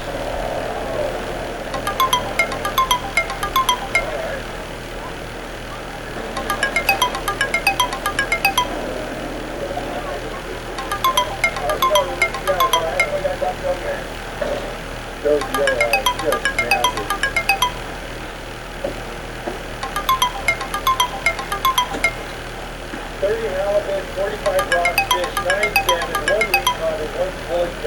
86 fish. Up to the whole bunch. That is a load. So this is J-Doc, this is where everyone comes in to play their fish and get a process. They also show off a little bit.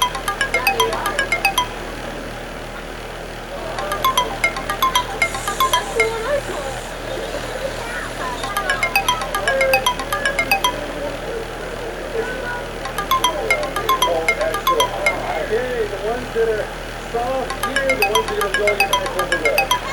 Yes. That's a great fish, Tommy. Oh, that's a chunky blade. Hold out your hand, Tommy. Catch the ears under the fish. That's that entire head of an arrow tooth flounder inside that halibut. And it's fun, guys, to see it. We'll walk around without getting in the weaver's way. Woo!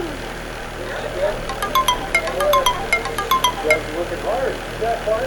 If you guys want to do this too, we'll put Pumpkin Charter's link in the video description below. We'll also include links to all the different places we go and places we stay. Oh, my back's a little sore. How about yours? I got the official number from the fish processors, 217 pounds. Yes. Chicken tenders. Oh, awesome. The best food. DK got that. Alright guys, you ready? You got your shorts on? So the lovely people who run the Oz Lodge, they also rent mobile saunas. So we rented one of their saunas and then took it down to a beautiful spot on the river. We're going to go into a sauna.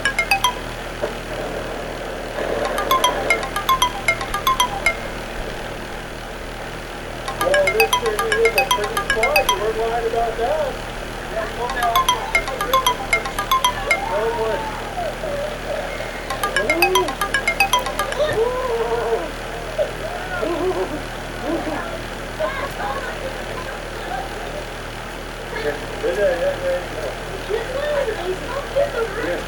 You guys getting in that glacier water? This water pours straight off of Exit Glacier right over there about 2 miles up. So, yeah, this is straight off the ice. Why do you hate your body? Oh, here, let me help you out there, Mark. I'm going in here. I'm cold just watching you. Here, Becca, come on in. Yeah, you stay over there. Oh, what do you think? This is kind of cool. Yeah, it's awesome. Oh, that is dunking in the cold water is running in. This is the bar area of something they. Yeah, fun. Yeah, that was awesome. Get that out of your system because you can't be in the group tomorrow. So, there you go. You removed it. But this is really nice. I wish we had more time to appreciate it, but we gotta get kids to bed.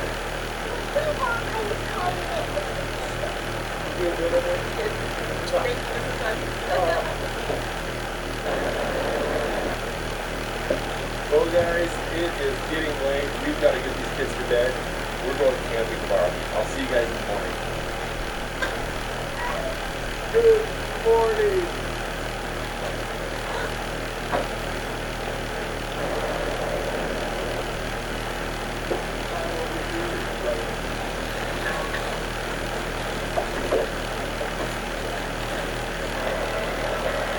We're taking a water taxi to an abandoned military base to go camping. We'll see how it goes.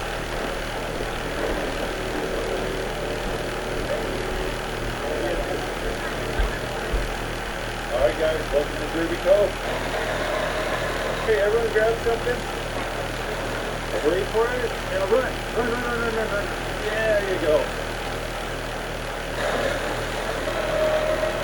These water taxis will take you all over Resurrection Bay and the surrounding areas, and it's a great way to get off the beaten path.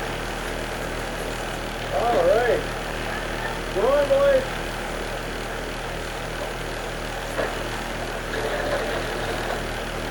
Big little waterfall. It's gorgeous.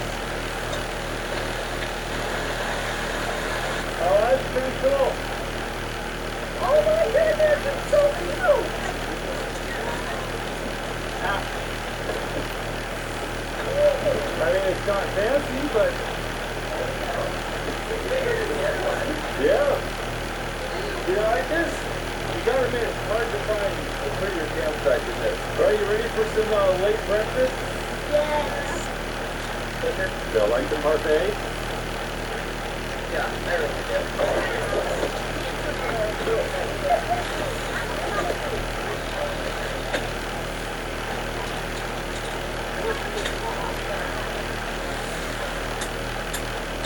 That looks good.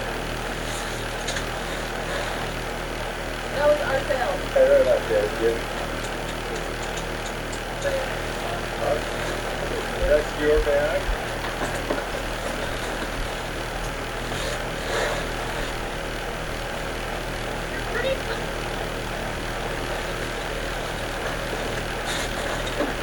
You think we should get some firewood to build a huge fire? Tom, I want to put you in charge of the little stuff and kindling and tinder. We're going to go find a dead tree far away from the cabin.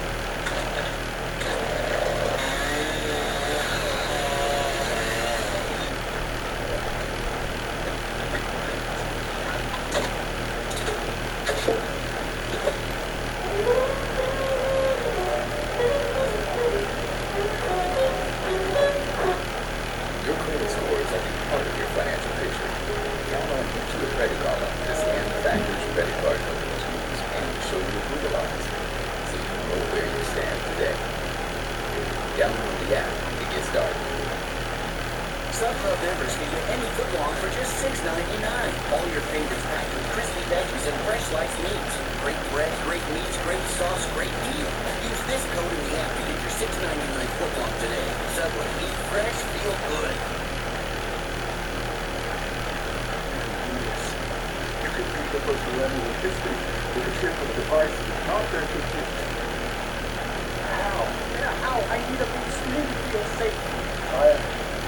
Figure that 100 precise. So you know you're doing it. Right? Tell the learning. I'm scared.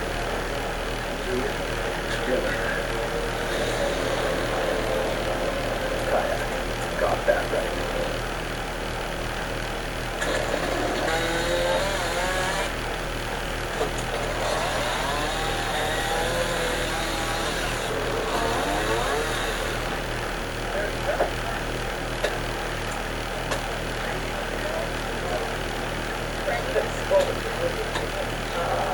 There's a little lip right there. Yeah, that's your fine. There you go, you got it. There you go. So now you put it all the way under here.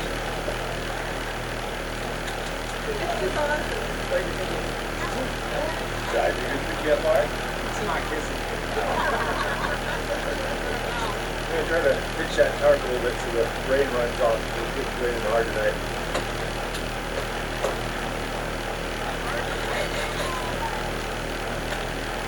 Well, I don't want to brag, but I think we made a pretty cozy camp here. What happens when you bring 200 pounds of gear? Well,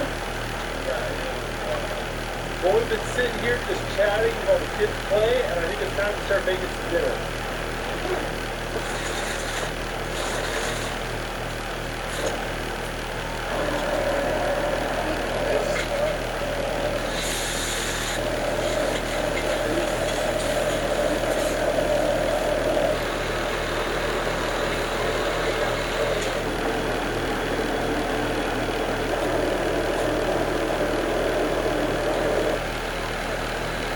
Well, if anyone wants hot tang, we've got hot water ready to check out. What do you think of that? Like hot tang? Yeah, this is what we used to do growing up.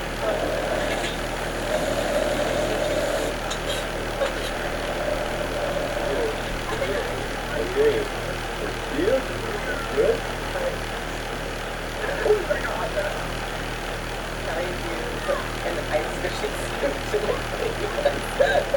I bought that in a restaurant supply store. This is rugged camping. Oh man, so rough. I mean, it's still manly. I feel manly too. No, looks like so little food with it to the bottom of that wok. That's so much. All right, okay, I brought a couple pies for dessert. We've got triple cherry and coffee apple.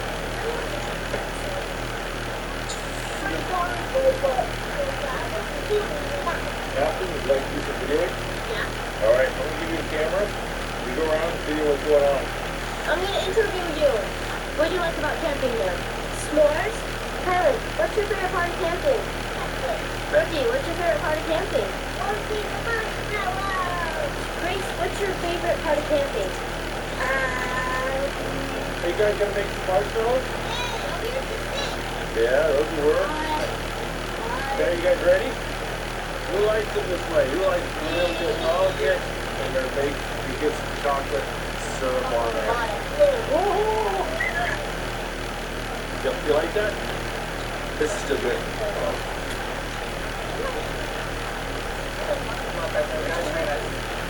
Oh, we got that here.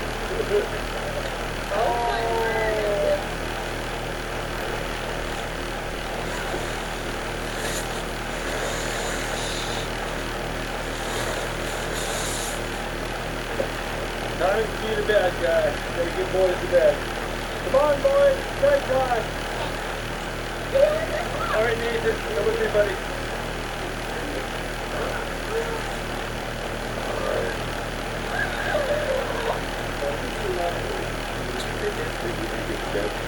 We're going to hike to an abandoned World War II military base.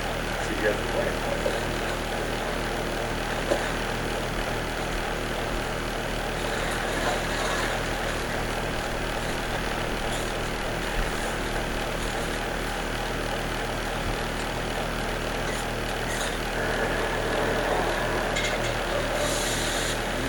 Bacon.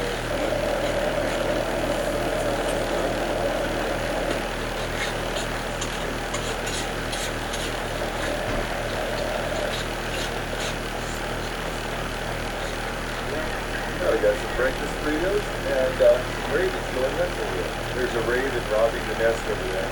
The parents are going nuts, eating their babies. Pepper, what do you have? Well, I had a delicious breakfast burrito and then a little bit of breakfast time. Fruit is an important part of your diet.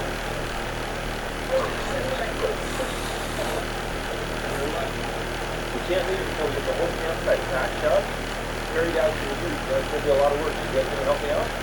Yeah! I'll tell you what, this is just been an absolutely perfect campsite.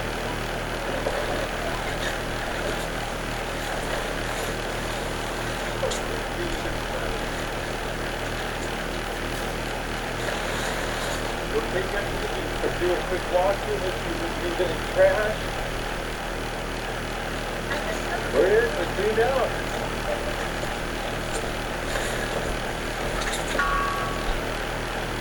Let's go. We're going to an abandoned underground World War II Army base.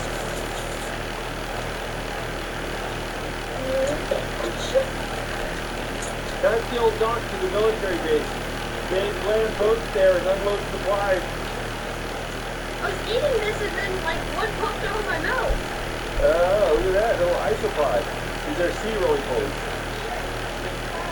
So this is the old Jeep trail. They would drive trucks down from the military base. Now just a footpath. Oh, you guys thought that was enjoying this. Oh, no.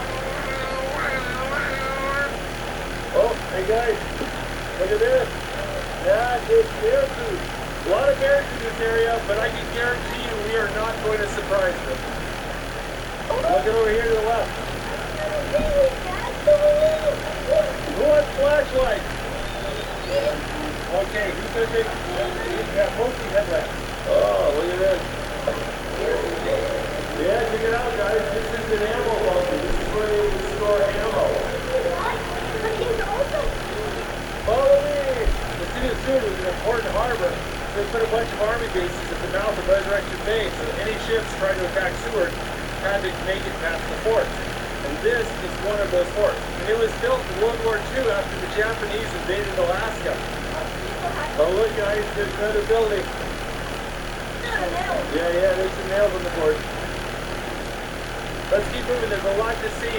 This fort was pretty big. There's actually about 20 or 30 of these buildings throughout the forest. You can spend hours looking for them all. But since we have a lot of little lakes with us, we're going to be very selective in what we go and find. The old foundation of one of the buildings. See, all the wooden parts rotted away. This whole thing is an old office building. Hold on, we need our lights. You guys ready? Yeah, this is the generator room. They have these big generators in here. That's what the power for the base was.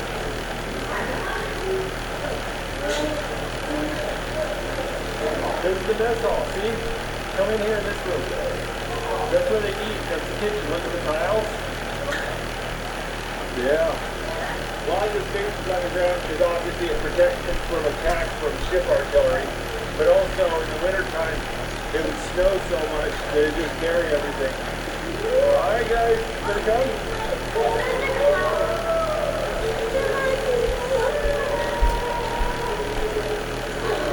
Oh, you wanna go in there? Let's go in here and see what's in here.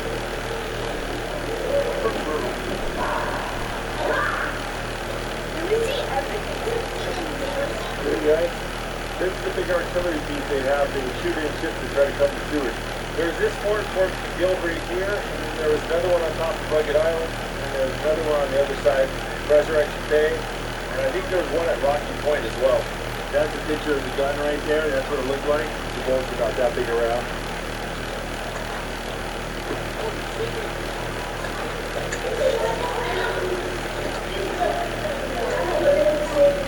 Guys, this is the battery command station. This is where the officers would give the orders.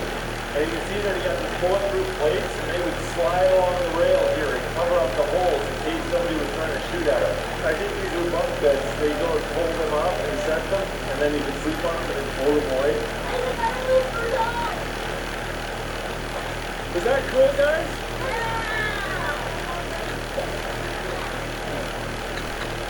No, this is an old building. That's the rafters on the roof.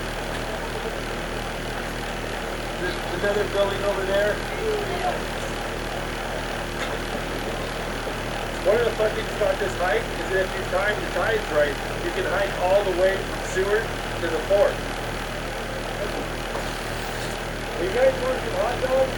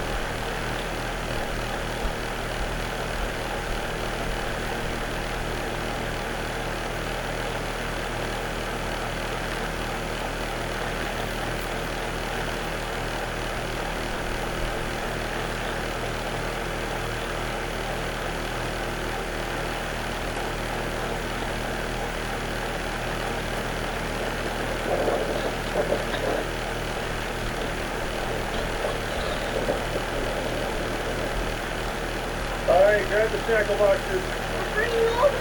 Here they go. That's the adult one.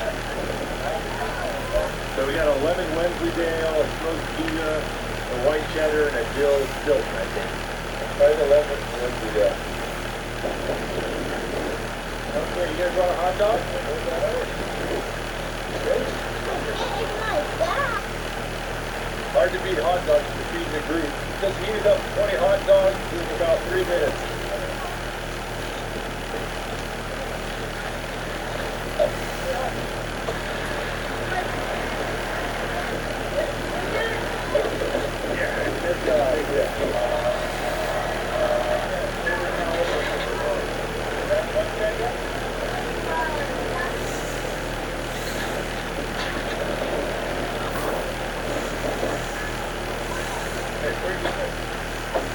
Shall we go pick up some fish?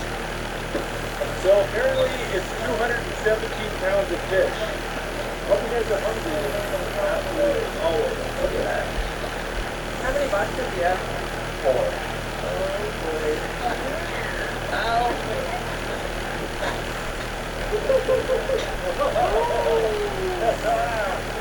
We made the suspension, but we did it.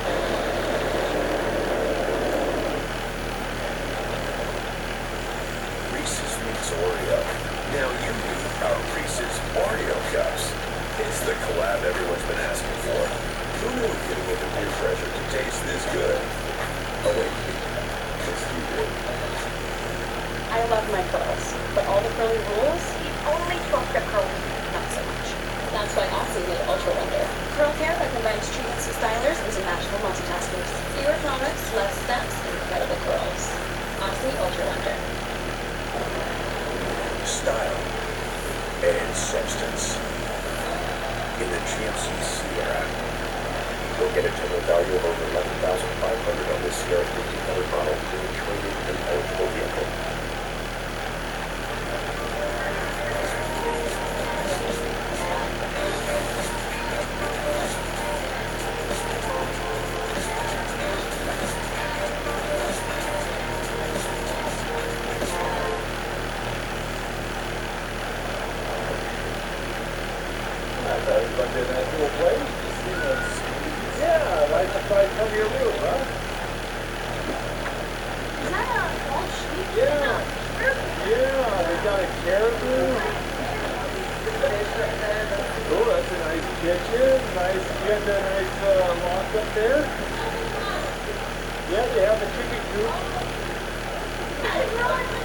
It's late. You guys need to get this to bed. I will see you guys tomorrow, okay? We gotta go get to our own place, get these kids to bed. See you guys in the morning.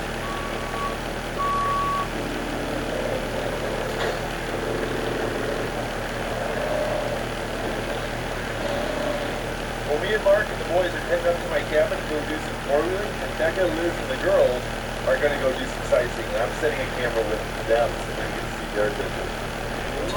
All right, everyone get back to bed. All right, guys, you want some ice cream? Yeah. All right, let's go get some food and ice cream. Yeah, we got a lot of ice cream. That is a huge. Probably read this morning. Okay, we filled up the cars, we filled up the boys. Let's keep going. Guys, where's Grayson? Yeah, I think we need to head back to Bellers. It's Sunday. I put 4 in my car. Yeah, 4 too good. All right, we got Grayson. Good job. Thank you, guys. Glad it all worked out. Back up the road we go. All right, guys, we're here. Well, me and Tommy have been busy on Facebook Marketplace, and we brought a few more ATVs up to the cabin.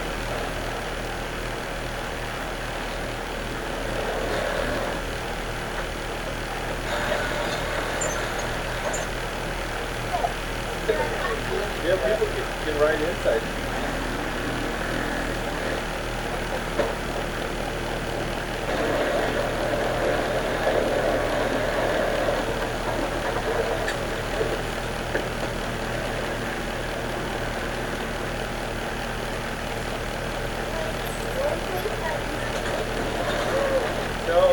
our little off-grid cabin. We've been doing a video series about it. It is a work in progress, but it was cheap and it's fun.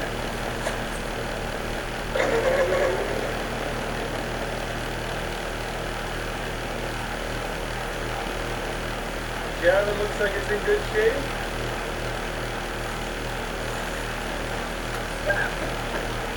Under the ramp.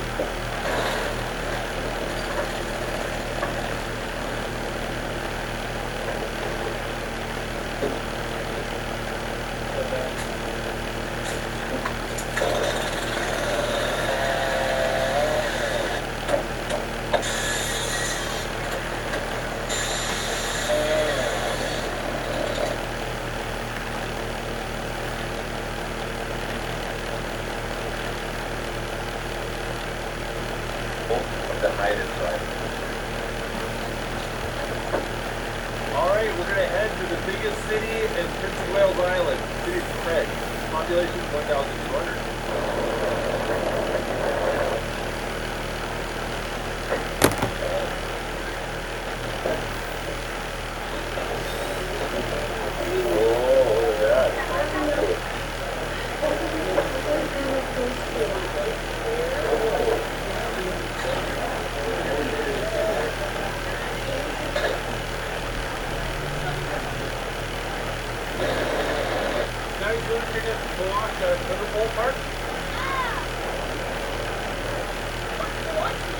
There's some modern protocols.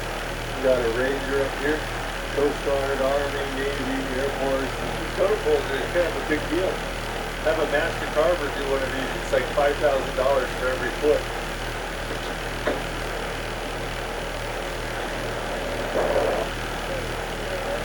Back in the 30s, there was a bunch of old poles that were decaying and they went and recarved them. The protocols in this park are replicas of old poles. A whale or a blackfish. Be a raven with the chief and an eagle on top. Those are pacific carvings right there.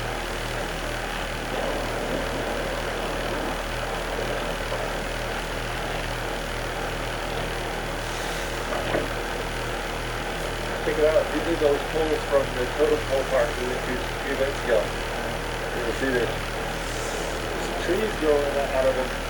These poles are actually copies of the original, and the ones at the Totem Pole Park are copies of the copies. It's such a wet, harsh environment out here, it just destroys the totem poles. Why? That he has beaks. The beaks doesn't have the hook in. So they got the lovebird, the eagle, and the raven? Yeah. There's a salmon right there. Is your mask you're working on? Oh, that's pretty. That is gorgeous. Yeah, that's a hell of a boat. Boat bars goes in right there. Little abalone right there in the nostril. That was really.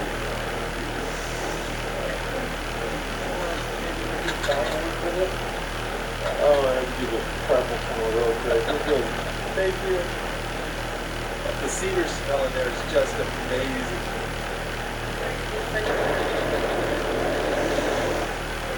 There's a crashed plane we want to go find. You guys want to do a little hike? It's just everything is covered in moss. That's because we're in temperate rainforest. This whole area in the southeast of Alaska is rainforest.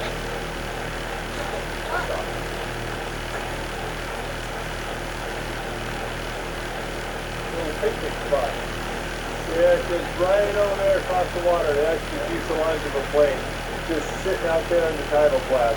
Yeah, I got the trail. I think it's good.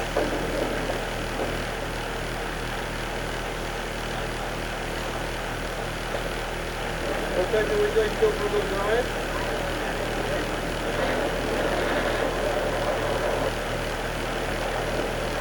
Welcome to the village of Heidelberg. The AC store, every village has got to have an AC store.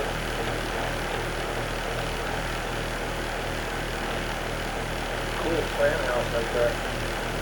Oh, really good. Old traditional canoe. Oh, that is a gorgeous totem pole in that yard. I love how someone just casually has a totem pole in their yard. All these totem poles. Nice.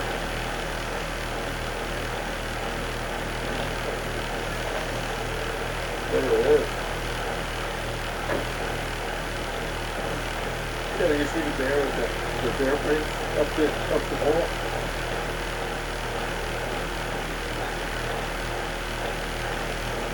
There's salmon right there, salmon head.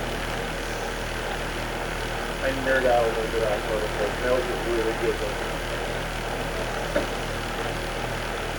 I think Heidelberg's pretty cool, if nothing else, just because people have photoplays in their front yard. That was cool. Oh, my Lord, it's really good.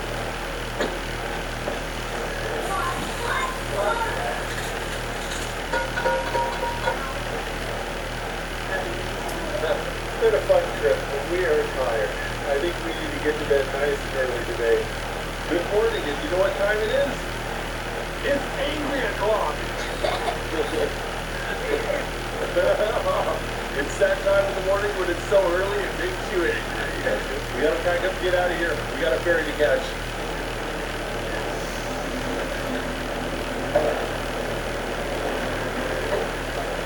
Check it out, this car is growing moss. See? There's moss growing on there.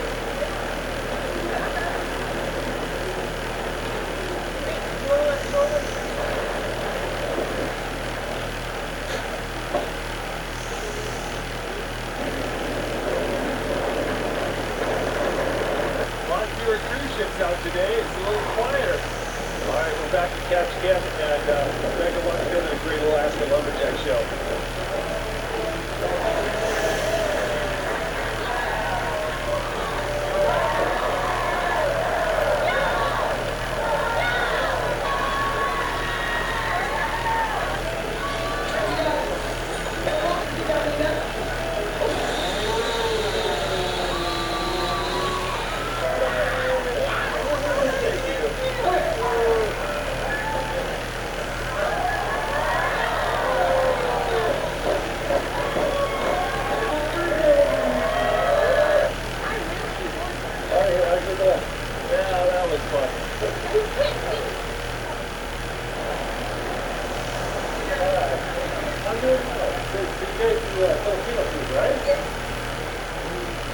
Look at it. And this is it?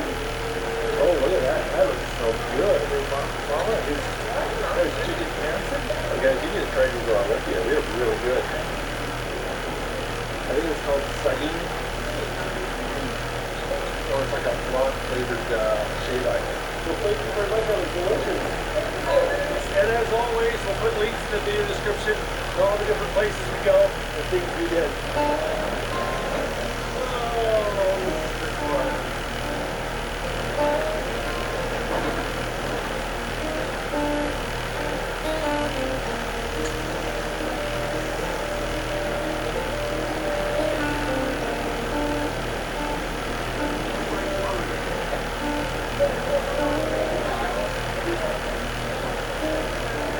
If you like that video, make sure to check out the Outdoor Boys YouTube channel, where we have hundreds of videos just like this. And if you want to see our newest adventures, make sure to click subscribe so you'll get notifications. I'll be right up to tuck you in. Okay. Leah has short lawyer. She's got great lengths to protect her home, so she never has to deal with her insurance. She should have MJM. They go to great lengths to do what's best for their policyholders. What's that? Uh-oh.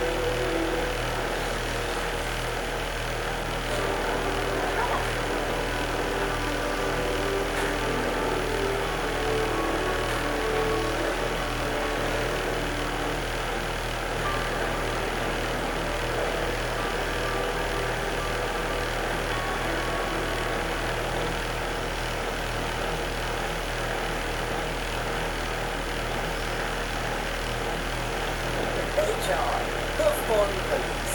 Pencil pushers, four eyes. That might be how you see them, but they're too busy to care.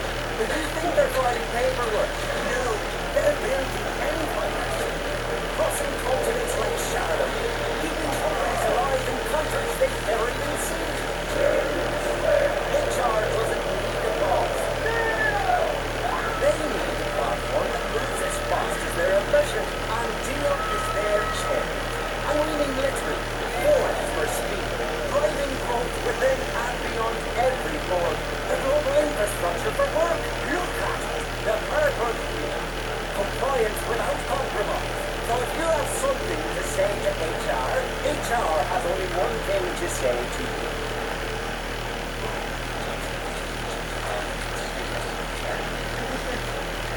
Dean, you're forever equal to mine. Love what moves you, protect what matters. The drives you count on connect you to the people, places, and moments you love. That's why Mr. Tire Auto Service Centers is here to help keep you safe and moving forward. Right now, save $120 on Continental tires, $110 on select Goodyear tires, plus buy one get one free on select Nexen tires, and buy three get one free on select Cooper tires. With tires you can rely on, you're free to focus on what matters most. Visit MrTire.com for details. Offers end February 28th. Nichols family here with the Outdoor Boys YouTube channel. I got a riddle for you. What's got 10 thumbs and is going to Utah? We've got so much camping gear and so many kids. We're 2 cars to get to the airport nowadays.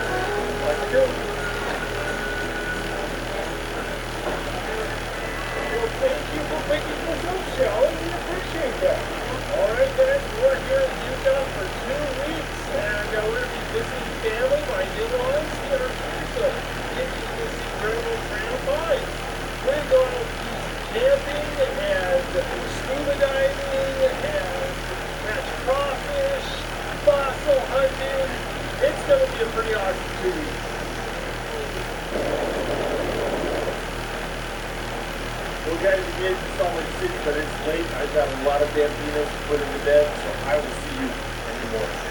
Well, this morning it's 7:30 a.m. and we're already eating the first days yet. What happened? You were playing with the treadmill, weren't you? Tommy, did you learn a lesson about not playing on treadmills? Nope. Put it on full throttle. All right, guys. Is that a lovely breakfast here? Are you guys hungry?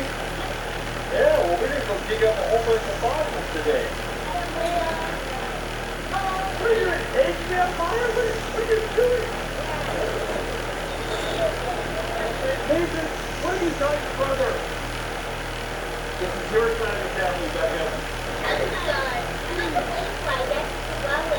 All right, the fourth fossil running on the agenda is going to be so hot. So we've got these little kid-sized camelbacks for the boys. We're going to fill them up with ice and a little bit of water. They're going to have that cold water rushing against their back to cool them off. And then, of course, keep them hydrated too. In the wintertime, you do the opposite. You fill your camelback with hot water and then just wear it underneath your coat and it'll keep you super warm. So let me look at you guys. Oh, yeah, you look like desert explorers. All right, guys, you ready for the fossils?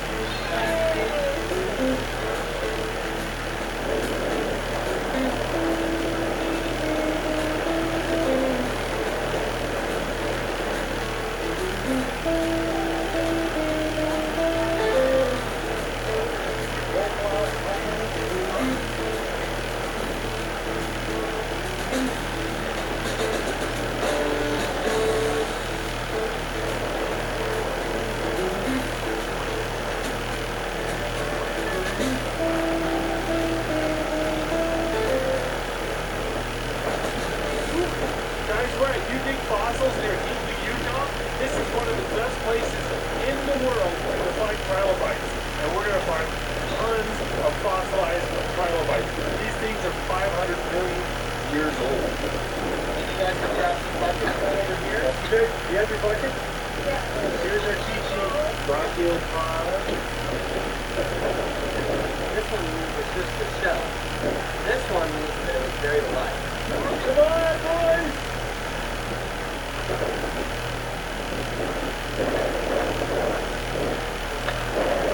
After we're gonna find trilobites, there's a piece of one right there. Again and again. No, we can't do it anymore. I bet this is how you guys end up after you go to prison.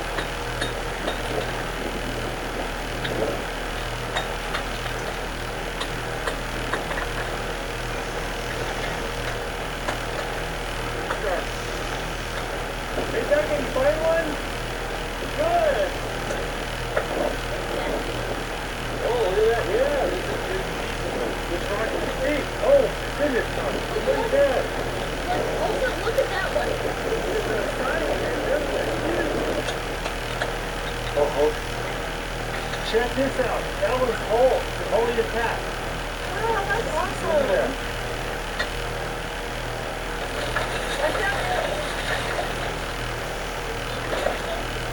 Oh, there's a piece right there.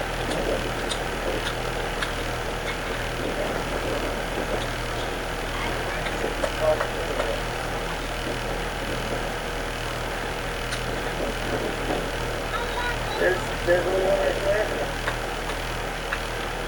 Oh, there you go. There's some pieces right there. Look at that. The whole crowd like sticking out right there. You can see them.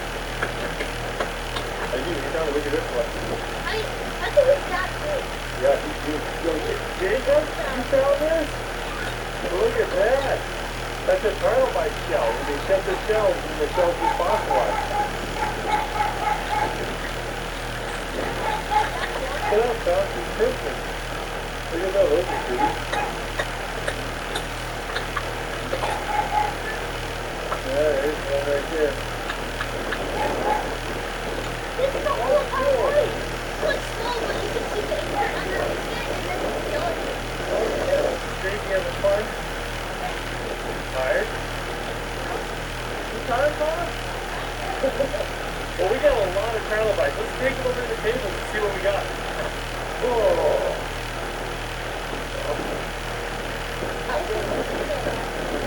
Oh, that was huge. It's so big, and then the padding underneath it. This is my best one right there. This one will actually fit my chick's bag, so I think I'll take this one up.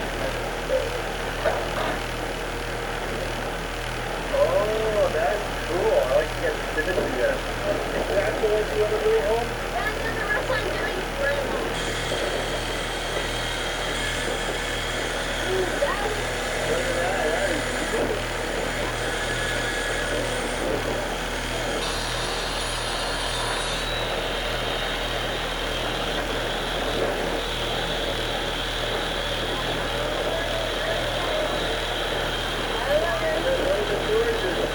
Butterfly wing is right there. Well, me and the family had a great time digging up these fossils. If you guys want to come here to view these fossils, I'll put a link down in the video description below. Hey, goodbye. Love you, baby. See you tomorrow.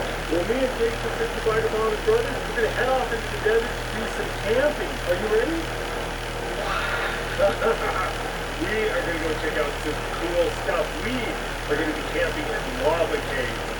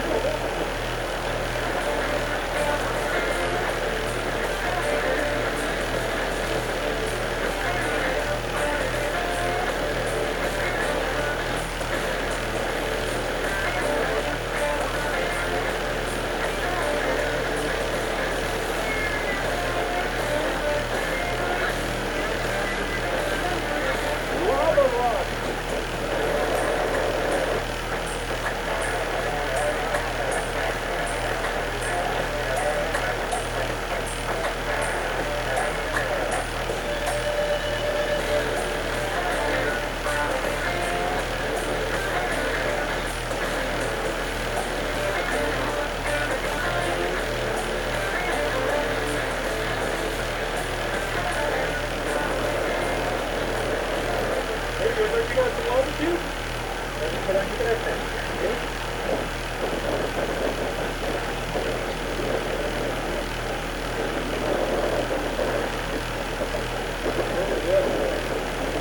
Look at that.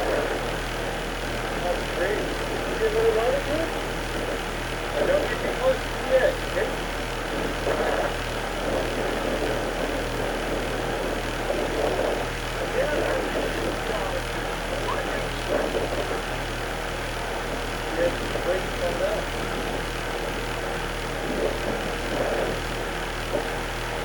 Sun's starting to get low. We gotta find our campsite quick.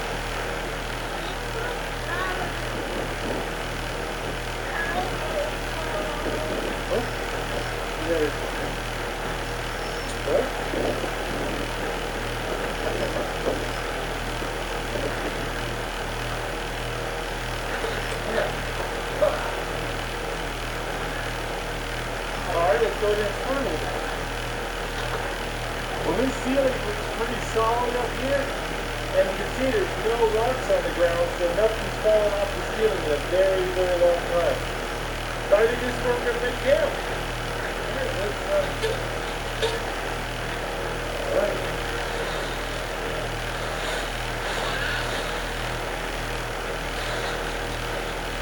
Yeah, the great thing about sleeping in lava tubes is you don't have to worry about taking down your tent.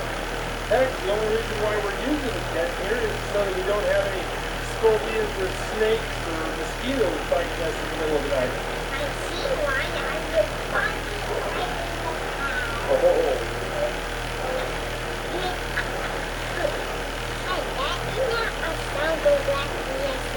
Got our beds all set up. So we get some dinner? Are you hungry? Alright, I bet you are. Yeah. That looks like that toilet. You want beef stew? Or do you want lasagna? Of course you want lasagna. That is good.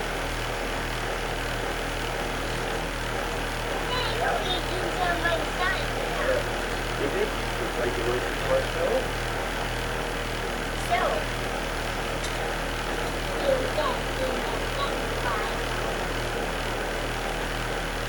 There you go. You like your marshmallow? Oh, there's a mouse laying around the bottom of the lava tube. Oh, I'm glad you have it dead.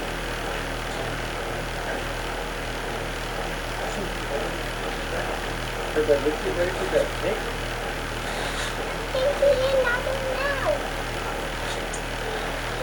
Slide on down. Yeah, is that cozy?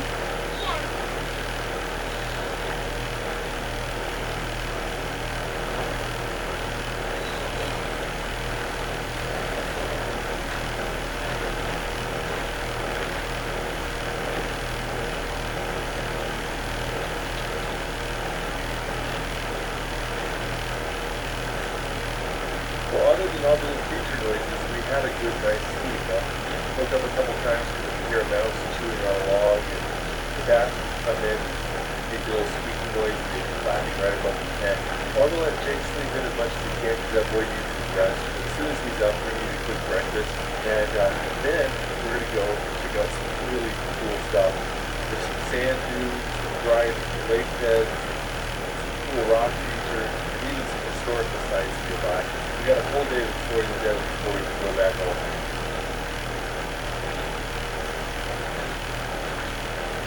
Morning, Jake.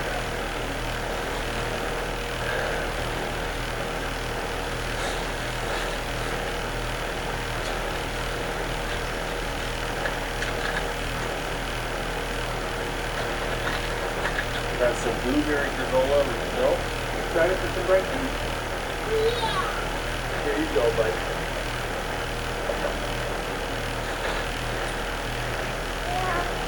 She's like, all right, shall we go back to the car?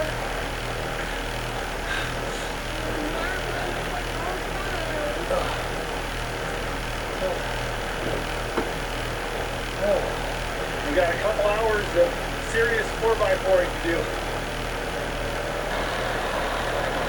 There's just miles and miles of these lava tubes formation. I mean, more than you can ever explore. Look at them. You can hike for days out here and never see all of them.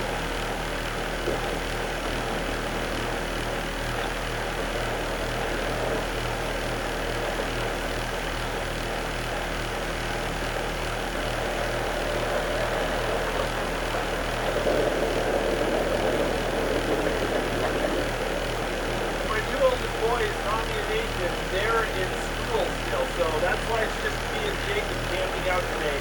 My boys are stuck at home doing online school, but school's going to be out here in a week or two, and instead we're going to have the whole crew exploring, camping, and doing adventures with us.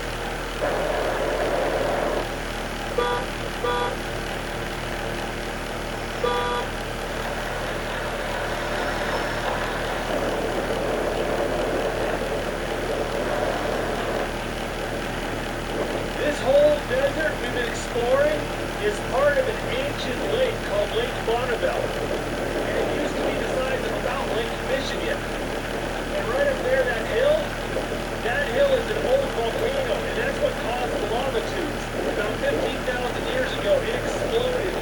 Pretty cool geology here in Utah.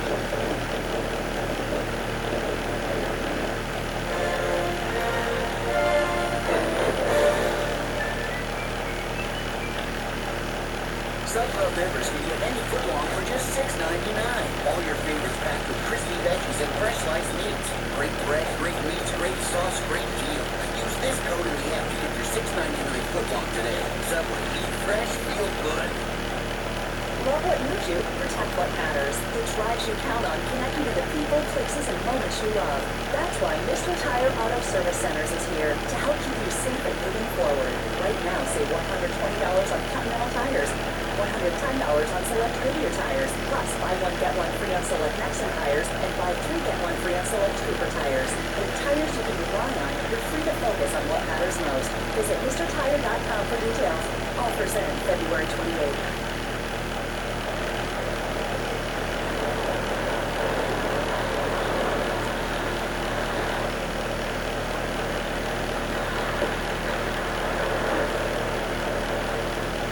Good night, sir.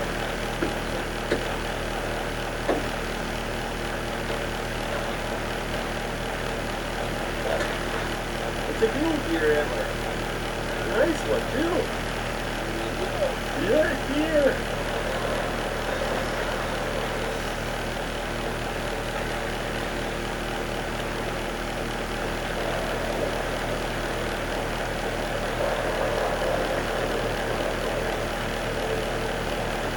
Oh, look at this. What a beautiful place.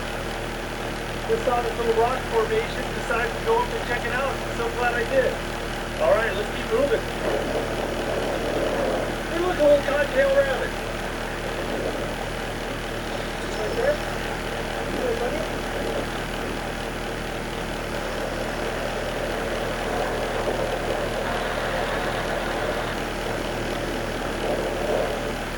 Jacob, come check this out.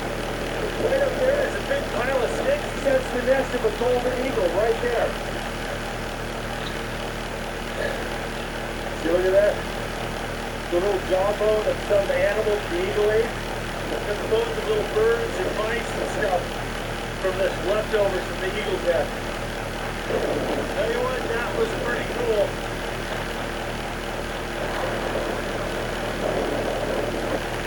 Look at that. Hey, Jacob, look what we got ahead. It's got a dry lake.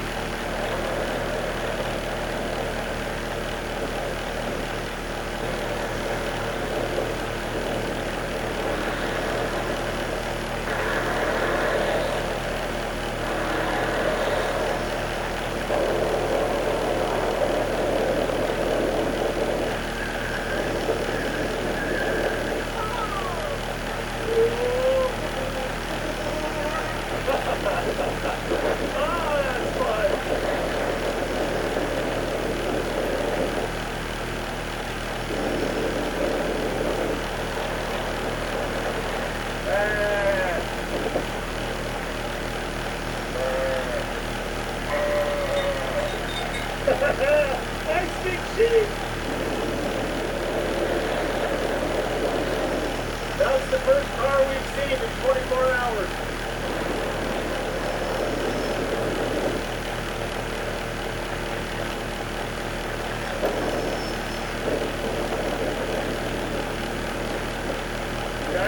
is the Topaz Mountain Japanese concentration camp from World War II.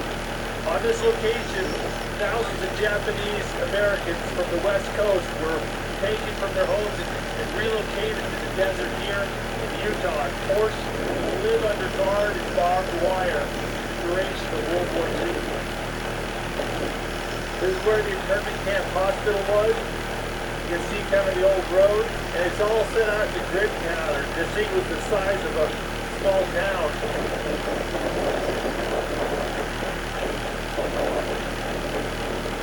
Japanese spies and saboteurs had helped the Japanese attack Pearl Harbor.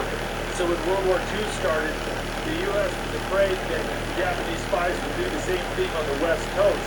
So all Japanese people, whether they were Americans or not, were rounded up, removed from the West Coast, and forced into settlement camps like this one here, out in the middle of nowhere. As far as your eye can see, it's old abandoned roads and broken foundation. Oh.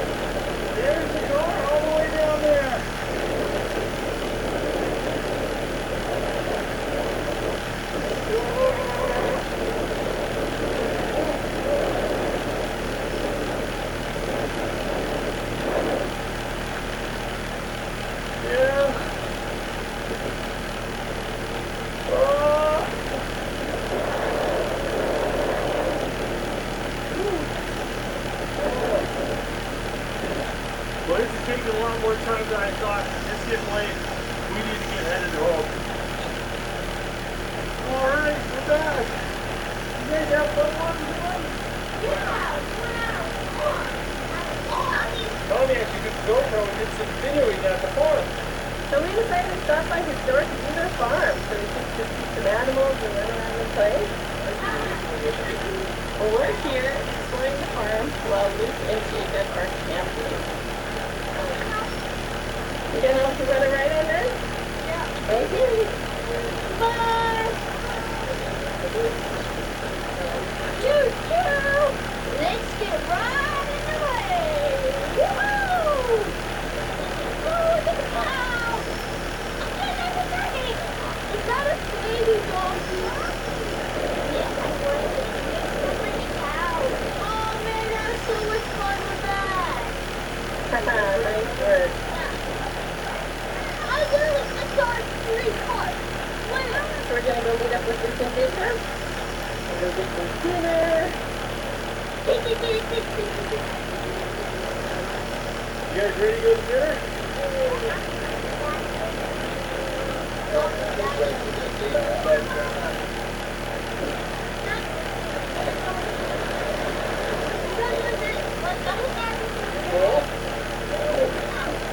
Oh, good morning. It's another wonderful day, and the boys are doing their online school. Got a little breakfast made here, and in a little bit I'm going to take Jacob and go run a few errands, because we've got some adventures coming up. And one of the big things I need to do today is make crawfish traps. All right, Jake, you ready to go to a big backpacking store? I was looking to buy a specific sleeping bag, and I'm coming here to backcountry.com. One of the biggest outdoor gear retailers in the country. And their warehouse and retail store are here in Salt Lake County. Look at this place. It is huge. All right. All right, so we need to go to the computers here. We go there and search their entire website for your products. And then tell them to go to the warehouse and call for it. All right. Let's see if I got it right. All right. There we go. It's kind of nice because there's a lot of high-ticket items I've wanted to buy, but I didn't really want to buy them without checking them out physically and touching them first. So come here, check them out. Good. Well, tomorrow me and Jacob are going to go on a catch and cook camp out. We're going to try to catch a bunch of crawfish. So I got some chicken wire here. I'm going to go ahead and try to make some crawfish traps. There we go.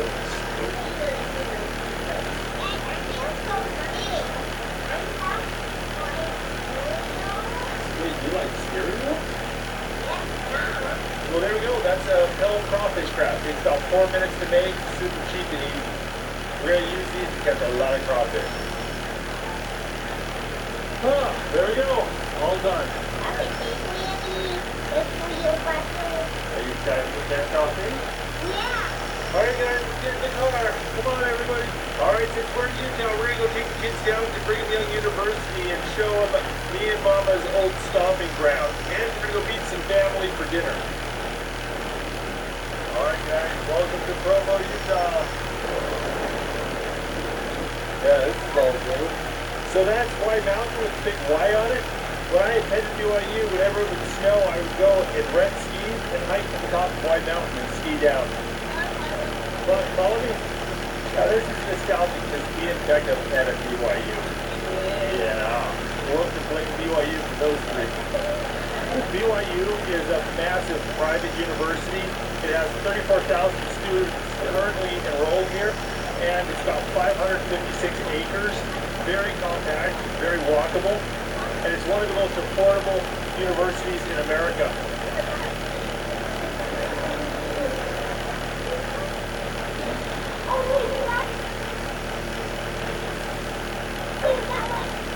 When me and Becca went to BYU as students, she was an excellent student, I was a terrible one.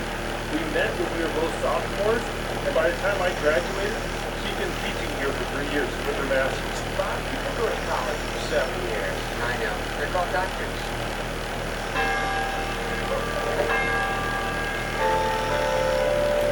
That's where they filmed BYU TV and Studio C was filmed. Carolina can mess up this shot! That's a Kodiak Grizzly Bear. You've got a key goose, huh?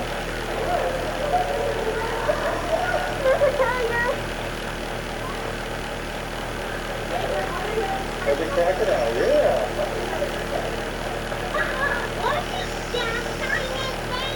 Oh, check it out. It's a liger. What's a liger? It's pretty much my favorite animal. It's like a lion and a tiger mixed. Maybe for its skills and magic. An American alligator. We ate one of those. This is a buffalo. Remember, you slept on the buffalo line. Did you want any ice cream? Let's get some ice cream. That was awesome. Oh my goodness, what's the better? It's graham cracker, caramel, and marshmallow, right? Oh, and peanut. You like your chocolate?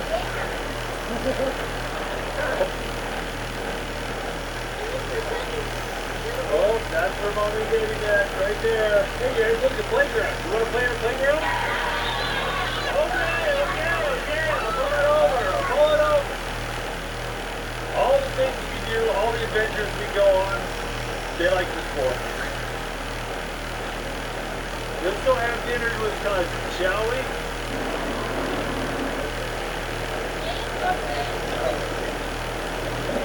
We're just sitting here at a Mexican restaurant with my niece, Gwynna, and my nephew, Spencer. Both of them are down here in college from Alaska. Just having a nice day. You need the food? And Spencer's friend here is eating the largest burrito in the world. That is so big. That is huge. I can help you, Dad. I can help. Well, Gwynna, thanks for coming. Of course. All right. All right, it's not your bed, dog, guys. You gotta get home, get you to bed. Well, guys, it is a nice, relaxing day. I'm sitting here editing up videos, and the boys are doing more online school. Tomorrow's the last day of school, so almost there.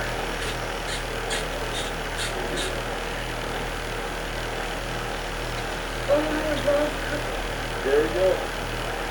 Yeah, don't eat cornmeal before lunch, buddy. It's with your grill. All right, guys, you ready to go to the museum and Antelope Island? Let's go! Yeah!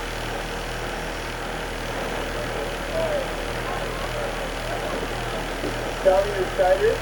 Yeah, I recognize some of these places. Well, Tommy's pretty excited about airplanes lately, so we're here at the Hill Air Force Base Air Museum.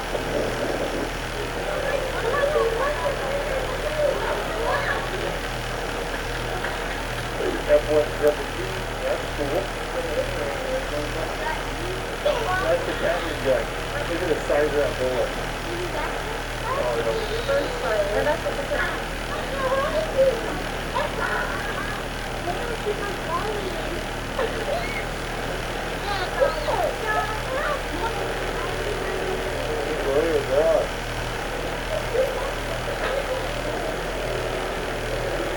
These are nuclear bombs.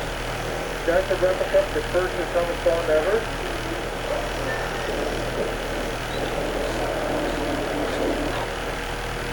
HG Hotels and Resorts. Guest, a guest. Explore the neighborhood. Or the recommend. Now leaving the hotel room. Unplug for the day. Or plunge into a long weekend at a Holiday Inn. Take on Miami, Mexico City, Minneapolis, or any Holiday Inn Express destination. Choose the 20 IHG hotel brands. Earn points for free nights with IHG Roman Rooms. Down April Fresh gives you a whole week of freshness with just one wash.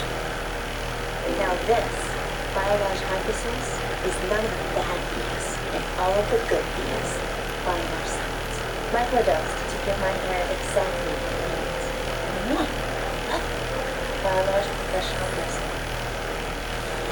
Red Zesty Herb Fresh Fats go anywhere. Take Zesty. To go and let the zest take you places. Ritz Zesty Herb Fresh Fats. Another way to enjoy Ritz on the go. This is like a dream that's true. I always wanted to be so I was grateful.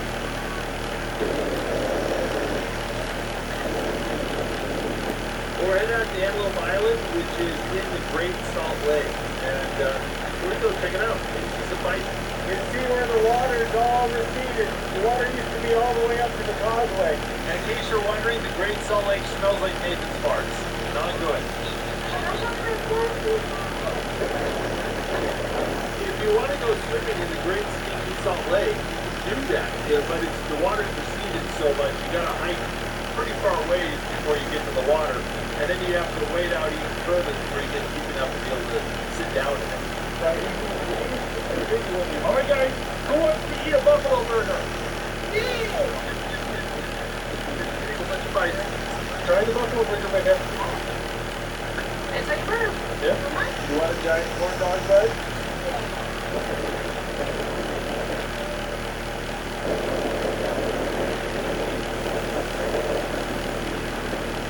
There's the buffalo on the side of the road. Well, after Antelope Island, we got the kids back to the house, and it's ended. Me and Becca are going on a date. We're doing some fine dining.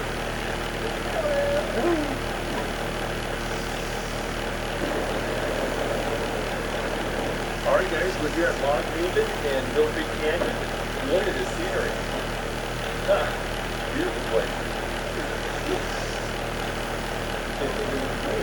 Yeah, waterfall. We got our appetizer.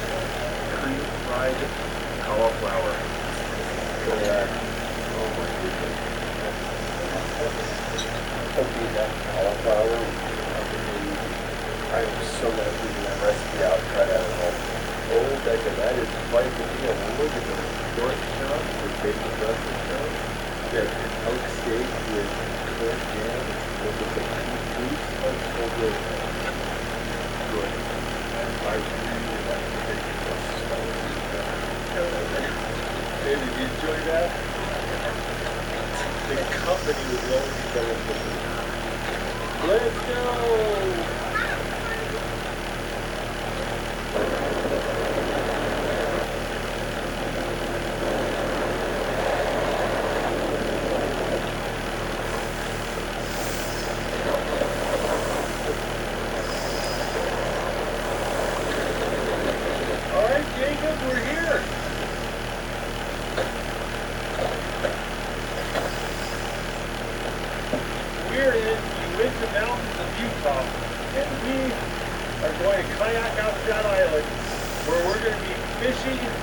packed crawfish, and camping.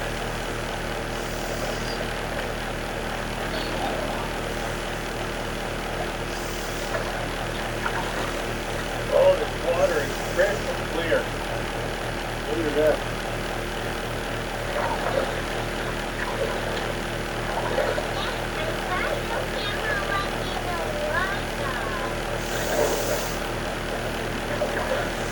Right here.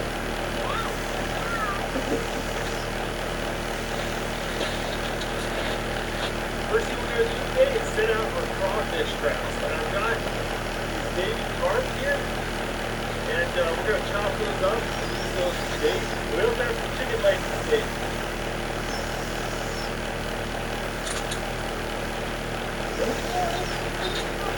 Alright, got these traps set with a piece of chicken and a piece of carp. We're going to go see if we can't catch some crawfish.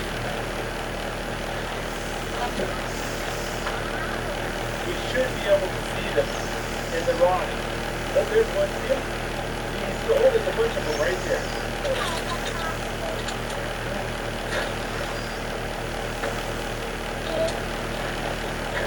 You ready, Dave? Throw it out there. There you go. All right, got all the crawfish traps set, and some of them are just covered in crawfish already. And I think we're going to catch a lot of crawfish. All right, buddy, hop on out.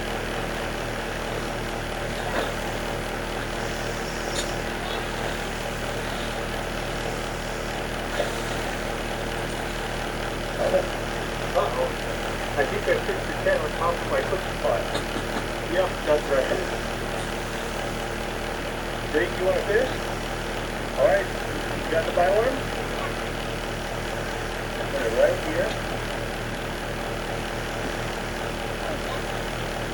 So I got my rod set up in the biworm. Make a nice loud beep. So me and Jake can mess around with our stuff. If a fish comes over and bites, you're going to hear it. Well, I've got a little boy who is hounding me to go check the crawfish traps. Isn't that right, buddy? You want to go check the crawfish traps? They've only been soaking for about an hour, but it'll give us a good idea of which locations they're producing and which ones aren't. The bullet is there in the bottom. Hold the string apart. Oh, I see him. I see him. He pulled the bear. Over the ground. Look at this. Look at it. It's a nice one, too. Yeah.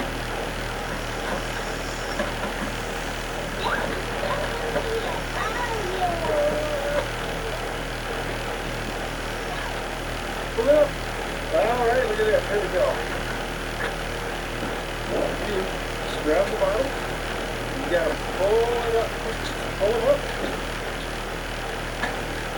Go over there, right there. All right. Another crawfish.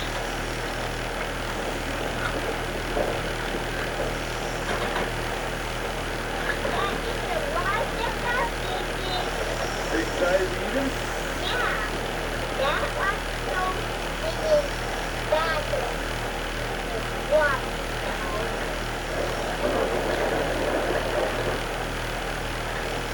That's a few of them. That'll do a little snack. Here. Yeah, they're so armored. Look at this. Yeah, look at these. If you grab them behind the shoulders, they can't pinch you. Unless, of course, they're doing it. My crawfish died. Yeah, I get. Look at this. He pinched you. They go. See? He's pinched your life jacket. See, that's why you always wear a life jacket while crawfishing. Yeah, I got it. Yeah. If you don't mind taking them up, do you?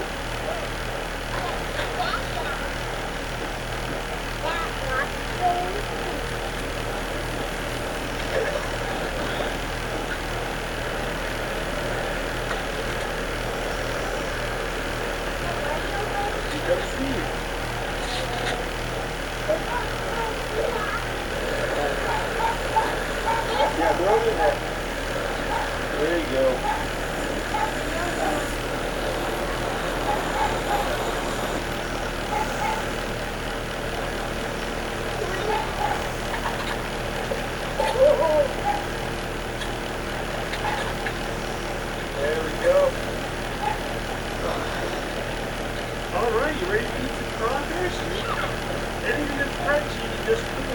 Now there you go. A little bit of tail piece.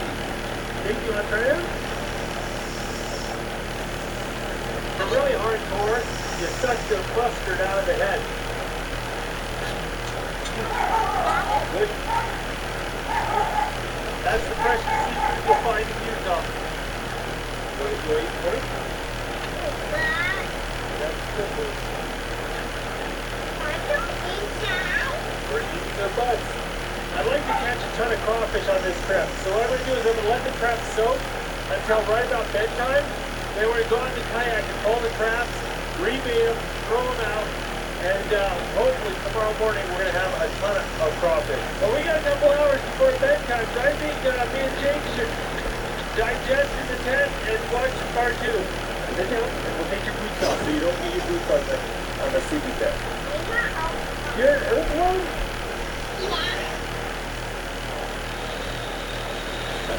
Oh! We got a fish! Whoa! Oh, look at this! What a lovely trout! Look at that! That is a nice, healthy fish! I think we need to have some trout with our crawfish. Huh? What? That is a nice fish. Look at that. Oh, well, that's awesome. I want to go catch some more of those. We're going to eat the trout tomorrow, and I want to keep it alive until then. So I grabbed one of my crawfish traps to put the trout inside it. And, yeah, look at that. We are loaded. Just going to take that.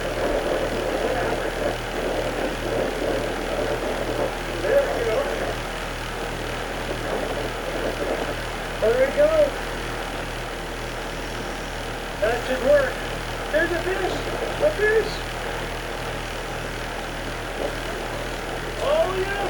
Oh, look at that beautiful sucker. Oh, you put up a better fight than that rainbow. What a beautiful fish. But I ain't going to eat him, so let's... Bye-bye!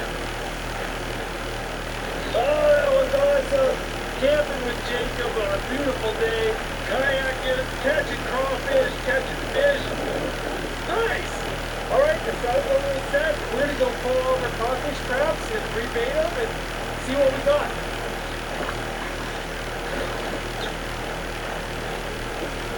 Oh, there we got some.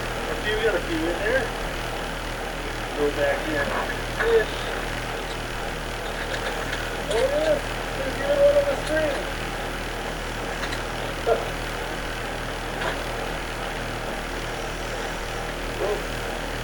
holy wood. That's number 5.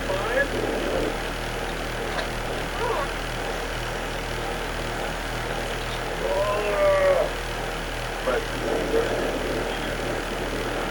all 6 traps we made them, and the sun's starting to set, so we're going to head back to camp and get ready for the night. Oh, yeah, look at that. That's a good pile of crawfish there. I accidentally ran over this with the kayak and the trout got out.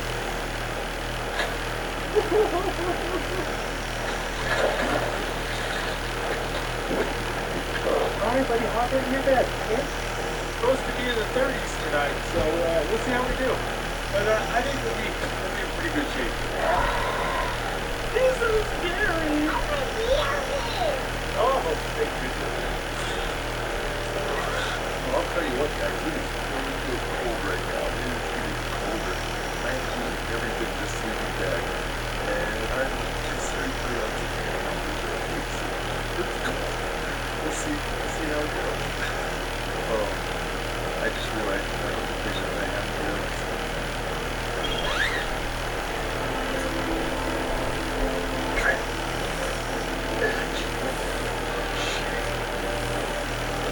Trim, edge, and shave with Phillips Norelco One-Way. One tool for all you need. Looks like Jack just realized some people mix and match their vegan scents. So he gave it a shot too. Is he the laundromat cool dude now? Sniff the difference of Dane's amazing scents or your money back. Litterback.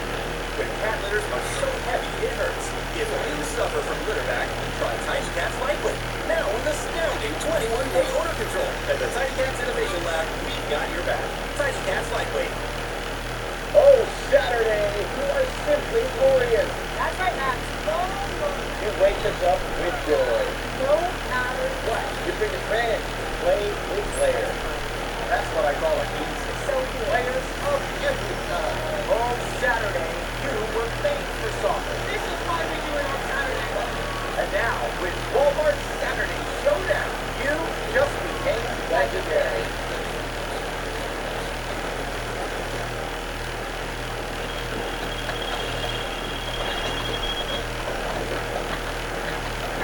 Oh, I just had another fish on and lost it. But it's time to go to bed, so I'm going to reel it in. And snuggle in my bed. It's cold out. Meanwhile, well, here we are at my folks' cabin. Well, Dolphin and Jacob are camping in Strawberry Resort. We're going to camp out. God damn it. Rebecca, Tom, and Nathan here with the Loot Outdoor Boys YouTube channel. Are we ready to do this? Yeah! We're going to be having an awesome time. Yeah, cowboy! Well, now he's running for people.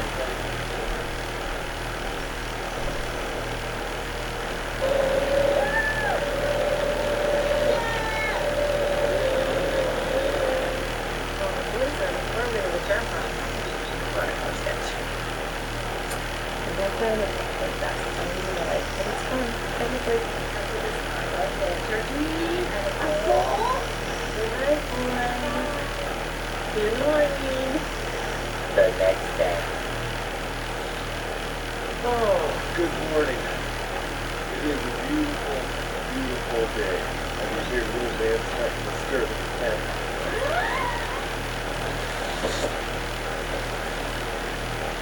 Hey, good morning, Jake. You sleep well last night? You stay warm? Good. What would you rather do first? Eat breakfast?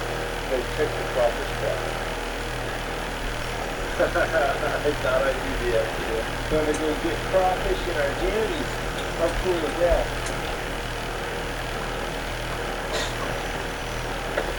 Oh, look how many there are here.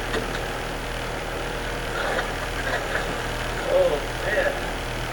There was like 20 in that one.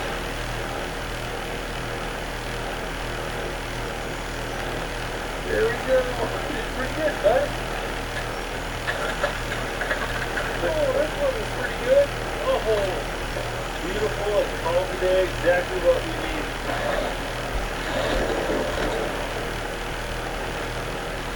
Well, there we go. That's not bad. I mean, that's the deal right there. Nice one. You want breakfast? How about blueberry granola? You okay with that?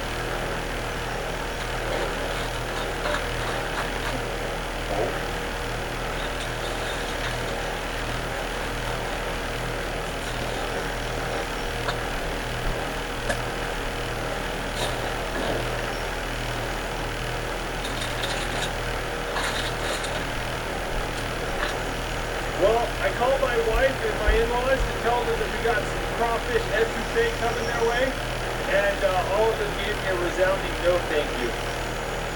So, we're going to let all the crawfish go.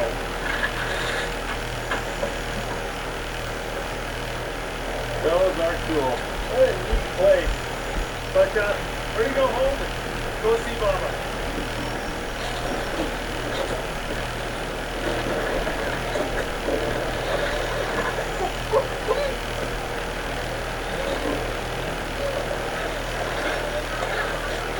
Sorry, buddy.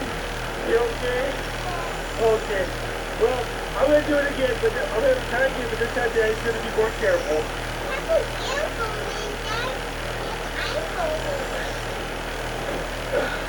See? Is that better? If you're soggy and cloud your hair. Is it funny that Daddy wet his pants? No. Oh.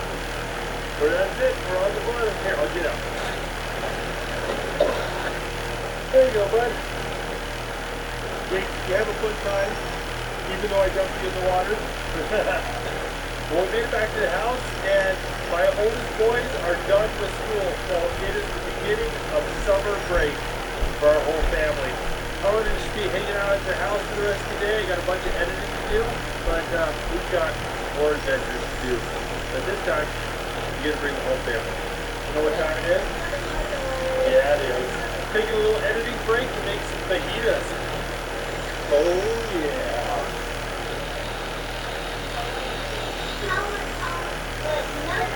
You like your fajita? Well, now we got a little food in it. Let's go to a little mountain lake and do a little walk around.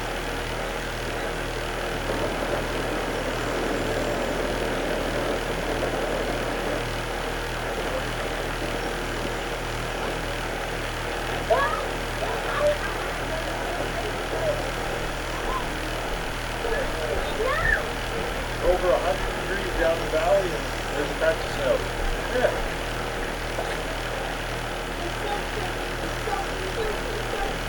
Are you ready to go on the first date, Becca? All right, let's go get some dinner. Go to a place called Chiburo.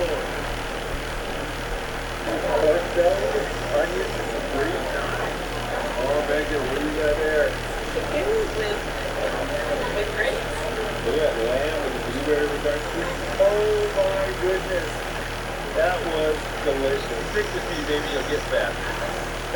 Well, it's been a lovely, lovely day, but we gotta go inside, face some music, and put our tootsie down. So we'll see you guys. We're gonna change things up a little bit, do something different.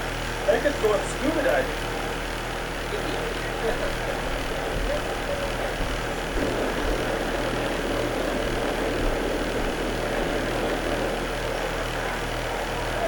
Alright guys, here's the Homestead Crater.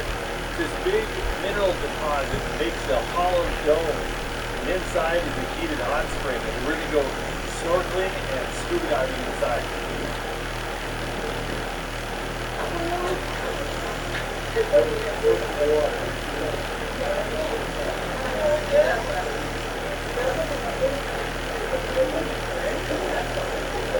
Check it out. This is the crater. This thing is deep. I think it's like over 60 feet deep. And it's always around 90-something degrees. It's warm in here.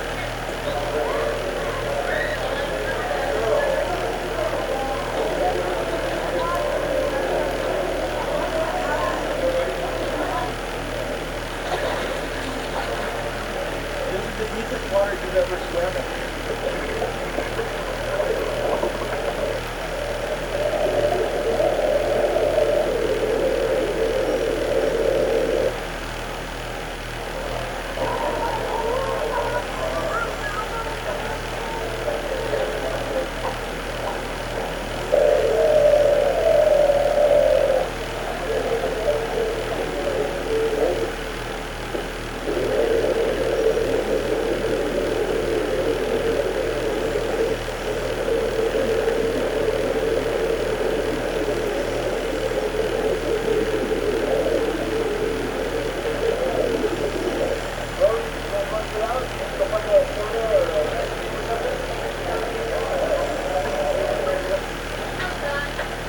Do you guys want to go to a bakery?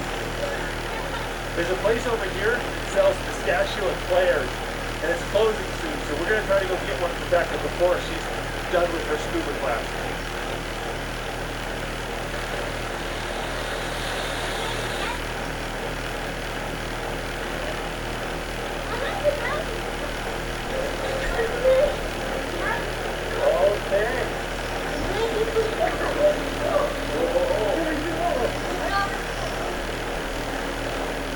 What do you think of that, Tom?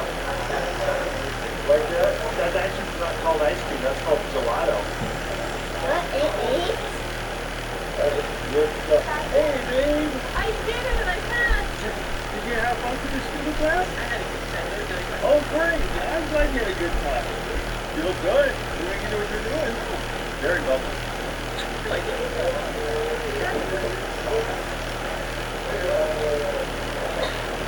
Scuba diving, Mama? Yeah. Hey, Vika, was it scary with Mommy that I wanted? Yeah. Nothing like scuba diving to work up an appetite, huh, Becca? Oh my goodness. guys, we've got a lot of leftovers. It's been a great day. But we're going to hit the sack boys to bed. I'll see you guys in the morning. Well, guys, it's another lovely, low-key day here in Utah, and we're just hanging out at the cabin. I'm doing editing, and the kids are riding on the four-wheelers, and Becky's going to do some tailing.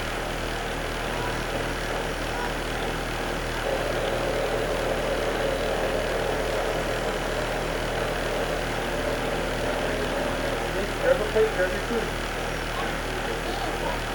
You guys like walking up with us?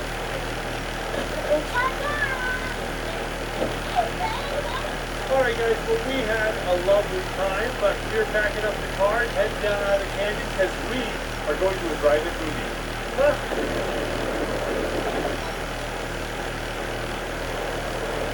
We're doing our very first drive-in theater here, and it's ridiculously affordable. It's $10 for an adult, $1 for kids.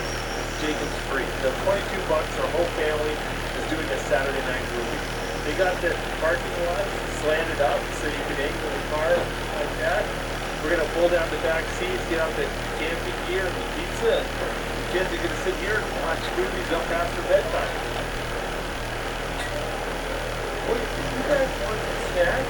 I might have got some.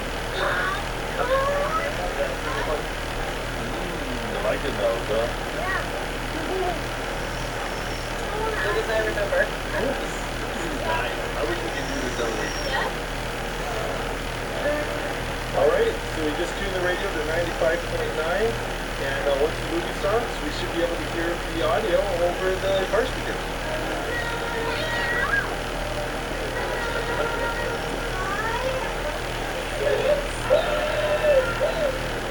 Well, Molly, what do you think? You like that? Well, guys, welcome to another beautiful day, and we're on the car ready to go on another desert camping adventure.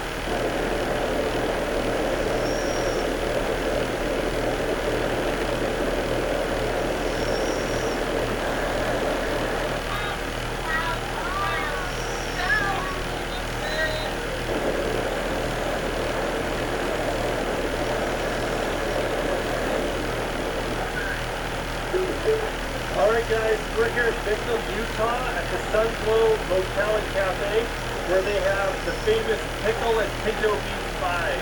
So we ordered like 6 different slices of pie here and we're going to try all the different flavors plus a couple traditional ones. And guess what? Pinto beef pie, buttermilk pie, pickle pie, and oatmeal pie. We're going to try a little bit of each. I'm going to try the pickle one first. That is really good. It tastes a lot like a very sweet pumpkin pie. You want to try the pickle pie? You like that? Well, like pumpkin pie, doesn't it? I'm going to try the pickle beef.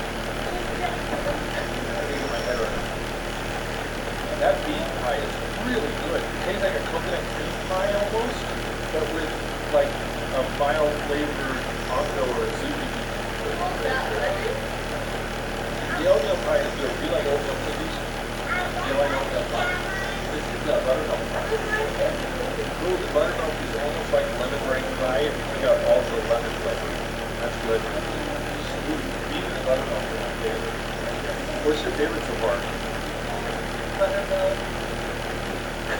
Alright, we got good old fashioned blueberry a la mode and strawberry a la mode.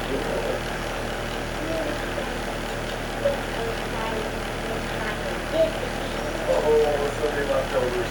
We're going to have to go on a big hike to work off all that pie, guys. Vaughn Series 9 Pro Plus. Cutting it close has never felt so comfortable.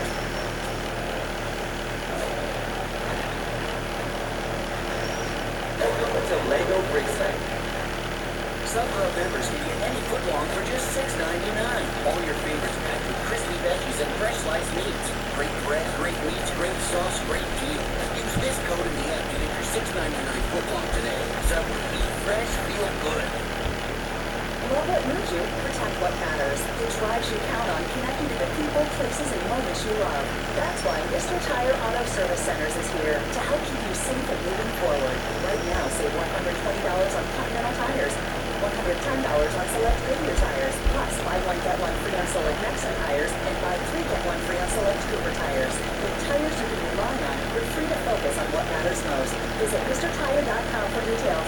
Offers end February 28th.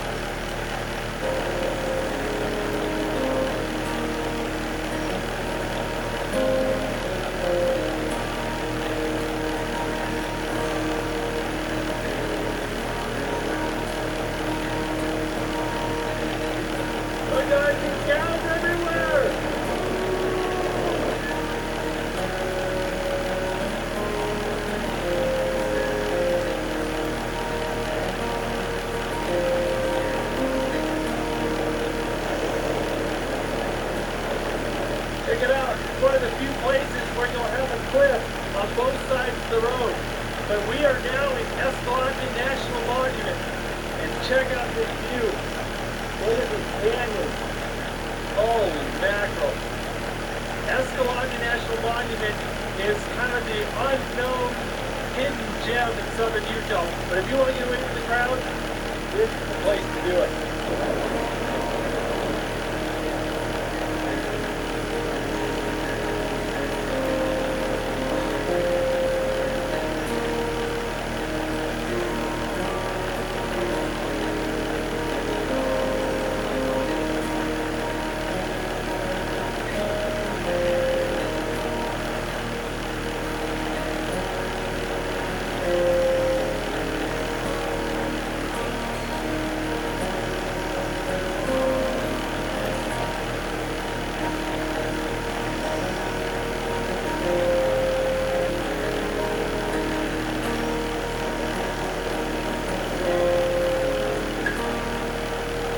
We're in the desert now. The temperature is a blistering 93 degrees, and we're going on a 3.2-mile hike to a couple of slot canyons. I have no clue whether we'll make it or not. Mutiny is a little bit in the air right now. We're going to Peekaboo Slot Canyon and Squinty Slot Canyon, which if you are new to hiking and new to canyoneering, it is great places to start. The only way I convinced Tommy to come along is I told him there's a good chance he might see some lizards.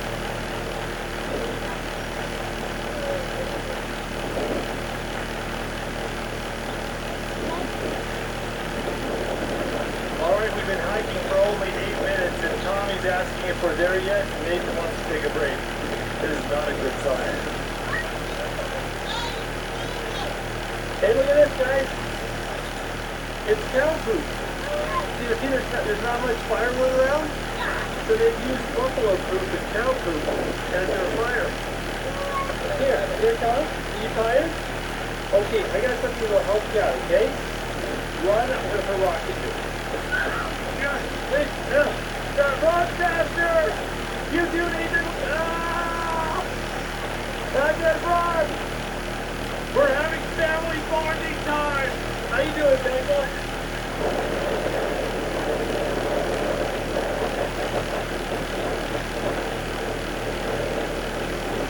There's the Slot Canyon right there.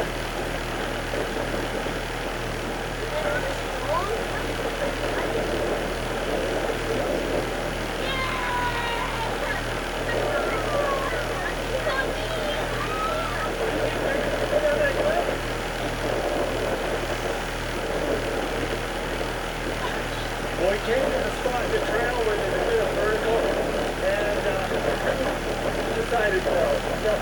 We're going to see something else.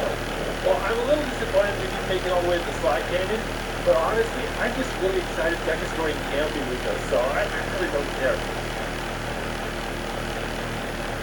Well, we didn't quite get the hike done, but at least this gives us a little bit more time to see a few things and to get camp set up in the daylight. So, because we are taking Mama camping. Alright, this is the Devil's Garden. Let's check it out.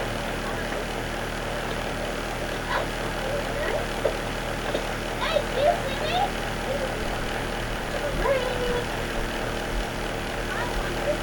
It goes way back there for quite a ways in a lot of these places.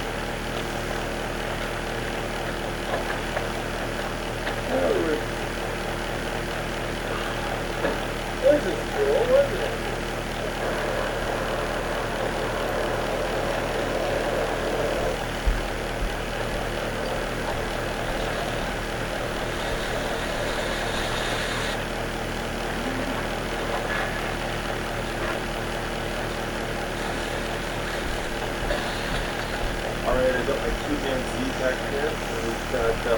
boys that we kept in here. I'm just going to cover them up with 2 of these camping clothes. Alright, second gets my Silverest Honda Key. And I'm going to take the air mattress and the ATV bed.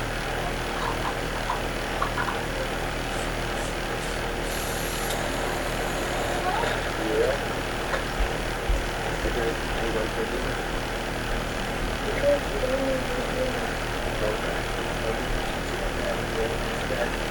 I'll see you guys in the morning.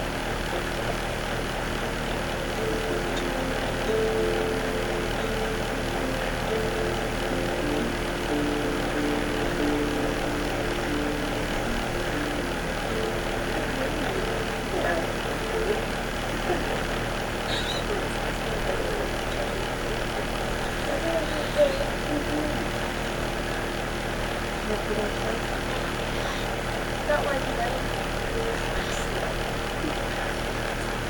That will exit high.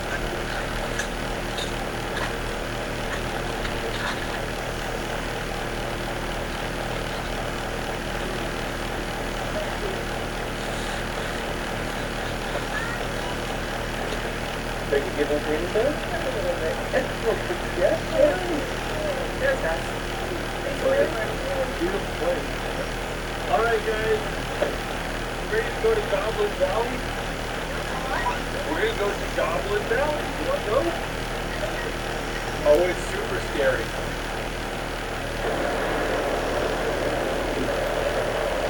Well, that was just a fun little family camp out, and honestly, the highlight is the drive. Going down Route 12 through Escalante is one of the most scenic roads in all of Utah. We're really close to Bryce Canyon, Captain Reef, Zions, Arches, Canyonlands. There's amazing national parks all over the place. But a lot of those are really crowded, and frankly, me and Becca have been to all of those several times. So we want to try something new. So we're going to go up to Goblin Valley. And the kids are really excited to see goblins. They only eat children, don't worry.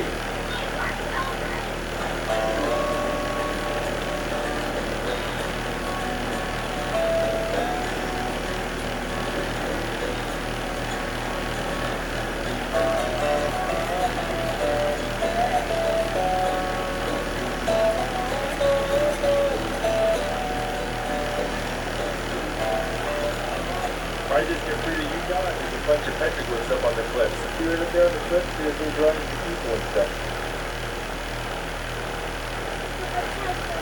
There's actually places all over Utah you can see ancient petroglyphs like this. And a lot of them get a lot closer. Over at Vernal, 9 Mile Canyon, and a few other places here in Salt Lake.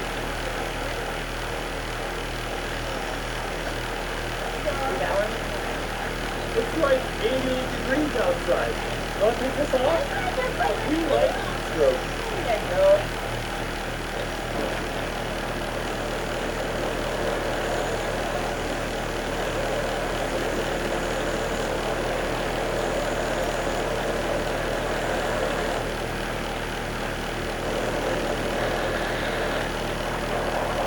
Hey guys, you want to do a little off-roading? Yeah! Alright, let's do some off-roading.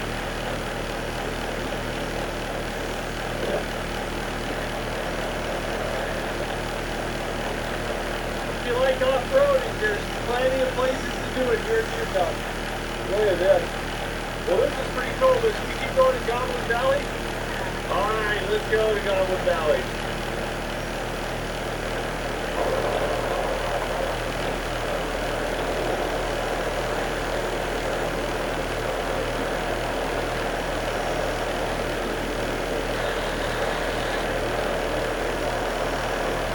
Welcome to Goblin Valley State Park. A ton of stuff to do here, but we're overheated and lazy, so we're just going to drive through and enjoy it from the car with the AC on.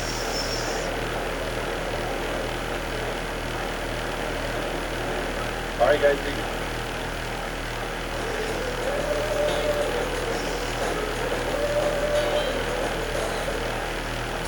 Done it, Mabel. Put this into this. There's only one thing to do. Party on March 6th. It's time to answer the call of the wild. This is Pixar's Hot Pursuit.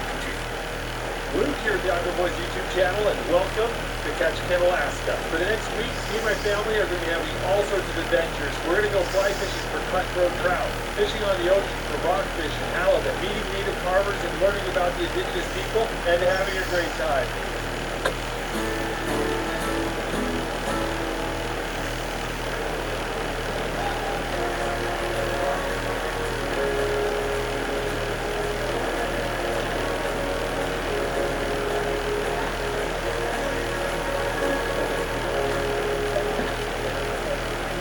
Welcome to Ketchikan.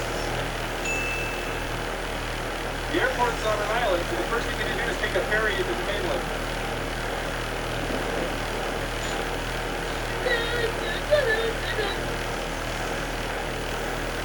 Well, Ketchikan is right in the heart of Tongass National Forest, which is a temperate rainforest. So it rains a lot here. So this is pretty typical Ketchikan weather today. But the weather forecast gives me some reason to be optimistic. Look at the size of that cruise ship. Check out that stairs. That's a heck of a front porch. Look at it, grab some food, and looks like they're out fishing. So.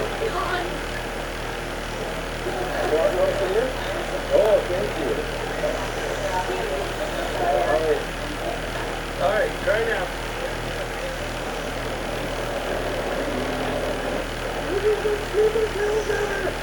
Ketchikan is actually the 6th largest city in the state of Alaska. It's got slightly over 8,000 people living here. That's roughly the population of one cruise ship. And almost every cruise ship that comes up to Alaska stops in Ketchikan.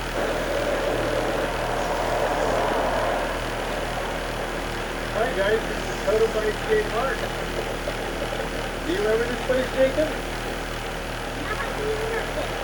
Ketchikan and the surrounding area was home to the Tlingit tribe, and they carved a lot of totem poles from these giant trees here in the rainforest. A lot of the old totem poles are on display here at Totem by Park. Oh,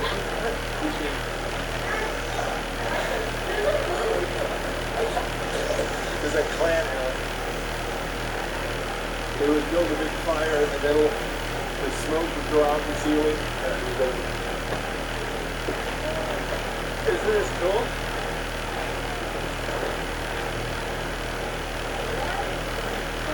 Tom, do you know what that is? That is not just any salmonberry. This is the first salmonberry of the season. Here, Mama. You want one?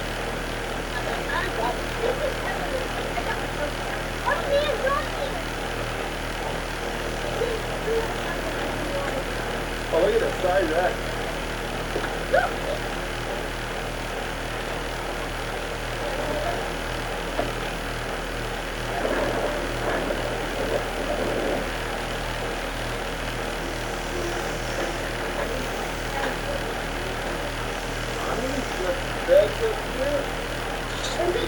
More bags? Combination, you guys pick out your bag. All right. Yay! We're going to take it easy, go to bed early, and I will see you guys bright and early in the morning. Hey, everybody. All right, guys, who wants butterscotch pancakes?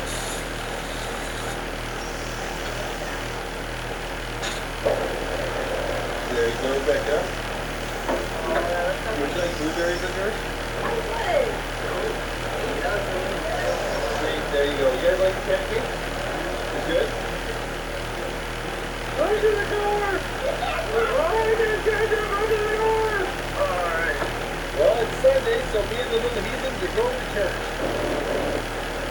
Alright, we're here at church. Have to put the camera down. I'll see you guys in a little bit. Hey, Becca, you have fun?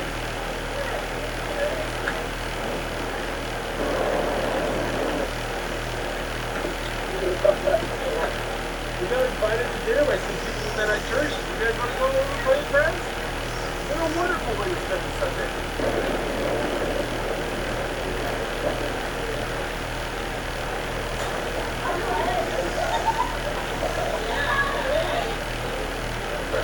Oh, yeah.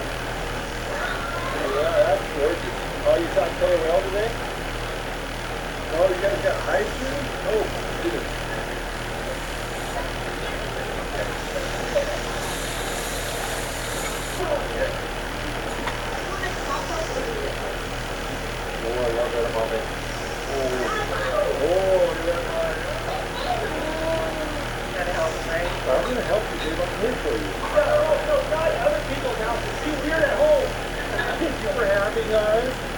a pleasure.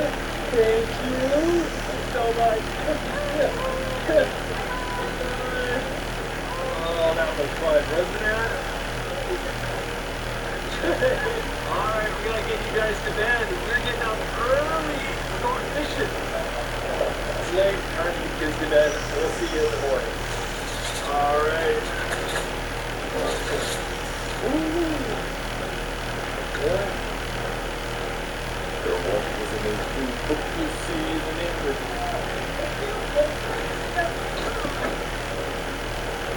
Well, today is a beautiful day to do some fishing, so we've rented a fishing boat.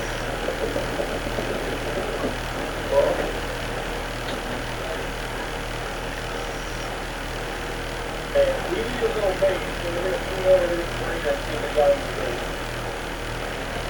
boat. Hey, you guys have any bait for us? Yeah, I'll take the ball. I got 4 crab pots. Oh, thank you very much.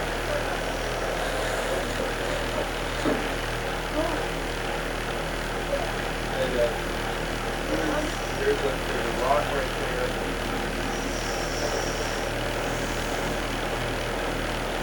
Go underwater pinnacle and then try to fish that and see what happens. Alright, you guys want to try fishing? Is that a rockfish? Yeah, it's a rockfish. You're allowed only 1 per day.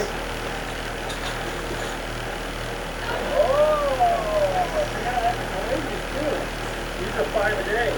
Congratulations, Tommy. I believe that's a yellowtail rockfish. It is exactly what we want. These things are delicious. All right.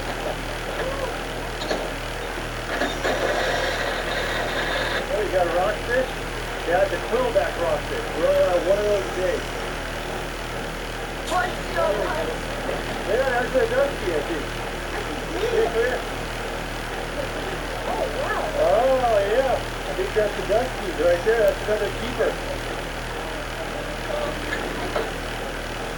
Amazing. Yeah, another yellowtail. Oh, that eagle wanted a piece of it. Yeah, another yellowtail. There we go. All right, slow down. We're going to try another spot. It turned out to be a pretty decent day. All right, you ready?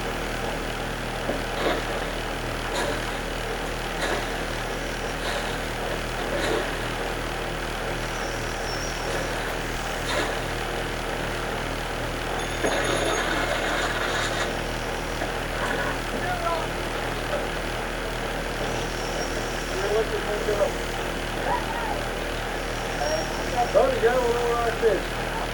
Bring him over. Yeah, that looks like a little baby quillback. There you go. Oh, look at that. What is that? That's a lingcod. What is that? It's a small lingcod. Can we keep it? We might have to. Yeah, we can keep it. We're allowed 1 per day. They're really good meat. I'll put your fingers in on that now out there.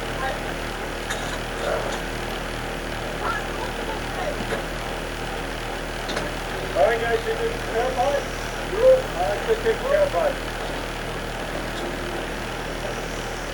Hey, nothing in here. Empty as empty can be. Yeah, there's some down there, too.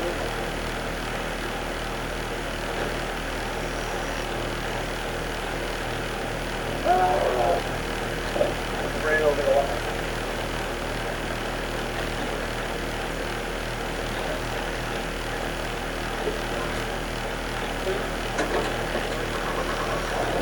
Just ran over some fishing line and dumped it up in the pond.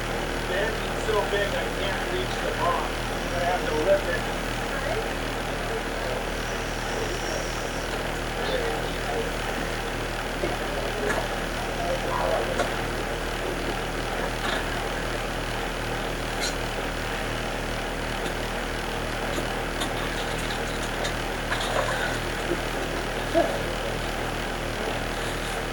I only caught 1 fish here and you just caught 1 fish. Alright, so,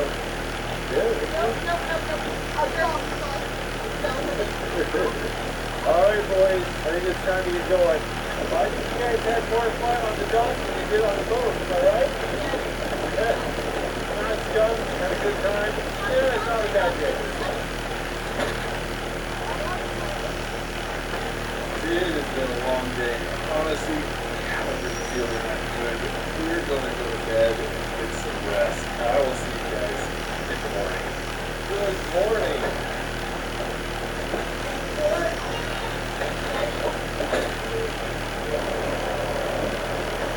Rebecca, there's a crepe place. Cinnamon Toast Crepe, Honey Crispy Crepe, Easter Crepe. Oh, is that blueberries and cream? Oh, you guys don't want crepe, right? I do. Okay, we've got pizza crepe, cinnamon toast crepe. Yeah, these are really good. We're back to a family here. They're going to help us out, take us to a lake to go camping and fishing. Watch out for the door at back. You got anything? Okay. Sure. We died, thank you. Sarah? Go, Tommy. You're not flying it. You understand that? Yeah. Okay, you just say it out loud. Not flying. Oh, singing into the microphone. He's going to turn off her microphone if we do it this time. The battery jumped in. That's like nothing wrong.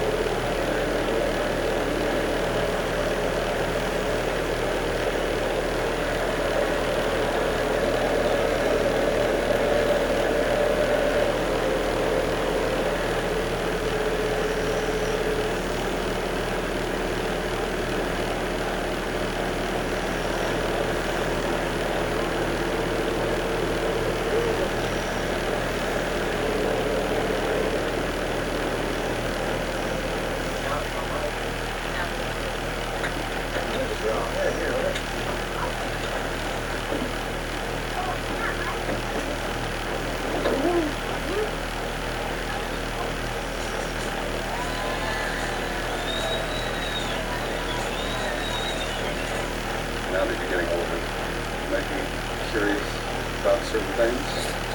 You're eligible to become a member of the Federal Credit Union of West Virginia. All veterans and their families can join. Navy Federal Credit Union. Our members are the mission.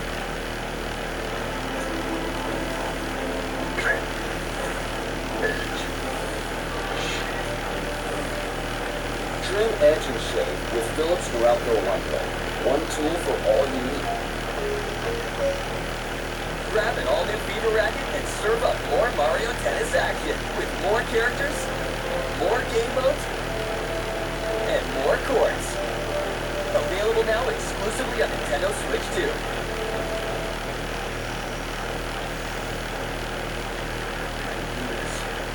Good people go through language history with the triple devices out there confused. Ow! Yeah, ow! I need to feel safe. They think there are hundreds of sites. You can do anything but what, tell, pull, and call. I'm scared. Do it together. Kayak. Got that right. Thank you.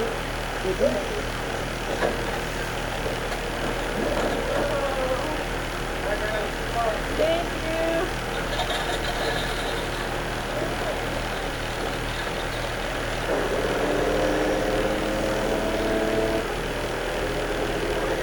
What, you go check out our campsite? Alright. We rented a National Forest cabin for like $60. You can rent one of these cabins, and there's hundreds of them in Alaska. Oh. Alright guys, it smells like cedar and spruce. It's really good. Let's bring all the gear.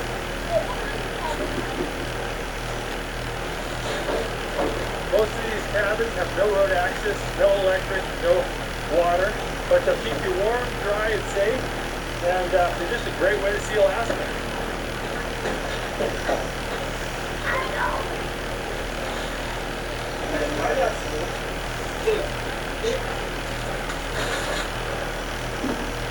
There we go, we're all moved in. You guys want to do some fishing? Just picking up with the fly. Oh, trout. Brought along a little pack raft kayak here. We're gonna inflate this thing up. It weighs 7.5 pounds, and you inflate it with a sack, just like you do my air mask.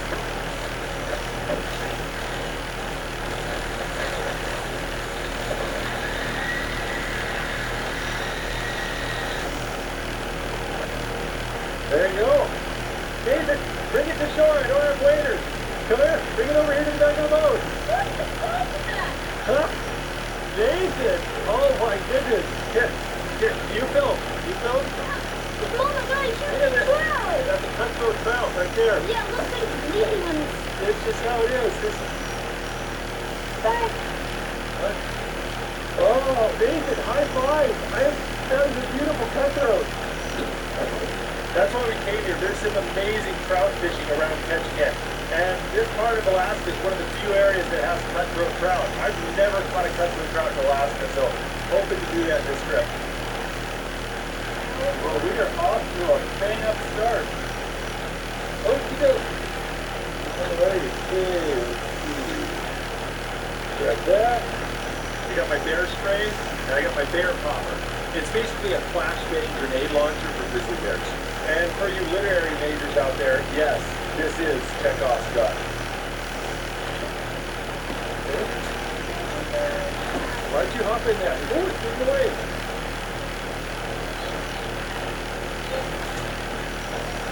Okay. Do yourself some more.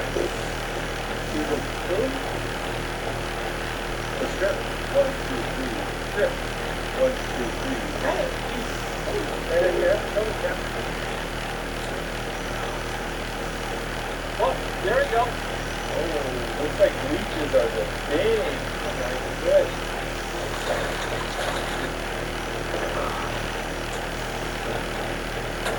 There we go. That's my first cutthroat in Alaska. Oh, there you go. Look at that. Oh, there you go. Good. He popped out.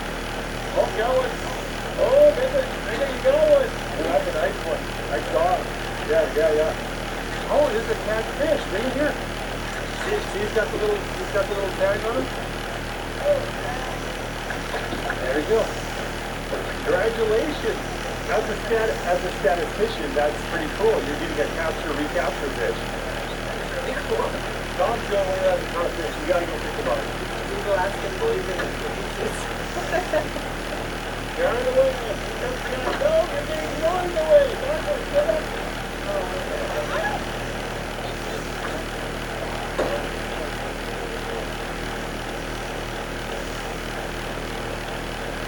They tell me I found your missing fly. Wait, really? Turn to your left. Oh, look, I Yeah. can There you go. Looks like I told you. Get for that bossy loss. Look at that. Oh, healthy fish.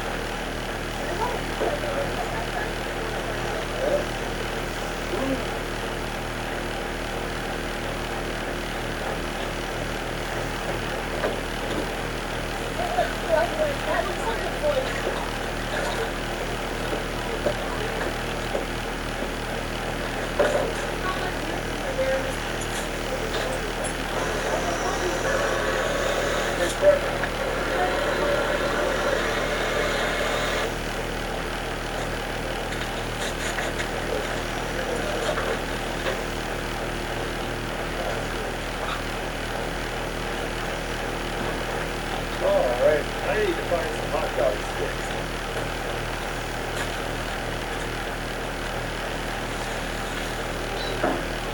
You want to make some s'mores? All right, we take dessert very seriously here, and we are going to make croissant s'mores. But go with it, we have Nutella, cinnamon toast crunch creamy cinnamon spread, Reese's peanut butter chips, left over from the pancake, and my wife's allergic to chocolate, so we got white hazelnut Corona Rocher bars. That's my heart. Man, you learned out.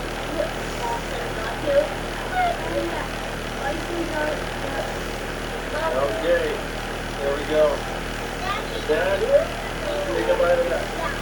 I'm making the first big noise.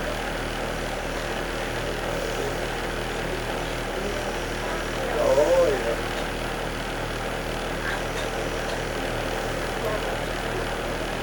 You ready? Yes. Oh my goodness. White chocolate croissant for me.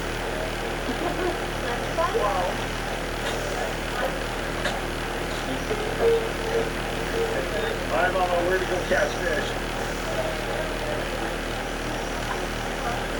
Good. There you go. You got the one on the boat. And it's right underneath. Oh, nice one. Oh, I can see another one right by it. Oh, look at that beautiful fish. Oh, there you go. You get it, Tom. There you go. Here, just throw it over the side of the boat. Look at that. There you go. Beautiful fish. Yeah, there's more grasses and a close to the shore. Yes. Oh, nice one. Nice one, buddy. There's a cutthroat. Another beautiful cutthroat. Oh, there you go. Oh.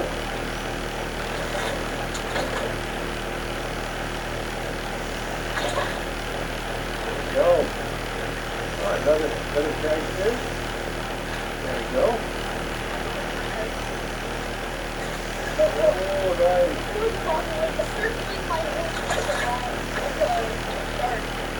Look at that. That is a nice cutthroat, Tom.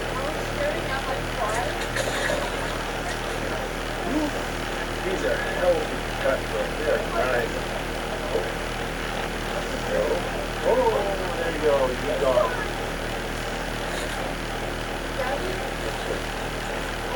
It is starting to rain a little bit, and I do not want to go to bed wet, so I am calling it.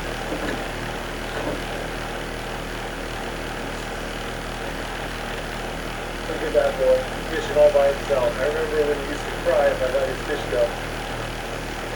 High five on catching the most fish so far. I caught 6 fish. All right, guys, it's getting late. I guess it's time to put the camera up. We'll see you in the morning. We have a lot of exploring to do. Yeah. What a lovely spot.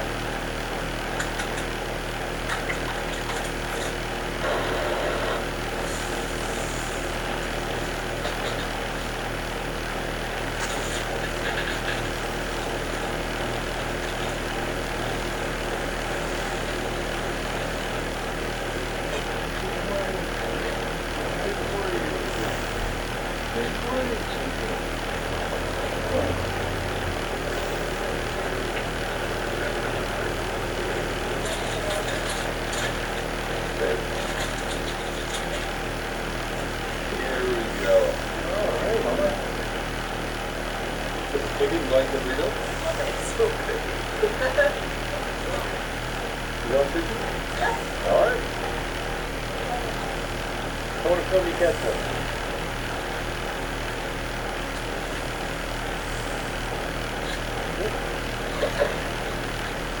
There you go. That's a beautiful trout. There you go. Cool. Bobby's got one over there. Got ourselves a little outboard.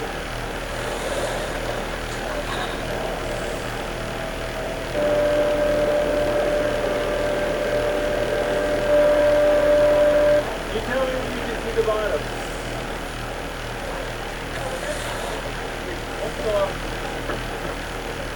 Oh, Tommy's got one already. All right, Jake, you want to catch one? Really, really.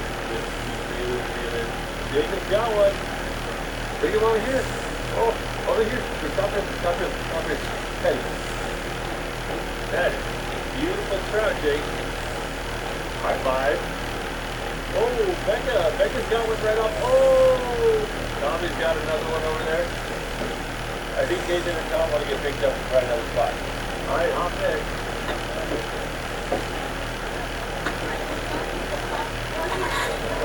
Hey guys, want me to shoot off the bear popper? Yeah, it's it. It's just a big firecracker.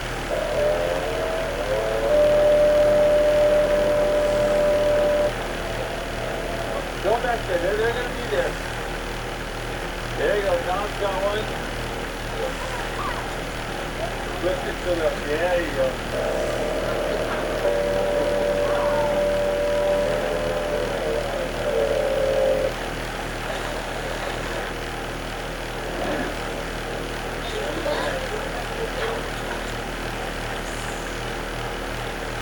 There we go. Oh, Tom's got another one over there. Not like 11 so far today. 12? Alright. Ooh, there we go. If you guys like need to go get some lunch, maybe bring it to you guys? Alright, I'll go make some lunch and I'll bring it.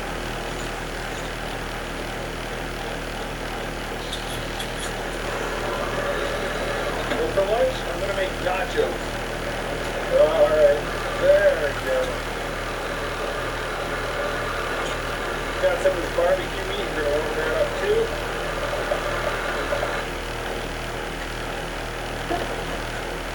Alrighty. There we go. Got hot meat, cheese, chips, salsa, pico de gallo, jalapenos, hot sauce.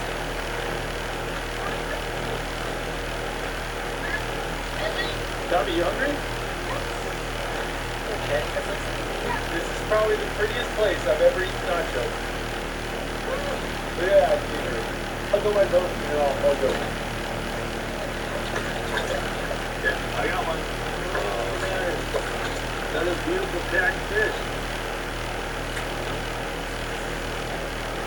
Oh, that's a nice one. Oh. That is a beautiful cutthroat. Nope, I got one. Another beautiful cutthroat. You know, I really like this kayak. Oh, hey, babe. That looks nice. My ankles are sore. I was holding the GoPro between my feet the whole time. Well, the kids are a little cold, so we made some hot apple cider and started cleaning this place up a little bit.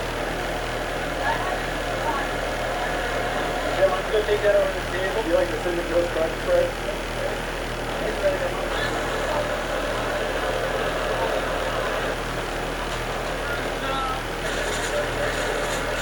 Just so much.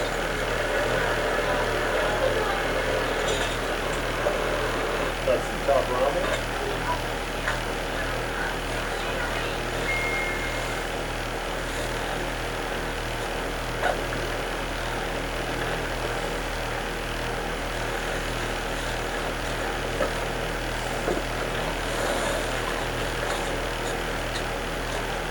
I can hear the plane.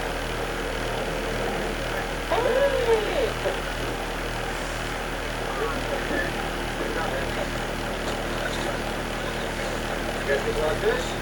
Oh, 20 or 30. If you start to fall in, let go of me and take your husband down. Yeah, that's it. What's happening? Yeah.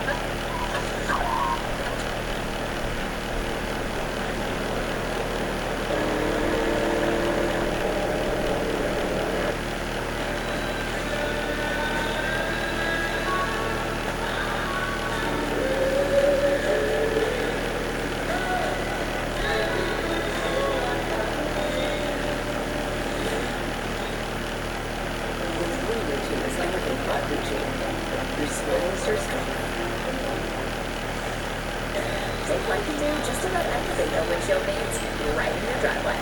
Go to safelight.com. Planning for the future. State Farm Life Insurance. Help protect those you love. Call an agent today.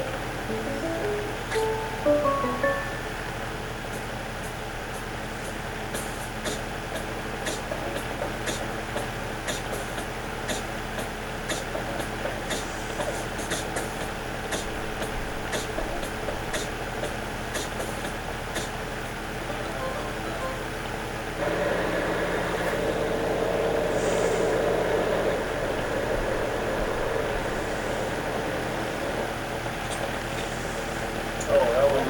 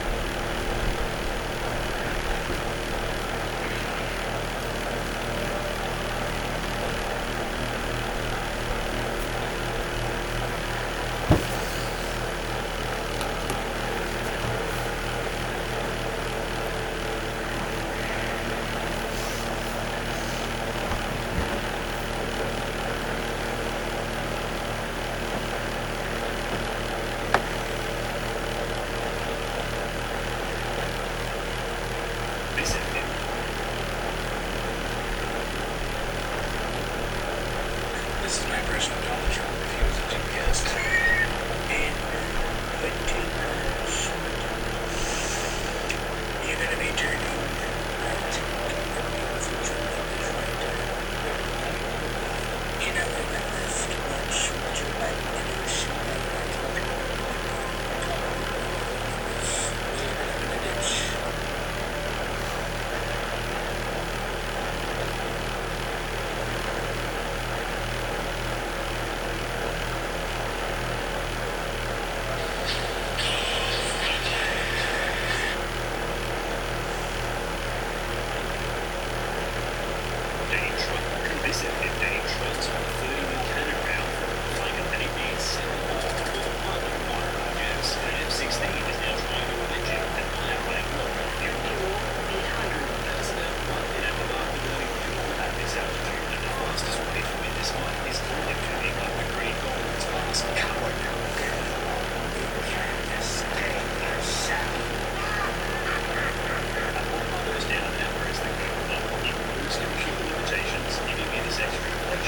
Trade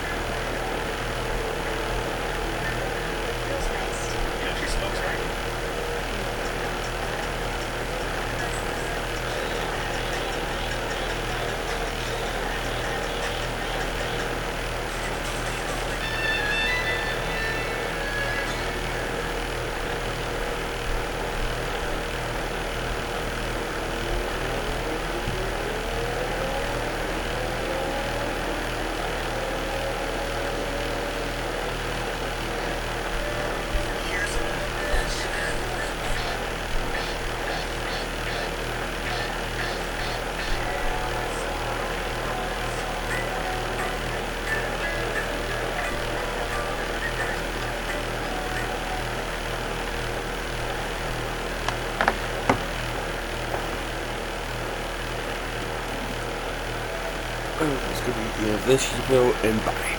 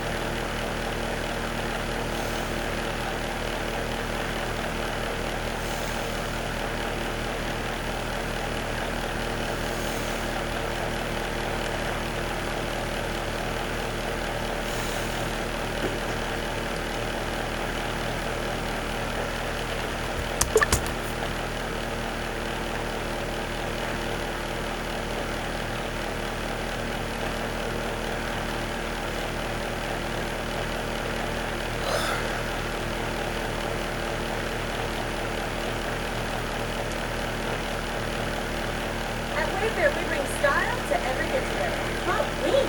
Give me these wingback chairs. Dive in, everyone. In the U.S., pre-public school typically has 13 grades and begins with kindergarten at age 5. It is way for a long time, but some say that free public school should start at age 4, universal. Free or cheap education for 4-year-olds is already a reality in many wealthy countries around the world. But in the U.S., universal pre-K is often seen as a lofty just goal with a big price tag, and it only exists in a few states and some cities. Vermont's had it since 2014, so has New York City, and DC's populated the pre-K program started in 2008, but the U.S. state with the longest continuously running, free, universally available, high-quality education program for 4-year-olds is Oklahoma. Yep, Oklahoma is about as conservative as it gets. It hasn't voted for a Democratic president in 60 years. But this state with free, high-quality pre-K and new normal back in 1998, years ahead of its progressive peers. Kindergarten is just an arbitrary law. It's hard to even think that that's not it seems like they've been here forever. I wanted to know a couple things. How they pulled this off. The voters didn't have a clue what it did. All the purpose. What other states have learned from the program, and what free pre-K looks like a generation of kids later. Now, free pre-K isn't exactly rare in the U.S. Most U.S. states offer some form of state-funded pre-K for 4-year-olds, but very few are considered universal. The majority of these programs prioritize low-income and at-risk children. Programs like that are often part of Head Start, a big, federally funded school program that's been subsidizing education for young children living in poverty since the 1960s. A program that the Trump administration is threatening to dismantle. In Oklahoma, Head Start schools and public elementary schools are closely connected. In Tulsa, Oklahoma, Head Start schools are run by an organization called Happy Head Start. They share resources with Tulsa public schools and, in many cases, are built together. Everything the children are doing in the classroom is important.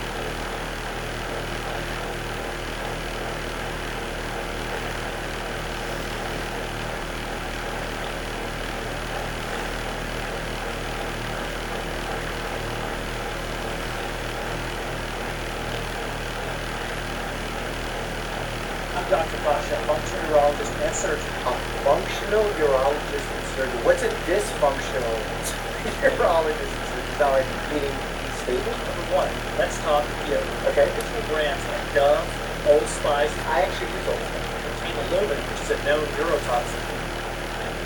It's so easy to just before you make the little short clip, Google it. See if deodorant has aluminum. It doesn't. It's that simple to Google. Look. A natural and cheaper alternative. Oh my God, yeah. Take a lemon, cut it in half. Okay. Rub it under your arms. half a lemon can last up to a week. Half a lemon would also irritate the shit out of your armpit because it's acidic and not very comfortable. When that patient comes into my office for an episode of contact dermatitis, I'll be sure to say that functional urologist referred. The bonus tip: if you eat cleanly, you won't have as much of a body odor. What does it mean to eat cleanly? Kids who grow up on a farm, surrounded by dirt and bacteria, have been shown by some preliminary research to have better functional immune systems, less episodes of asthma and allergies. So what does it mean to be eating cleanly? I'm getting stressed out from this functional. Maybe that's the function of that functional expression. Are you kidding? That's unfair. She made those. I need a cognac. This is what I did for Halloween this year. Can't really tell what's happening. Is this an amputation of some sort? Oh, it's a little donkey ride along. It's an AKA, a monkey amputation. This is so fun. Your man might have the Star Wars Legos at Death Star. Or can you try to sparkling water and not work? I don't know if that's beneficial because then you have all that air inside your stomach and it's probably not comfortable.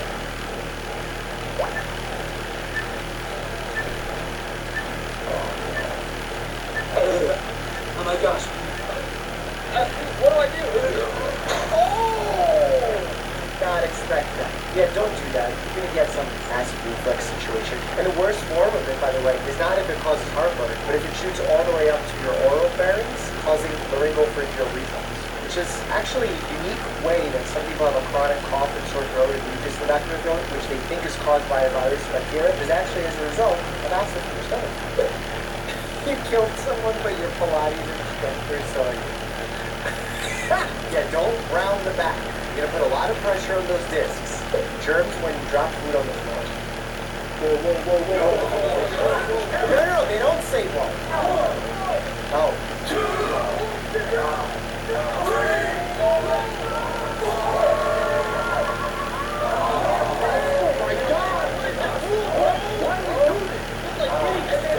See, I wish they would have done something like we did in touch football where you count Mississippi. Mississippi? I said count to 5. Mississippi this week? I put my balls into ice cold water for 3 minutes every single day to enhance my fertility. I can't even tell at this point if these TikToks are joking or serious, because that's how ridiculous these health claims are. Sam's dying over here. The quality of your sperm and your fertility depends on the health of your entire body. And your testicles is what produces your testosterone and your sperm. They are meant to be cool. They're not meant to be frozen. They're meant to be a few degrees cooler than body temperature. Increases T, more swimmers, faster swimmers, better looking swimmers, and overall improved fertility. Olympic performance games. So we went from hot tubs, cold plunges, tanning testicles, freezing testicles. What's next? Maybe, I don't know if that's possible, but all that These are big rooms. Oh my god, don't tease. No, oh my god, something bad's gonna happen. We're gonna have blurs, there's gonna be stress. Oh no, it's hard to balance a basketball where there's sweat in some floor. The water makes it splash. Oh my god, why? Oh yeah, I'm trying to do this against very nervous. No. Oh my god, don't do it. Medical advice. An ostrich, they're so violent, they actually eat rocks to help them digest food. That's how effective. I'm impressed that I just pulled out an ostrich back out of food. Yeah. It's giving gas station. Dogs on a roller bike. I'm not necessarily one that's like pro natural everything, but like swaddle the kid on your own. There's so much more to the swaddling and bonding when the child can smell you, hear your heartbeat, all this stuff. I know everyone's like, you don't have a kid, you don't know. I know. Yeah, let me know in the comment section. Help engage me. Boost viewership. Is this the best hospital in the world? It's called Memorial, and it's located in Istanbul, Turkey. At this state-of-the-art hospital, you get the most thorough VIP full body. Oh, no. You go from the airport to your hotel. In a luxury hotel like your VIP. And when you walk into the hospital, it looks like a 5-star hotel. Yeah, except they demand payment up front, and they won't let you leave the hospital until you pay it. You meet with several specialists to get a blood test, monitored my heart, saw my heart for the first time in an ultrasound. Got a panoramic dental x-ray and a dental checkup. Got a stomach and throat ultrasound. A lot of these tests, I mean, I don't know about this individual, individual, but if they're just giving them to everybody, they're not beneficial. They're not screening tests, so you don't give them to healthy people. You give them to people that you try to diagnose the condition in. Because when you do it in mass to a lot of people, you're going to find things that you're not going to know what to do with. You're going to need to follow up. You're going to cause health anxiety. And some of the tests or procedures that you'll need to do to get to the bottom of the diagnosis that you started can actually cause legitimate harm. Full body checkup like this costs thousands in America, but this only costs $975. Yeah, so the problem with a lot of medical terms that happens in Turkey, there's actually a really good warning from the U.S. Embassy in Turkey about this, that you need to plan very carefully if you choose to do this. Ideally speak to a medical expert here in the United States before going, and your ability to sue for malpractice in Turkey is very, very limited. And if something goes wrong and you're uninsured, it's very difficult to find your way out of it. But you do this. If there's pain in your stomach, there's water there. If I feel pain in a very specific way, in a specific quadrant of your abdomen, divided up into upper, lower, left, right, in addition to a history, to a complete physical, to some lab, I still won't be able to give you a diagnosis with 100% accuracy. This person can, because they don't have their shirt on. This is something that you can do to help clear right away. Okay. Press on the side of your stomach. Pretend like you're about to choke your intestines. And then bounce and exhale through your nose.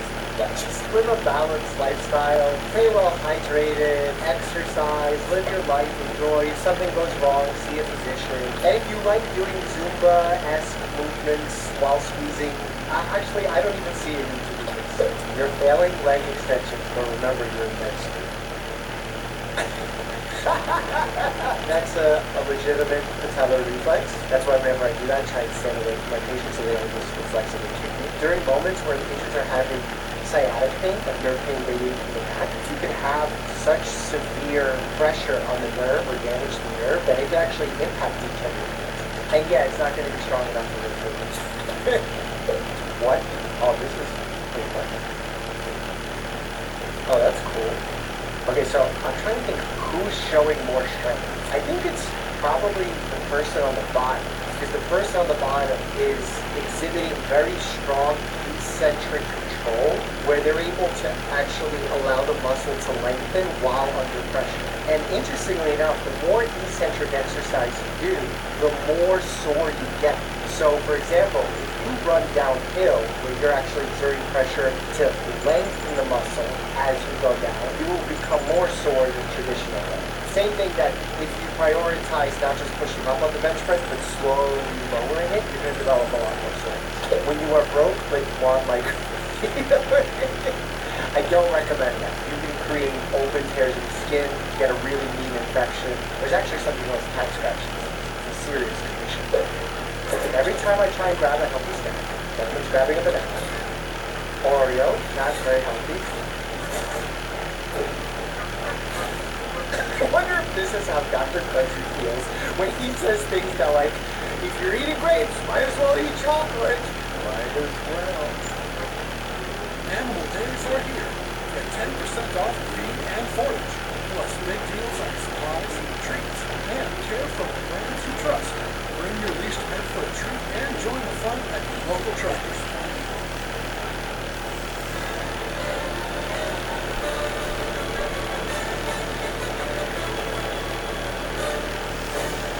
The James Box Combo. When critical patients arrive, there's no time for downtime. Carry two.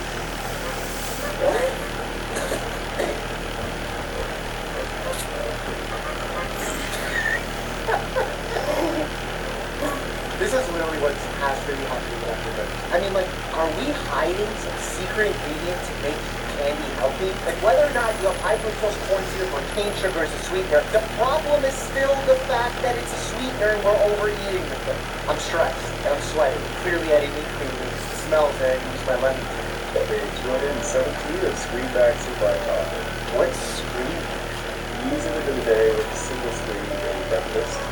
Then we go to our local screen store where we check if they have any good screens for us. Oh my God. This is his main station where he can get upwards of 72 hours of screen time a day. Oh my God, this reminds me of my friends who used to multi-table online poker, and they would play 14 tables at once. I'm like, you're not even paying attention! And when we're winding down for bed, I'll put on something less stimulating like a podcast or a soothing blue light. Soothing blue light, the opposite of what you need to stimulate melatonin to sleep in the night. Because that's what people don't unpack. Just watch. Yeah, dude. Having the resources it takes to take care of an animal, take it on walks, got those. We got the shit. Come here. Today, I'm going to try and work really hard and be really successful. Oh my God, the disruptors to my success, come up here. Oh, so much disruption. Oh my God, so little success. This is how we're successful. Look at the successful face. Really bigger than theirs. Look at this monster. Excuse me, what's the actual... Do you know how many followers my YouTube channel would have if it wasn't for you holding my success back? In return, you get licked on. It's not a good ROI. It's actually the best ROI. And the exception is if there's multiple people in the house that also prepare them. Okay, that's true. See, a successful person living alone with pets. I live alone with pets. I'm not saying that because I did something means everyone should do it, but when you say you will never see it and I'm the person that did it, chest compression.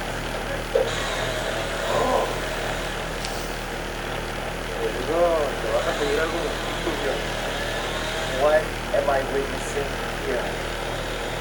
Oh my God, this is not an injury reaction video. I should not be watching this.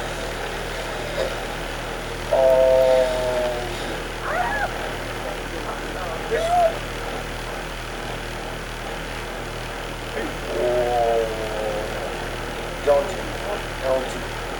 That's like a trust fall, but with a tree. Too much trust put in the bark of that tree. That tree is all bark, no bark.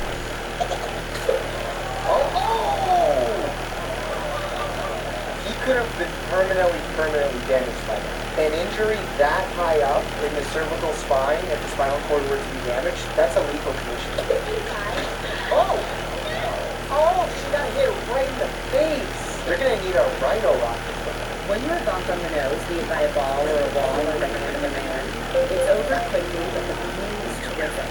It is, and I've been bumped in the nose, face quite a few times by gentlemen named Iducks, by professional UFC fighter Chris D'Elia.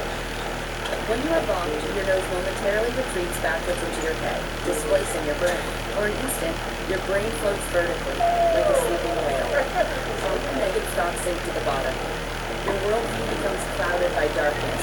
Oh my God, medically, totally accurate.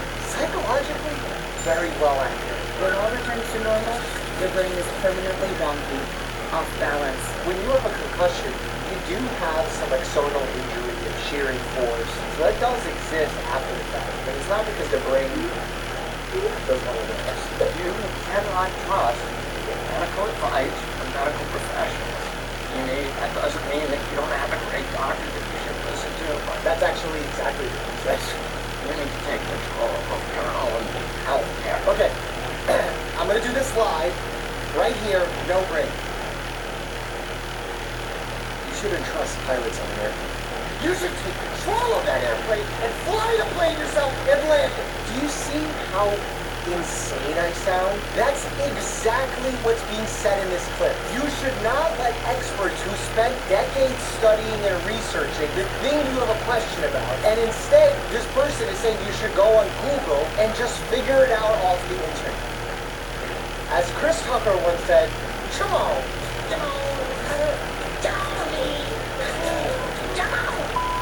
you know there's a very painful medical condition that can actually be treated by going on a roller coaster? Kidney stones!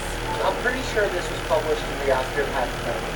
They suspected that the jarring nature of the roller coaster would help move the kidney stone into a position that was more favorable for passing. What they found was on the back of the right roller coaster, there was about a 70% passing rate of the kidney stones. However, they cautioned if you're trying to do this yourself, the right roller coaster has to be quick and rough with numerous twists and turns. I would not recommend this to a patient unless they really want to try.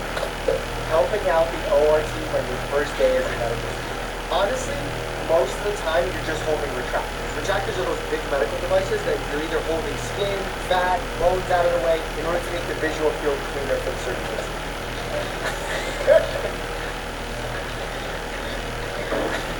I wouldn't even say this accurate. If they had the med student carrying the entire load with one of those like bands on the bottom, and then everyone else kind of just looking around, that would be the more accurate depiction. Okay, I'm going to show you. Hydrate.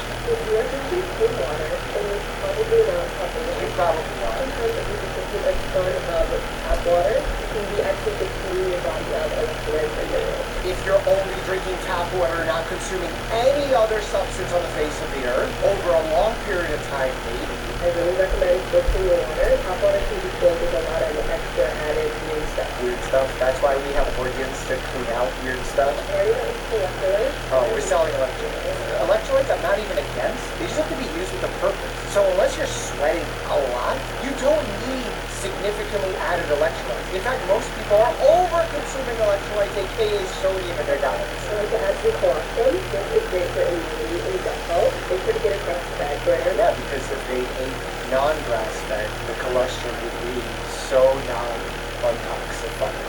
I like to add a splash of cranberry, particularly if you're bloating and water retention. I'm consistent with my cranberries. People just say things now. I don't want to be mean. This is just so inaccurate and terrible. Someone is telling this person that they're doing a good job, and they're not. If they said this was delicious and tasty, that's one thing. They're making health claims about it, which are untrue. Do you know what sugar is in that? You guys aren't going to believe this. I have the best news. Tell us.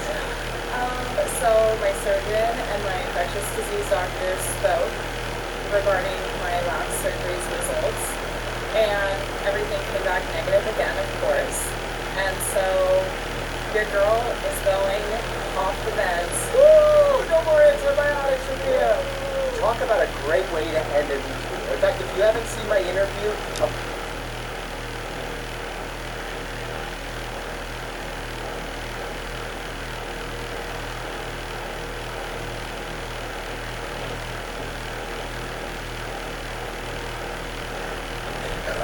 Hotels and Resorts.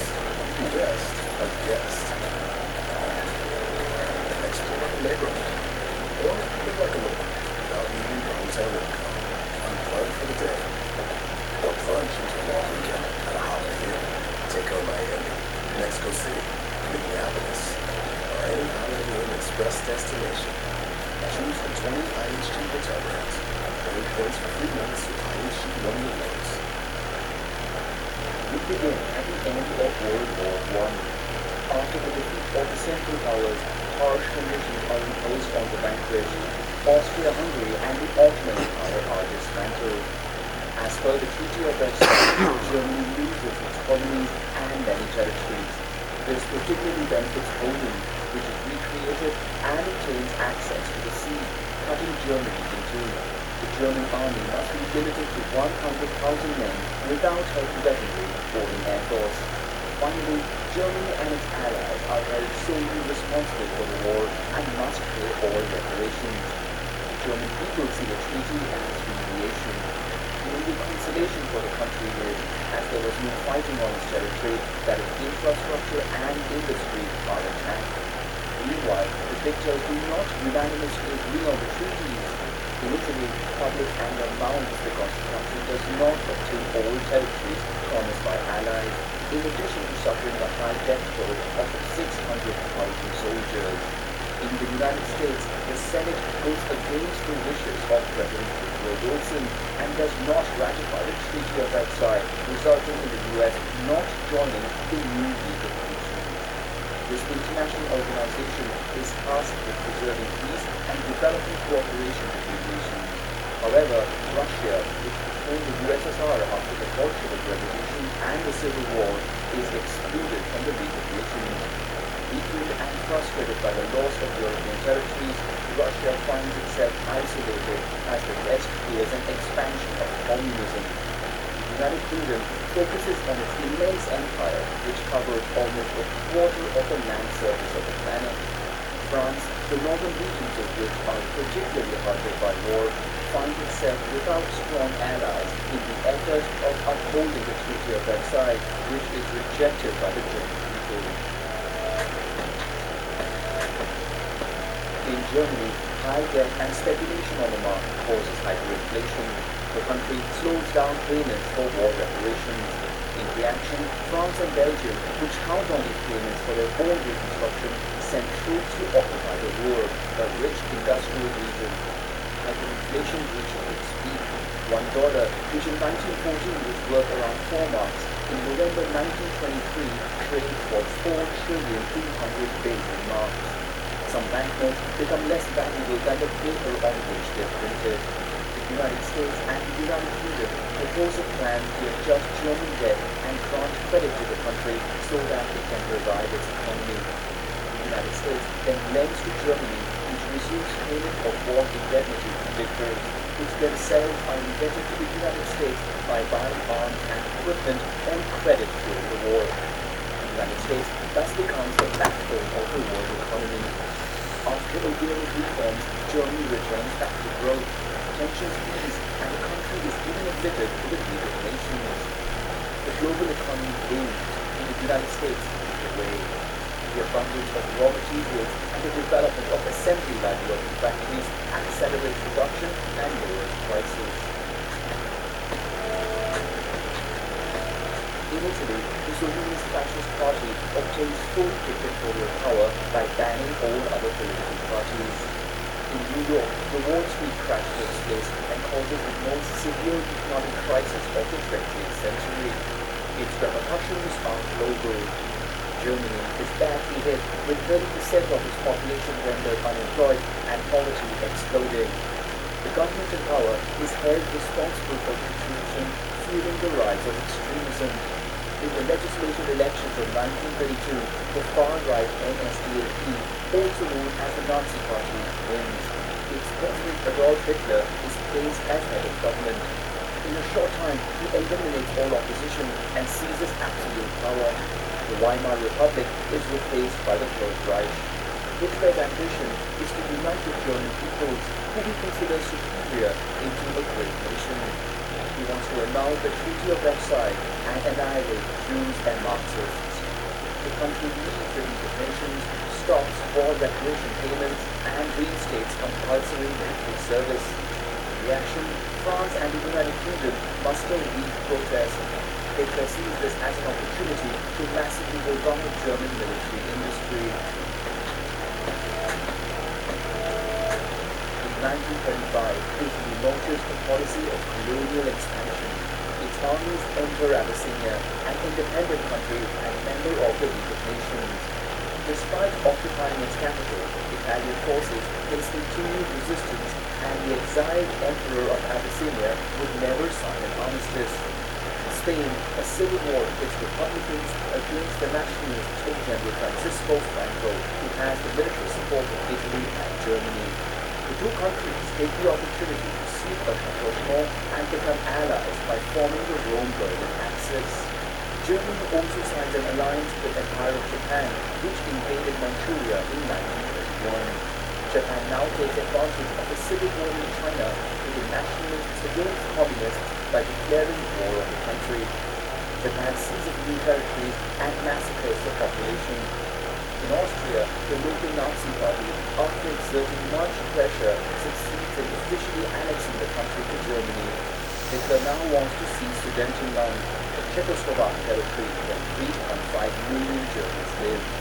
France and the United Kingdom try to avoid a new war, betraying their Czechoslovak ally by authorizing the invasion of the territory. 6 months later, however, Germany violates the agreement and invades the entire country.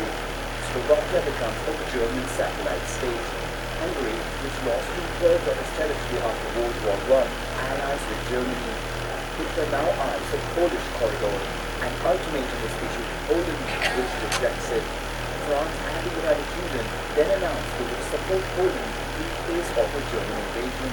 Meanwhile, Italy invades Albania, while in Asia, a bloody incident If you were born in January, February, March, April, May, June, July, August, October, November, December, Trisember, Kaguman, then you have to send this to someone for absolutely no reason.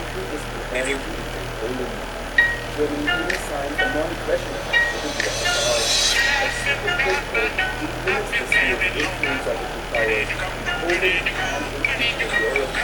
After its defeat, Japan abandoned its westward expansion and instead focused attention to the south.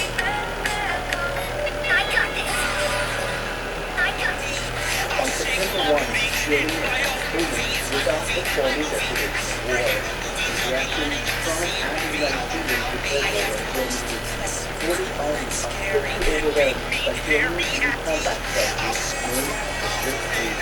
This involves concentrating maximum force on German points to quickly break through a front line, surrounding enemy pockets and neutralizing them.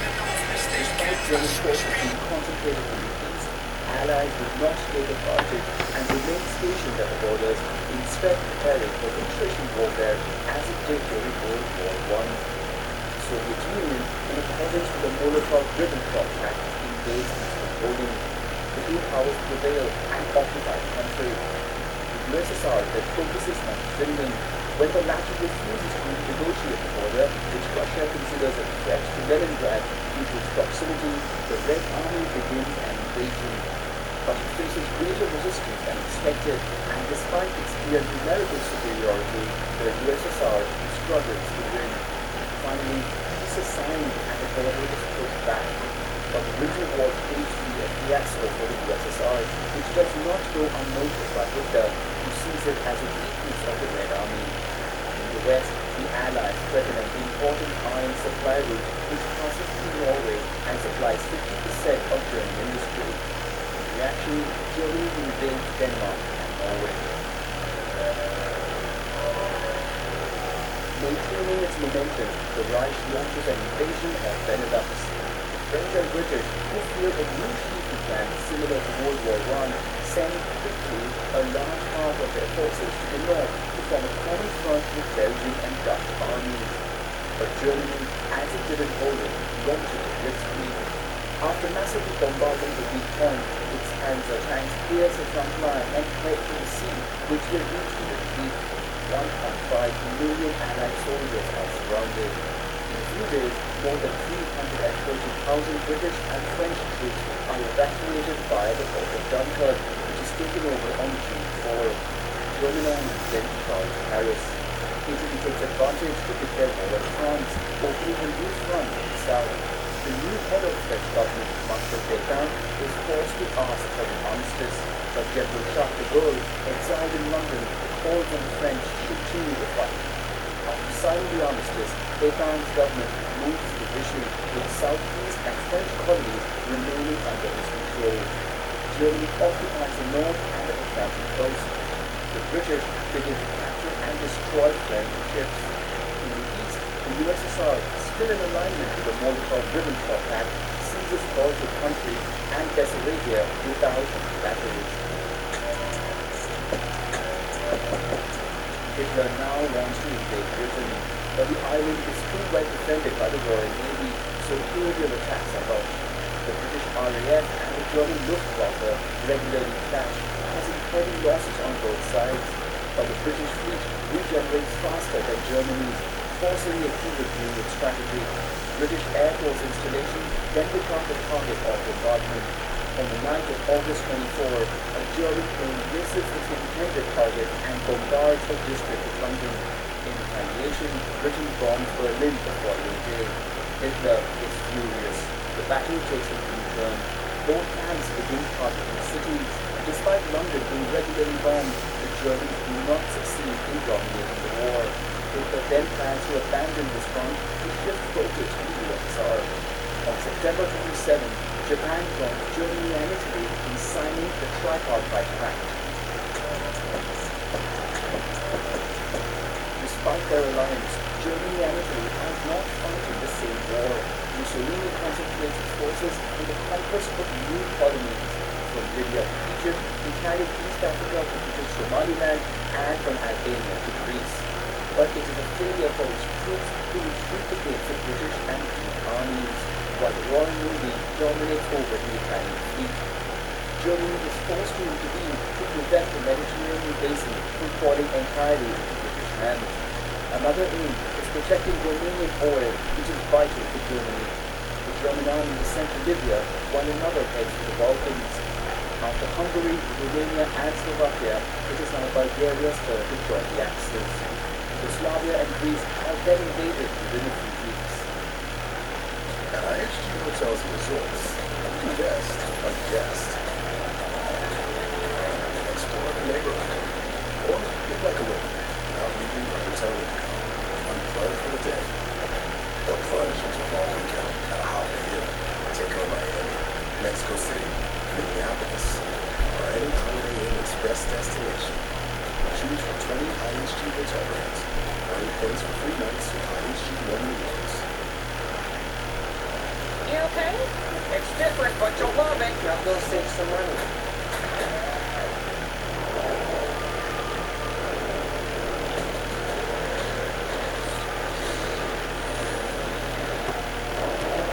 We sent a camera to a young Arab man in Israel and asked him to film life under apartheid. What he On June 22, Germany and its allies launched a surprise military invasion, the largest in history, against the USSR, which crosses de facto into the Allied camp. Finland takes the opportunity to join the offensive and try to recover its lost territories. On paper, nothing could stop the Wehrmacht, which is by far the first army in the world. Blitzkrieg are launched on a large scale, allowing the capture of 3 million soldiers who will be tortured and starved in camps. While behind the front lines, German mobile militias are tasked with massacring Jews and Bolsheviks. To support the USSR, allies open a supply route via the Caucasus, but the route seems threatened by the Shah of Iran, who shows sympathies towards Germany. The USSR and the United Kingdom then decide to invade the country. In the USSR, the German advance is slowed down due to the sheer vastness of the battlefield and the bad state of the road. In addition, the Germans underestimated the Red Army, which despite heavy losses, regenerates quickly with the arrival of new troops from the east, where a non-aggression treaty was signed with Japan. A new front is created at the gates of Moscow, after which German troops suffered a knockout hunt falling from the sky. In a few days, temperatures dropped below -30°C. Sadly a dip, German forces suffer while the Soviets counterattack and push back the front line, which is then stabilized. What Hitler feared is happening. Some 80% of his army would find itself stuck in attrition warfare. On the Eastern Front, to counter Japan's expansionist policy, the United States imposes an embargo on oil and steel, essential resources for the country's industry and army. However, in the southeast of the continent, in the European countries, there are large reserves of oil, iron, and rubber. With European powers preoccupied with war on the old continent, Japan claims it can quickly seize these lands. It's like, hey, this is the game. You either play it or you're out. Like, that's how it feels, you know? Like, the way that the world is No, I'm not hungry.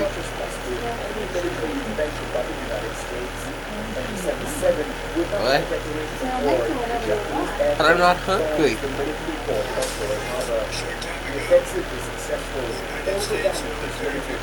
The United States, which already supplies the United Kingdom, the USSR, and China with arms, joined the Allies.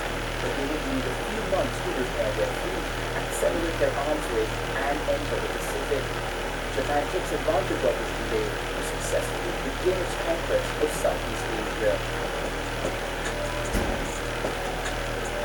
Civilians are largely targeted throughout the war. Japan massacres populations in conquered countries.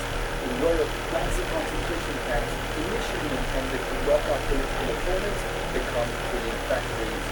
Jews, gypsies, Jehovah's Witnesses, homosexuals, and people with disabilities are exterminated there.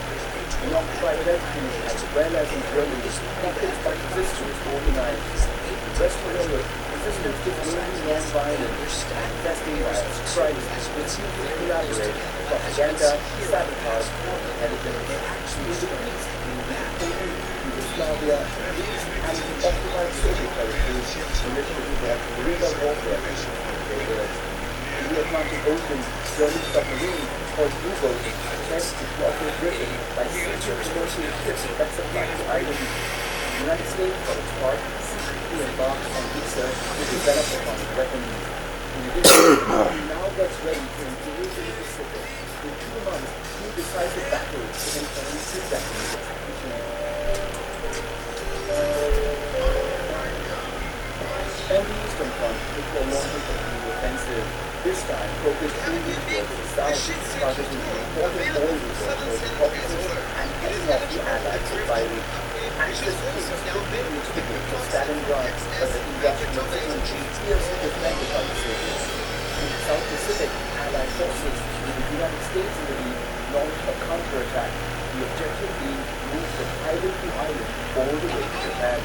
In addition, the United States uses submarines to sink ships that transport resources to Japan. In Egypt, British troops win a decisive battle that definitively pushes Japan into the power of the country, while in the West, an Allied landing allowed the rapid capture of French colonies. In retaliation, the Germans and Italians invade British France. In the USSR, as the 6th German Army managed to seize with great difficulty 90% of Stalingrad, a Soviet counterattack takes place outside the city. They drive out Romanian troops who form the rear flank and surround 300,000 German soldiers in the city. After 2 months of resistance, they are forced to surrender. In Africa, the last Axis troops are defeated. The Allies control the continent and now set their sights on southern Europe. The first landing takes place in Sicily.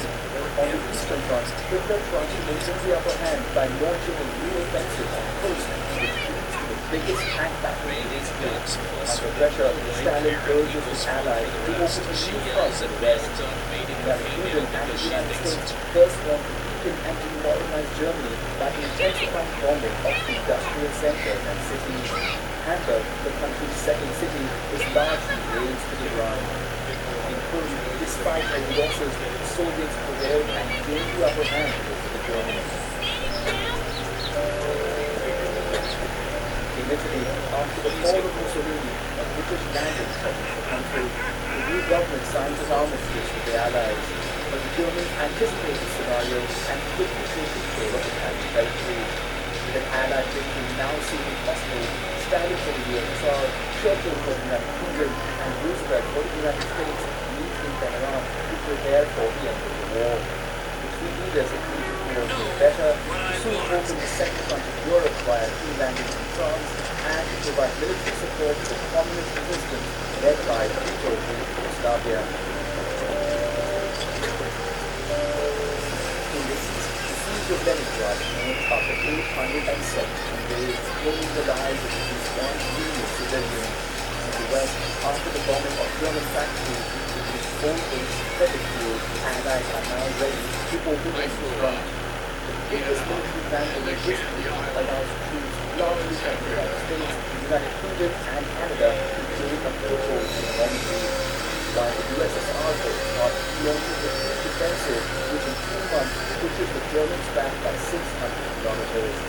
In France, while a second landing takes place in the south, General de Gaulle enters a victory in Paris.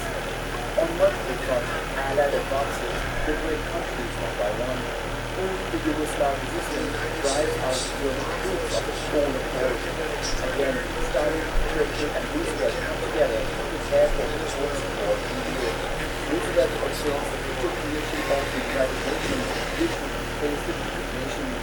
Countries that declare war on Germany before March 1 would be allowed to be part of it, which causes the available war declarations with little consequence.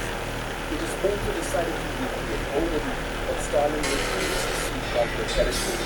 Polish territory will therefore be moved to the west to the detriment of Germany itself will be divided and occupied by the victor. The USSR swears to hold traditional war on Japan after German surrender.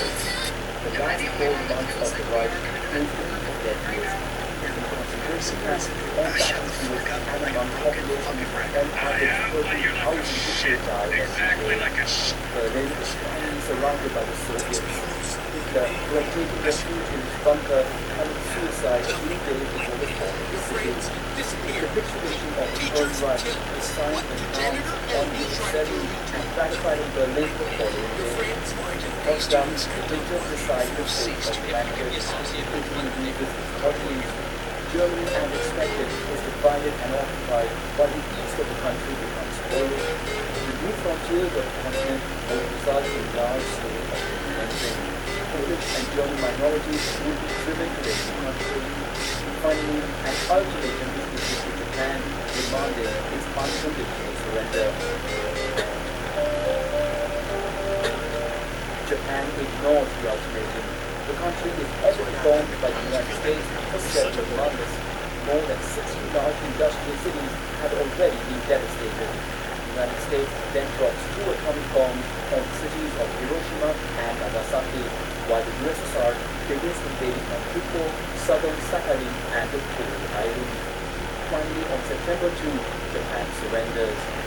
The country will be occupied by the United States until 1952. In the West, the USSR and the United States agree on the provisional division of Korea. Finally, in Indochina, the French regain control of their former colony, but face opposition by some Vietnamese groups claiming independence. Colonial empires worldwide are equal as independent movements gain momentum, provoked by the heavy involvement in war and high death tolls. World War II is the deadliest war in history, with an estimated 75 million deaths, of which 66% are civilian. The Soviet Union and China are by far the most affected, while in China, civil war resumes between communists and nationalists. In Europe, almost 3 million tons of bombs were used, devastating the continent. Many cities are destroyed, being Germany. The continent finds itself divided with the east under Soviet influence and the West under US influence.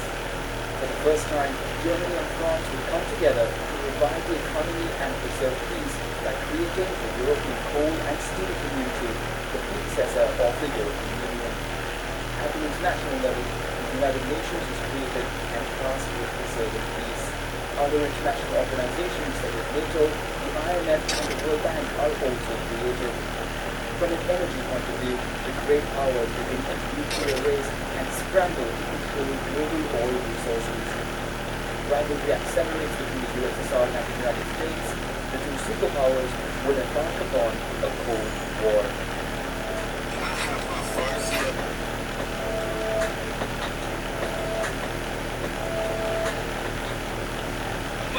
Always dreamed.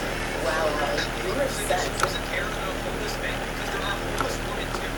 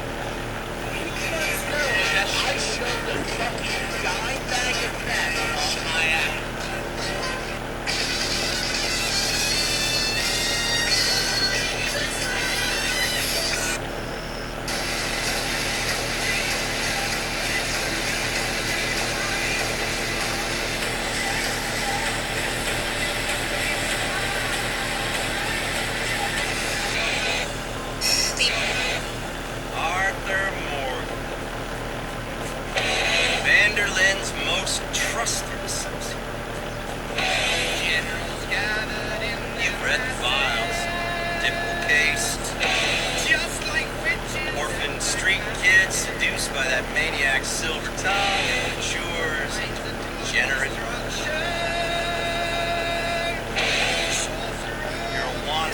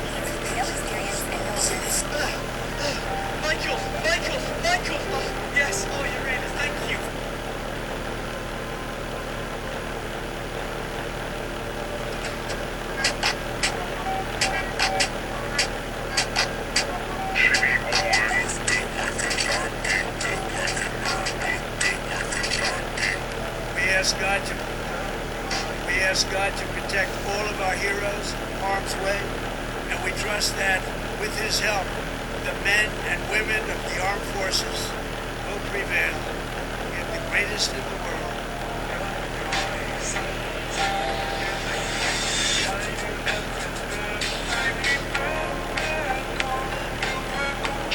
The most annoying player types you can find in Warlord. Capture points play a key role in ground. I came to Goon!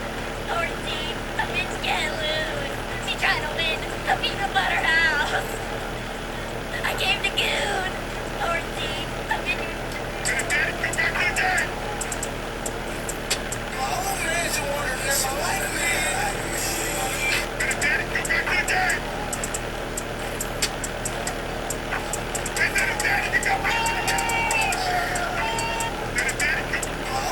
This is what it's like to change radio stations. Our instructions are top of the graph.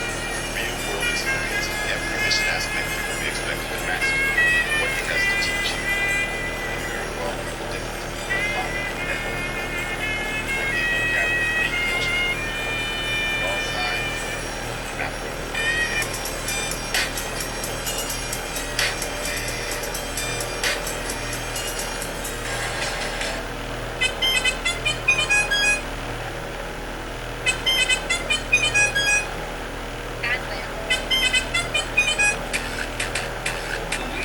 Black pill is not about eating.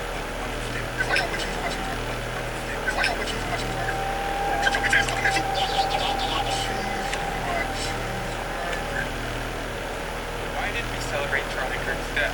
For this example, we're going to use trans, specifically prideful trans. This right here is bedrock. This represents Jesus, or the truth. In Matthew 7, verse 3.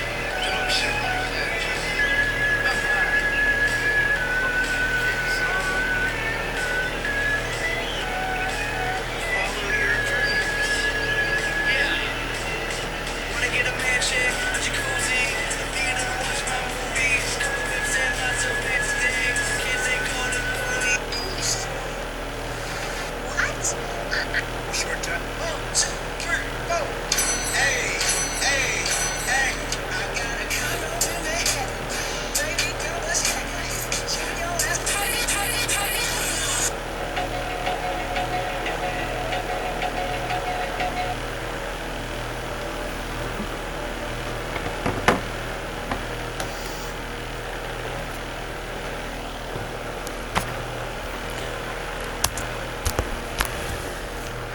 Well, that's gonna be the this video and bye.